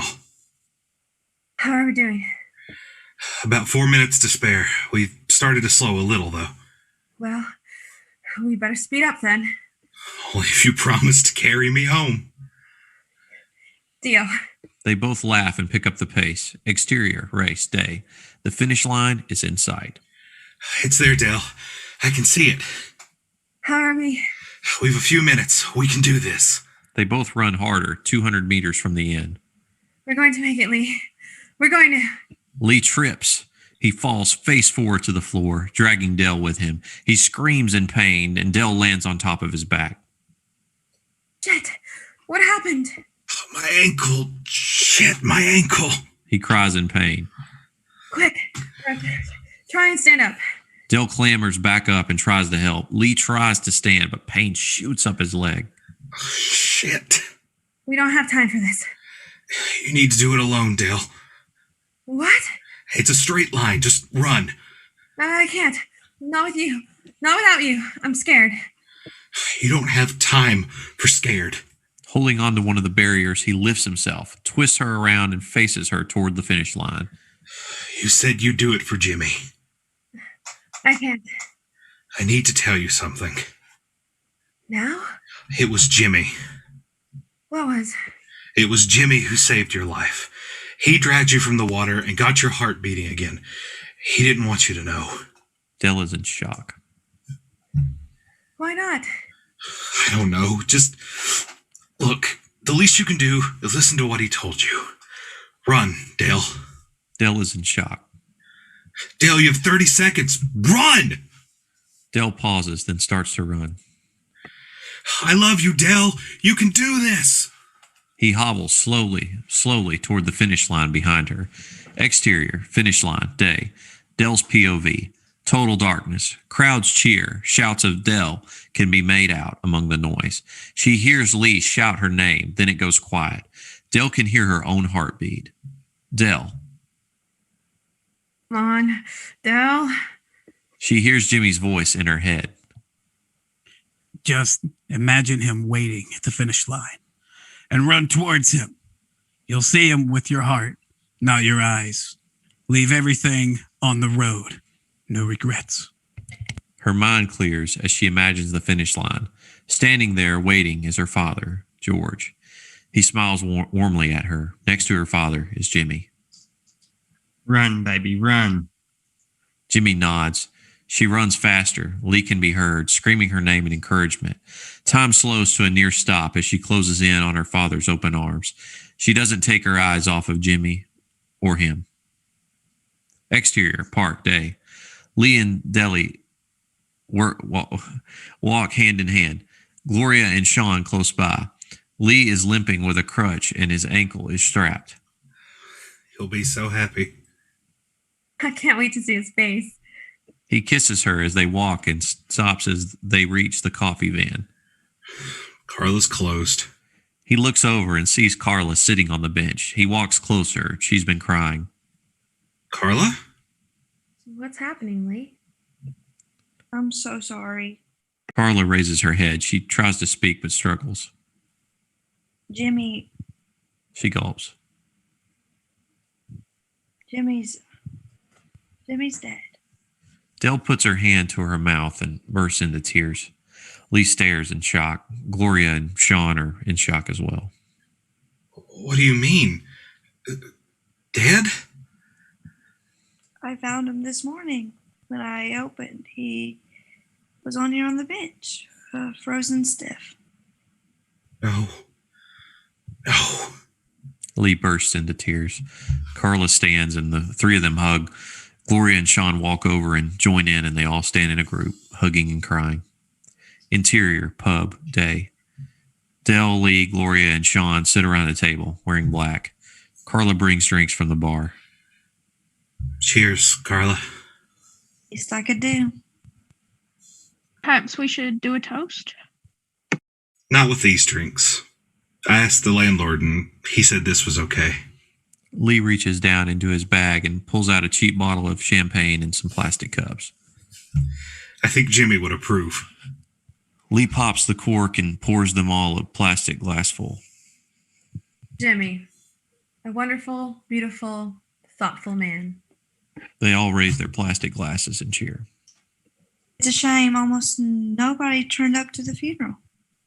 We did. That's what matters. Who is the old lady? His mom. They all stop drinking and look up, surprised. I had a quick chat with her. Turns out there's a lot more to Jimmy than we know. What? He had lung cancer. Christ. He was homeless too. What? How is that possible? Yeah, he didn't smell or anything.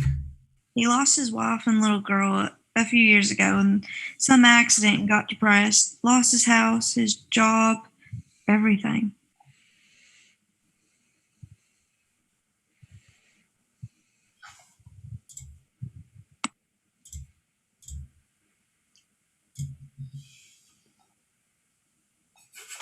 Claudette, you're This muted. shows you never really know anyone.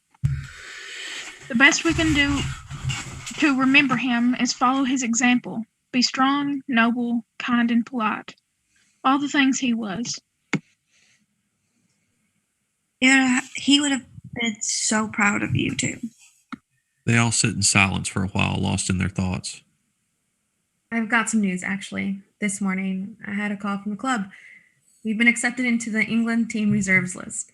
We still need to finish in the top 3, but we're in with a chance to go to the Commonwealth Games. You're kidding. No, we start training with the Harriets tomorrow.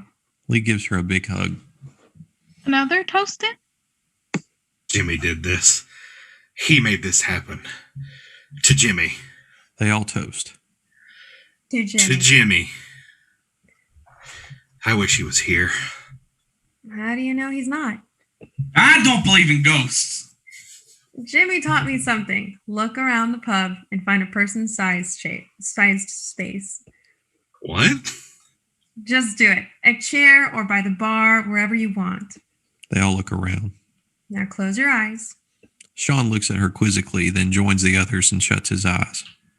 Imagine that space and imagine Jimmy in it. Then don't open your eyes until you can see him smiling back at you. Different versions of Jimmy slowly start to appear all over the pub. One by one, they turn around and smile at the group. One of them walks to the side of Dell and whispers in her ear.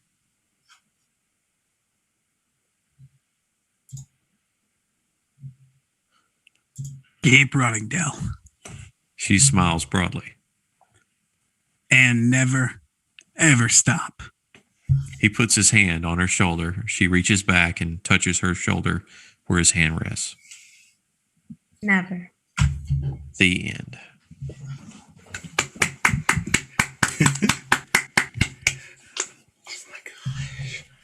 All right. Well, I loved that. I'm just going to go right out and say it. Yep. I loved that. Agreed. Thanks, guys. That was really good. That was so beautiful. I was horrified by all of my spelling mistakes, and it happens every time. Don't which worry. I'm convinced I got rid of that. And Brianna, I'm so sorry. Your character seemed to change their name. I don't know what happened there. I think I might need to go through and do some editing. I don't know what happened there. But, oh God, that was horrifying, but that was really good. Thank you, guys. That was really amazing to listen to. It's really interesting actually listening, because this is my 3rd script, and I've probably written another 20 since then. And it's interesting to see how much my writing has kind of developed even since this script. But so I'm looking at it now, and all I can see is the imperfections and things I need to go back and fix. But I thank you guys for doing that. That was really quite amazing. Isn't that the curse of being a creator, though? Yeah. Endlessly seeking perfection I'll never find. Bearing in mind that's my own things. I'll never like my own things. Bearing in mind that's draft 22, imagine what the spelling mistakes would have been like in draft 1. So yeah, you can imagine. No, that's really nice, guys. Thank you for doing that. It's quite interesting hearing it, and it probably would have lasted that long as well, I think, because I think it's one of those movies where there's quite a lot of silence and quite a lot of looks, small looks at each other and things like that, which you don't really see in a script as such. But it was really nice to hear it brought to life. Thank you. That was really, really good. And what was also quite funny for me was listening to you guys trying to make sense of the Englishisms I've got in there. I apologize for that. I think if I ever do this to the American market, I'm going to have to get one of you to rewrite it for me. I very often watch like the slow-mo guys who are also Englanders, so I caught a lot of them. I was just like, oh, I've heard this before, but a couple of them I was just like, huh? The other thing we do over here is we swear a lot in normal speak, as if to us it's part of the language. We use it to accentuate things in England. It's slightly different to the way you guys swear over there. We do it all the time. We're terrible. So because I'm listening to you guys swearing away, thinking, oh my God, what have I done to these people? It's definitely part of my normal everyday language. Yeah, absolutely. I was gonna say, like, you found like the one region. Yeah, Claudette, you didn't have a problem swearing at all. I know you relished every swear word. I never get the chance to. Someone had to do it. Guys, thank you. That was really lovely. I'll tell you what, that's made my year so far. Thank you. I've been stuck in this flat now for a year in lockdown. I don't know if you know what it's like over here, but I don't know how bad it is. Believe us, we know what it's like. Yeah. And we're coming out over here slowly of lockdown, and by I think April, May, or June, we'll be free again. We got probably another year. Yeah, it's hell, isn't it? It's really at least another 2. I'm projecting 2. But to have something like this, even if it is at the moment 3:44 a.m. for me in the morning, is amazing, and I cannot thank you enough. For collectively, whoever it was who read it in the first place that thought it was good enough with all the spelling mistakes still to win. God knows what came in second, but thank you very much. I really appreciate that, and honestly, I feel so happy. I can't quite tell you. For a writer, I don't have any words to explain how happy I am, which probably is a shortfall of mine I need to work on. Well, what's that? What is the quote? It's like the left side of my brain cannot comprehend the words that my right side. I can't remember the quote now. It's definitely true. You have a creator side and you have an editing side when you're a writer, and you never listen to the editing side while you're writing, because otherwise you never write anything. And then you go back and you realize that there are 473 spelling mistakes and grammar errors on every page. So it's quite hard to spot those. But I need to go back. As a video editor, I need to go back and you will. I need to go back and do a little bit of editing. Thanks, guys. All those performances were brilliant. Really, really funny to listen to. It's so weird hearing something that was in your head be spoken by someone. Well, that's what I thought was just funny about this whole crew, is I would say at least 2/3 of us here are theater people. Oh, really? Yeah. I could tell some of you were getting into it and some of the lines. Being a theater person, and we've done some shows with some British accents, I was like, okay, he said not to, so don't think about it too hard. Like, That was the first thing I thought about was Curious Incident. My head went directly to Curious Incident. I've got to say, Mackenzie, I think your Carla's better than mine. I'm gonna change Carla up. Carla's American now. It sounds much better with your voice, I think, than it sounded in my head. She cried, like when I was first reading it this morning at work, I was saying all these lines, and I was like, I know she's transgender, but she gotta be a drag queen at heart. So that's where I yeah, she's rude. She's rude, but she's very funny. It's so a little piece of advice I got taught about screenwriting from watching a film called Planes, Trains and Automobiles, and I don't know if you've ever seen it, right? But the small characters in that are so well observed. They are the funniest characters. And every single one of those actors from that film went on and did something big because they were so good, and they were on screen for maybe 12 seconds, but they were brilliant. So I learned that all the small characters in your script have to be a little bit big, I guess, bigger than some of the other characters. So a hero needs to be just as good as the villain. Oh yeah, without a doubt. So I hope you enjoyed it. I hope you also saw any flaws in it that you saw. And I don't mean spelling mistakes. I'll go back and fix all those. But if there was anything in it you felt wasn't right or felt that you would want to change, please feel free to email me and just tell me, because I'm very open for feedback, and I will claim all the credit for your good ideas as well. So, if that was I just want to interject, just to say some stuff about it. I thought the pacing, I didn't realize it was 105 pages. It flowed very, very well. I thought, if I had to describe this in one word, it's dynamic. Oh, I like that. You wouldn't have said that about Draft 1, which was 243 pages, and I had to cut it down quite substantially after some hefty feedback I got. Been there. Well, we had a 3-hour table reading last year, and it was I can't remember how many pages it was, but it took 3 hours to read. It was a great script. It was fun, but it was a 3-hour table reading. So I had no idea how long this one would last, because that one was 3 hours. I was starting to get worried around about 20 past 3. And I was looking at the page numbers thinking, God, I hope I'm not killing these people. It's really getting quite late. They probably want to go to bed, but you seem to be doing all right. I was so invested. I was just like, where is this going? I'm glad you liked it. Thank you. Can I ask one personal question about it and feedback? I killed Jimmy at the end, and my wife always tells me off because I always kill off characters that she loves. And it makes her really angry when she gets to the end of my screenplays. And I'm just curious whether you're left feeling empty by that or whether it is okay. I think it was a good choice. That foreshadowing when she saw him at the end, as soon as you saw that, did you? You got that, okay. He told me the dad and I was like, oh yeah, this is when he passes. This is the same day. I thought it was beautifully done. When we were going through, I was literally already imagining how you would do this and who you would cast. I'm like, all right, how would this person look? What would Lee makeup be looking like? I literally was in my head, already having the movie going in my head about how everything was going to be. I love the idea that you'd film that end bit when she's running towards a line on her road in pure darkness, and that would be very, very is the sound. It would be so disorientating, and then you get to feel how it is to be her a few times, and I think that's really important to do. I think. Yeah, I think I have the saying of don't kill a character off just to kill a character off, and that's not what happened here. I mean, obviously it's foreshadowed, something's wrong with him. Yeah. But when it happened, it was just one of those moments where it's I felt this coming, but it to me wasn't a sad death. I think there was enough that was written into it where it was just at the end of it, you're sad that he's gone, but you're honoring his memory, just like everyone else in the script. Yeah, so it felt very in place. I love the that. Slightly sentimental ending at the bar because I felt I needed to do that for people. after punching them in the stomach, I felt I should stroke them again. So we'll see. That'll probably get cut from the movie version. Well, thank you guys. I don't know what else to say other than thank you.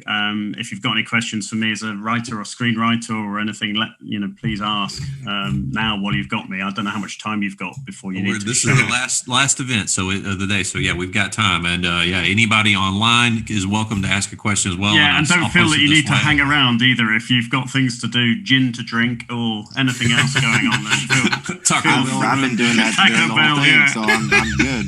Corbin. You're really getting character there, then Corbin. Yeah, the best bit of prop acting in this, Austin, was when it said your character had a cup of tea and you picked up a cup and had a little sip, and I thought, oh, that's professional. I like that. Thank you. I really liked Jimmy, especially with the description of it. I tried to make him a little bit more raspy. Yeah. That's good. That was good. I tried to put some emotion in there, but I don't know. I feel like I might have missed the mark too. Maybe. No, well, he's. I think there's a danger of making him over sentimental in the way that you treat him. He's actually quite. He's a bit grumpy. He's a nice guy, but he's. The guy's homeless. He's got a lot of miserable things about him, and his kindness and happiness is forced. Grumpy. Yeah. I'd go with that. Yeah, I didn't steal it from Rocky, so yeah. But that's who you did I channeled, say that? Austin. I'm sorry. Yeah. Allegedly. I'm not having Sylvester Stallone sue me a second time. That's a script all on its own right there. Yeah. Right. Any questions for me? Please chuck them at me. If not, don't be embarrassed if you haven't got anything. Spin-off script for Jimmy at his younger years, being just as crass as he is now. Jimmy faked his death to for life insurance money. Even better. Okay, I do have one thing. And Andrew, feel free to chime in on this. I actually sent this out. The film festival, I always send it out to everyone I know because I love UPIKE. I love film. I like the words getting out. And so there may be a couple of people here who are actually thinking about attending UPIKE for film and looking to getting into film. So coming from a script writer, coming from Andrew, how would you guys say what is the easiest way to get into film or just kind of get that foothold in it and to get to the point of where you're as professional as you are? Because the script was beautiful. How do you get to that point though? So as a script, I can answer this in two different ways because I'm an actor and a screenwriter.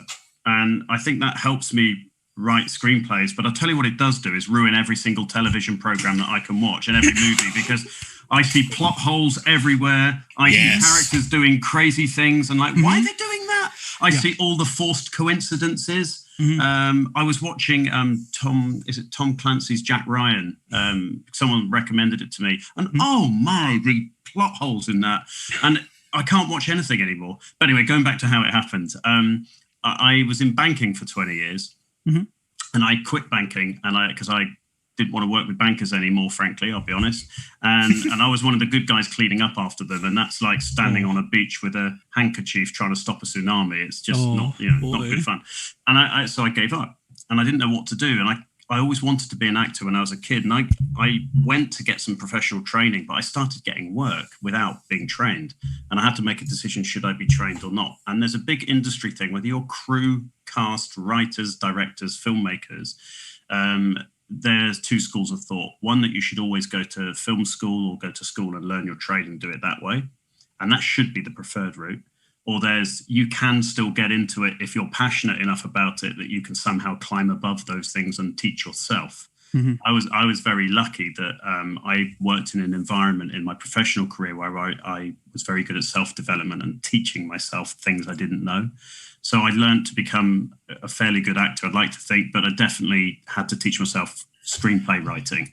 And I think the best thing you can do is do it. You know, your generation and someone coming to UPIKE has got the advantage that you can make films.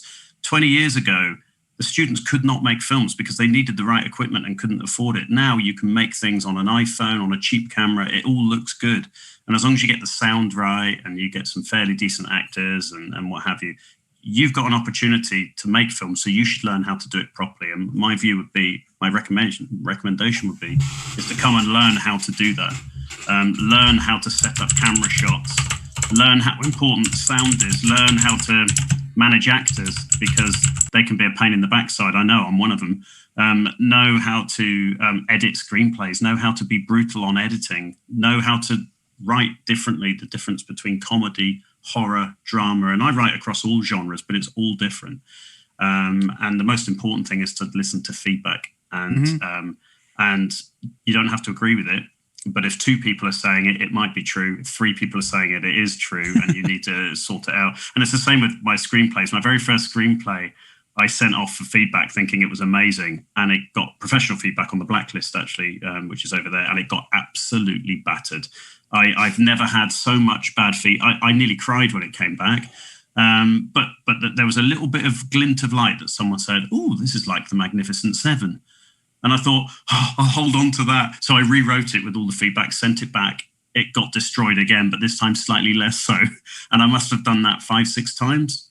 And I had to suck up the feedback every single time. So you can teach yourself, but it would have been a lot easier for me if I'd been able to go to somewhere like UPIKE and actually learn some of the skills to do it. So, you know, you're in a great place. And the fact that you're doing this is a testament to I don't know if you call it school, college, university, whatever you call it over there. What do you call it? Prison. Yeah, prison. Close enough. But my point is that yeah, you should learn the skills, but don't limit yourself to what you get taught there, because you can teach yourself a lot as well. And the best thing you can do is go and do it. You know, I know professional actors and professional filmmakers that are constantly going on courses, developing themselves, going on training, but they never make anything. Best thing you can do is start making stuff, get it wrong, make mistakes, learn from it, and do it while it's cheap. And use each other, because you've got a big network of people you can use as actors and sound people, and also, you know, you can get help with editing, you can get feedback. You know, that disappears the minute you leave education and you go into the real world, and it becomes a lot harder. So yeah, definitely do it. You don't have to, it's not the only route. You know, I don't know how it is over there, but over here it's very expensive to be educated at film school. So you can teach yourself if you can't afford it. And, you know, some of the best actors that you know haven't been trained. For those of you who know Ciaran McKellen, who plays Gandalf in Lord of the Rings, he's not a trained actor. Yet he's been on stage doing Shakespeare for years, but he wasn't trained. He didn't go to drama school. I'm not a trained screenwriter, but I've written 23 screenplays, and I've got some big screenplays potentially being made this year. They were going to be made last year, but thanks COVID. So, you can, it's all about how much passion and desire you've got. And the one piece of advice I will give you, my dad taught me this before he died, was that you have to do the thing you love. Don't do like I did and get to 40 and realize you should have been a writer and an actor, because you've lost 20 years. So find the thing you love. And if you don't know what you love, that's fine. But just do something that makes you happy. And film, this type of thing, if you've got a creative mind, there's so many avenues that you can go into to make yourself happy. It doesn't have to be writing, doesn't have to be acting, doesn't have to be directing. Everything's so technical in this industry, it's brilliant. One of my favorite moments is when I'm on set watching everybody doing their jobs, from the lighting guys to the sound guys, to the people putting the set together, to the costume people, to the makeup people. It's an amazing industry, and it's so big now. There are so many people making content that, you know, you've just got to try and stand out amongst the others. And last lesson from this lecture of David Keogh, screenwriter, is to be persistent, because what will happen, and what I see happening, especially at times like this, is that a lot of people fall out very quickly. And it's the people who are persistent and hold on and keep going. Even if you have to get a second job to earn income for a while, whatever it is you need to do, do it. But don't stop doing this, because you'll be unfulfilled forever if you do. So you use the facilities and what have you here. And I hope, Andrew, I hope you agree with what I'm saying, but, you know, use the chance you've got. Absolutely. Now, I've got to mention this from what you just said. The people often say that film is a tough industry, and I think that's true. But they've said the people that keep at it, those people don't fail. Like, I don't know anyone that is a failure in film or video that is actively making stuff. They've all succeeded in some form or fashion. Yeah. And there's a lot of truth to that. You know, you may not achieve the goal you originally started when you had in mind, but you if you continue at things, you don't fail. You make progress over time, and you know you do have a career. I don't know anybody that has failed that has continued to work. I really don't, and I think the people that fail are the people that stop. Yeah, and I agree. I agree with everything you said. Very well said. Questions from anyone here that for David? I think Mackenzie's got one. Hi, Mackenzie. My question is from an actor's point of view, because I went to UPIKE and I did the acting course and everything like that, and I'm still doing acting here and there. But so as you being an actor yourself, as you said, and you're also a screenwriter, so was it hard for you to listen to us, like, in a way, because where you're an actor yourself, where you automatically think of how not at all, because I'm listening to people speaking words I've written who are sitting in a country across a massive body of water. It's a miracle. I don't even know how it's happening. I don't understand the science of Zoom. It's incredible that this is happening right now, that we are talking in real time, so far from each other on this little globe spinning around the universe. How could I possibly stop to think about an actor not maybe saying the word that I wanted in the right way? Not at all. as an actor, I'm an expert at taking a script and going, well, I wouldn't say it like that. I'll change that. And I change it myself. So I'm very, very patient of other actors doing that. It's fine. And in fact, I'm doing another screenplay Zoom call on Saturday, the 6th of March, for another comedy drama that I've written. And I've got actors coming in to do that. I'm a little bit dreading it, actually, because comedy, if people don't laugh, the tumbleweeds start going quite quickly across the screen. So that one's a really scary one. My biggest fear was that you didn't enjoy it, or you didn't like it, or you found it a bit cheesy, or there was bits you thought, that's probably more important to me because I'm a sensitive soul at the best of times. Well, I thought it was very good. It makes me want to go to Planet Fitness right now because they're 24/7 and go lose some weight with this. And hey, the gyms have been shut here for 12 months. I keep putting on weight every time I go to the fridge. You've got to be careful. Yep. I think Colton's got a question for you. Go. So, hi, Colton. From a music person perspective, do you think about soundtracks when you're putting them into the script, or is it something that, this song would go here? Yeah. And I like this song, so I'm going to put it right here. It's a bit of both. I've got quite an eclectic taste, actually, which is probably a music, the person who's got the job of putting music in a film would look at my music choices and shake their head and cry for about an hour before they actually deleted everything I saw I'd written. Blur and then go to Katy Perry. I was like, it's a bit of a mix, isn't it? That's what happens when you're 46 and you've got these intermittent times where you actually bother to listen to music. So you pick up weird bits. Okay. I like Blur. Oh, I'm glad to hear it. But Park Life is quite an appropriate song because they spend most of their time in a park. So that kind of fits. But no, I think you're best off not writing songs into a script most of the time. But the reality is if you do, it's okay because it gives the reader a sense of what you're trying to do. But in reality, those songs probably won't get used. It'll be a music director or someone who decides that. But music is very important in films and incidental music as well. And one of the things you learn as a scriptwriter is that you're only ever 10% of making a film. The next 10% is music, is direction, is the other actors, and each incremental 10% is the makeup, the lighting, everything adds up. But you try watching a horror film without music and tell me if you find it scary, and you won't. It's not scary at all. So yeah, it's a really important. If you're talking about just songs in general, they just need to reflect the mood of the montage normally that you're writing. I suddenly realised I've got 3 montages in there, which is probably too many. I think someone will tell me off for that if they're a producer. They don't like montages if there's more than 2 in a script for some reason. But you know what? Break the rules. Don't listen to them. If you know it's right, just do it anyway. The rules meant to be broken. Yeah.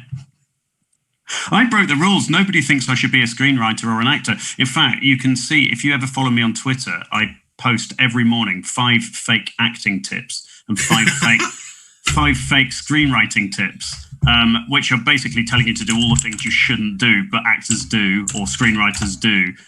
So if you find me on Twitter at Forever Keo, at Forever Keo, Keogh, one word, you'll see all of my fake acting advice. And the odd random rant about Trump, which I apologise for.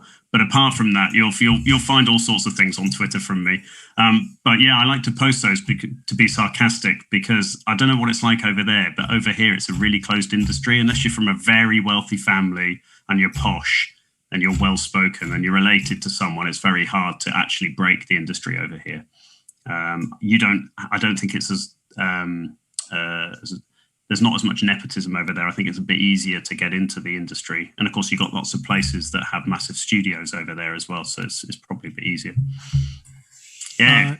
Can I get that Twitter one more time real quick? Yeah. I've already got you. You found me. You too. At Forever Keo. Just look at my quality acting advice and my quality screenwriting advice. I'm on Instagram on the same thing as well. You can find it on there.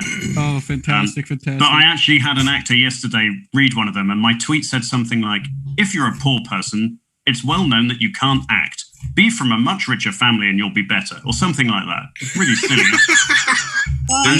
And this actor kicked off on one of them saying, "I'm poor and I can act. How dare you? I thought you were professionals." Read the room, mate. It's a joke. So yeah, but it's quite funny. You get a lot of that. There's a profile on Twitter also called Rick at Night, RIKK at NITE, and they do killer writing advice, and it's bad. It's like if you run into problems with your script, simply delete your script. I saw that one. And there's another.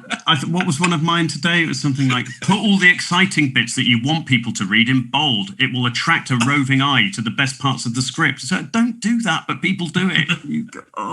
And there's another one that says, when describing women, female characters, always describe them as attractive, because male writers always do that. It's so infuriating.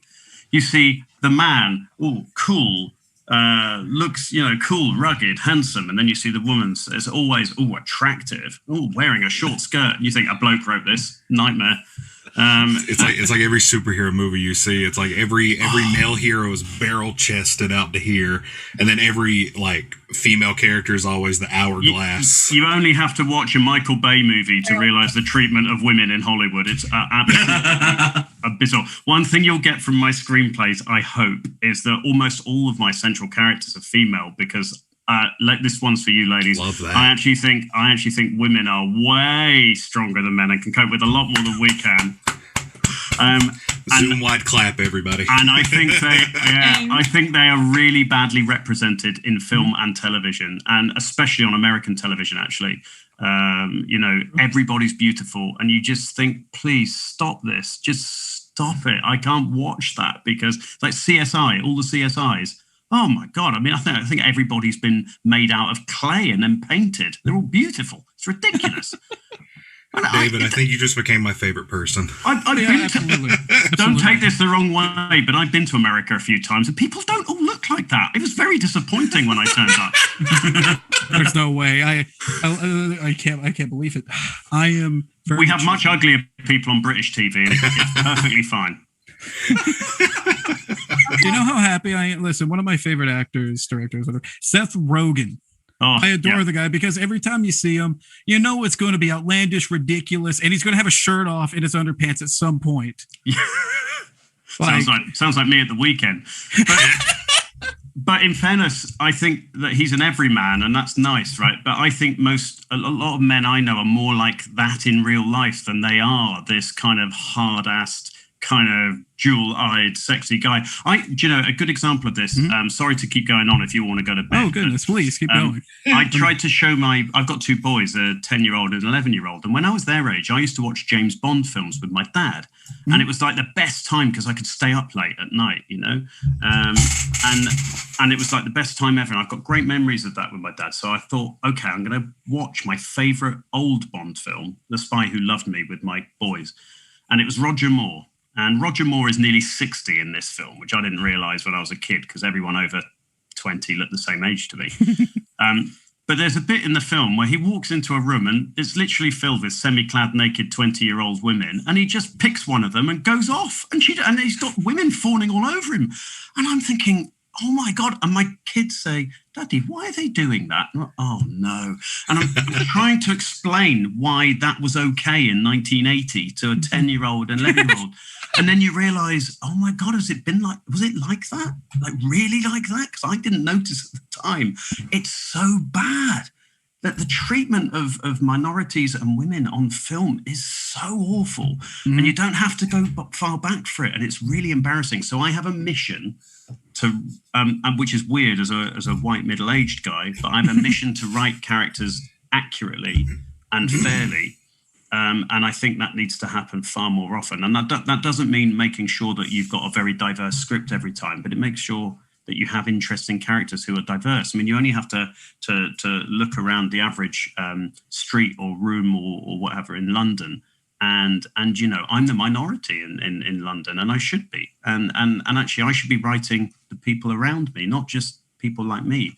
And I think the industries for a long time has been full of white male writers who write white male things, and that can't be the right way to write You should be able to make your characters far more interesting and far more different, but they have to be authentic. So if you're going to write those characters, you have to write it correctly and represent correctly, because if you don't, it's really wrong. It can go horribly wrong as well, because let's face it, I'm not the best man to write about Deliana. This is a young mid-20s black girl, and I'm not that. But what I made sure I did was I shared it with an actress from London who is black and the same age as Deliana, who I know, and she read it and she corrected things that maybe weren't accurate or authentic to make it sound more authentic. And it's still not perfect, I'm sure, but at least at least I'm doing a good job of trying. And I think writing's all about research and getting it right. And God, stop allowing plot holes everywhere in your writing. Watch Jack Ryan. I promise you'll find 15 plot holes in the first episode. I'm going to make an entire film that's just plot holes just for you. Oh, that's already happened. Watch Gods of Egypt. It's already there. Fair enough. The worst film I've ever seen in my life. Oh, God, it's so bad. Have you seen The Room? No, I've heard it's really awful, though. That's my favorite movie to talk about. The only thing is, just in case, I write a bad movie and it gets made at some point, which is a clear possibility. Let's just, applaud the creative effort that went into making The Room. Yeah, absolutely. The book is the Disaster Artist book is one of the funniest books. I can't recommend anyone in film. The movie's good. The book is hilarious. There are so many funny things that are on set. It will blow your mind. It is the funniest book I've ever read in my entire life. I can't recommend it enough. The only sad thing for me is lots of creative people out there writing lots of great stuff, and then someone makes Sharknado. So it serves a purpose, but you do wonder, don't you? And then someone spends $200 million on Gods of Egypt, and all the actors look like they've been brought in a wheelbarrow and shoved up front on a big green screen and said, "Right, now pretend to do this." And you've got some of the best actors in the world, like passengers, just saying their lines, and no one's doing anything. It's awful. And then you got Michael Bay movies where you have a 17-year-old girl in a tiny little dress and you see a long shot going up from her ankle up to her backside, and you think, who's allowing that? Like, why are you doing that? I want my kids to watch this. Do you know what I mean? Oh my God, it's so bad. I'm on a mission to films exist. I'm on a mission to try and improve all that, but I'm one lone voice, and I'm probably getting it just as wrong at times. So you just got to be very self-conscious. Whatever you do in film, just try and do it authentically and listen to people. I was actually having a conversation. Oh, I'm sorry, I didn't mean to cut you off. Did I cut you off? No, not at all. I'm waffling now, so feel free to cut me off. I definitely don't want to cut you off, because I think that, to be quite honest, everything you said has been so intriguing and interesting and hilarious. But the only thing I was going to add is I was actually talking to some friends recently about film, and what makes a great film is passion. It's literally all passion. Like The Room, Sharknado, The Reason, even though they're awful, it was made with passion. The people who wrote this, They laughed at their script. They laughed and smiled the entire time every bit of it was being made, crafted.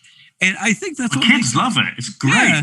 I think that's what makes a great film is, no matter how bad it is, no matter how silly it might be, if you have that passion, it's going to show in your work. But that's why Gods of Egypt's so bad, because no one clearly gave a damn on that film.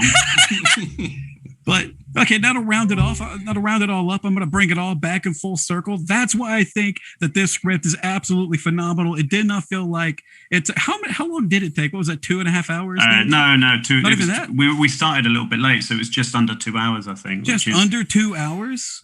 Honestly, but what would happen in real life is that would get edited down to about 1:40 by the editors. They'd cut little bits of dialogue out that aren't necessary and so on in the edit. So it would end up being about an hour and 40. I'm going to be honest. I didn't look at the clock. I didn't need to look at the clock, because the entire time that I was reading and everyone was reading their parts, I was that engaged. I didn't even look at the clock. I didn't know how much time passed, because I really didn't care about the time. I cared about what was in front of me. Well, I'm going to give you another piece of advice now. Don't any of you go into film. Can you all please go into Wall Street or Silicon Valley and make a few billion, and then come back to me in 4 years, and then we can just make it. Oh. There you go.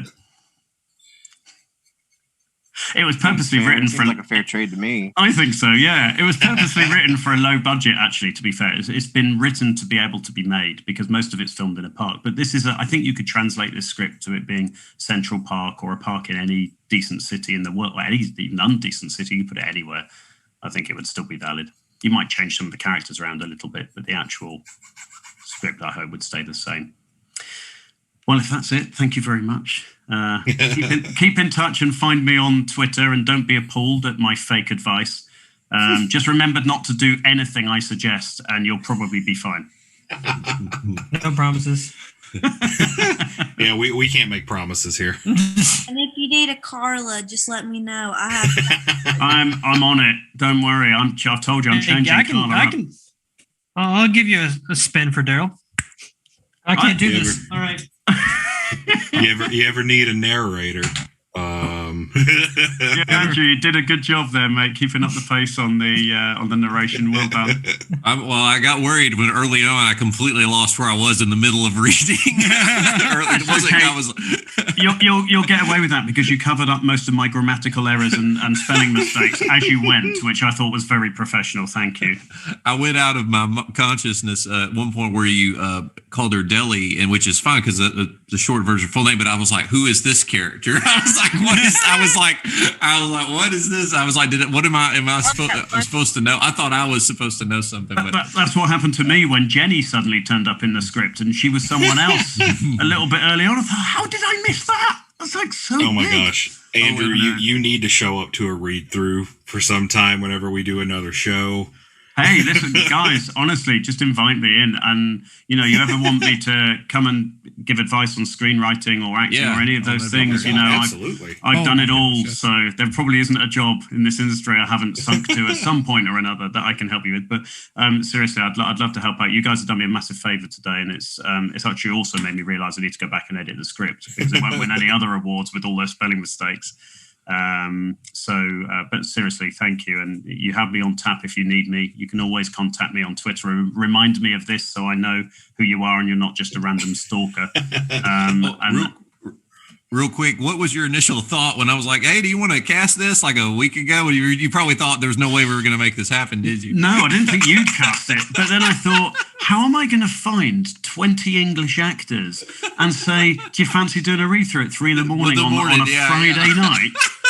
I thought I didn't think I'd get many takers. I'll be honest. So I'm pleased that you managed to put this together. It's incredible. And thanks everyone. Honestly, when I did the schedule, I did not remember that you were in England. I should have thought that I forgot to check, and then I was like, "Oops, I've already." That's okay.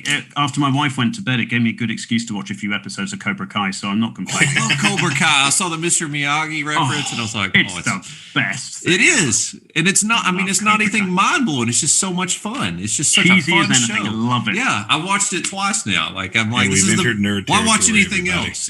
It's just so much fun. Well, who cares about anything?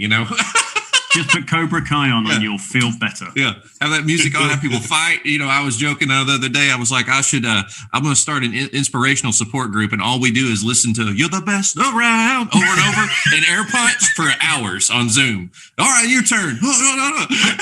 I'm already thinking of taking up karate, but this will be like when I took up fencing, bought £800 worth of kit, which is what, $1,200 worth of kit. Did it 3 times, got bored, and then left it in the spare room for 4 years, and eventually sold it on eBay for half the price. That's what I do. So I've got to not buy the karate stuff because that feels like such a call out. I'm not even going to lie, because I legitimately used to do karate. I still have my bow staff. There you go. Well, next time we do this, I'll make sure it's a kung fu movie, and you can do some moves in the background when they're doing the action pieces. I'll just be like Star Wars kid. Yeah. Oh yeah. Yeah. Let's get Jewel of Fate's music on and do that. All right, everyone. Yeah, that's what you want. A bit of Darth Maul. That'll get the tone right next time. Well, look, thank you. Seriously, thank you. I've been trying to say goodbye for the last 20 minutes. Yeah. This is what we call a Southern goodbye. I'm very hard to get.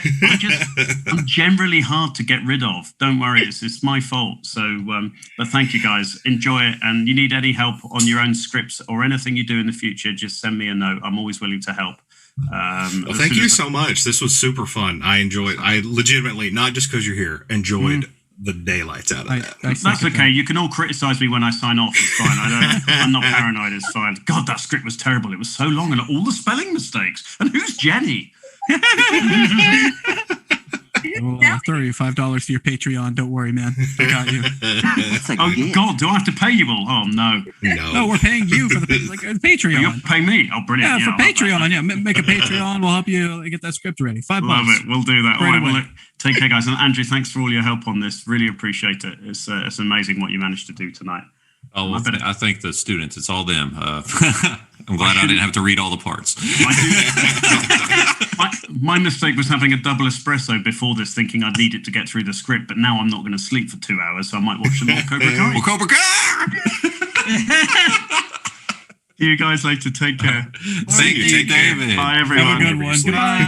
Thank you, David. I'll thank everyone for tuning in and watching today's stream. Come back tomorrow at 1 p.m. Eastern for our feature film, The Color of Spring. We have some narrative blocks lined up for you in our award show. Thank you very much. And that's it for tonight's broadcast. Thank you.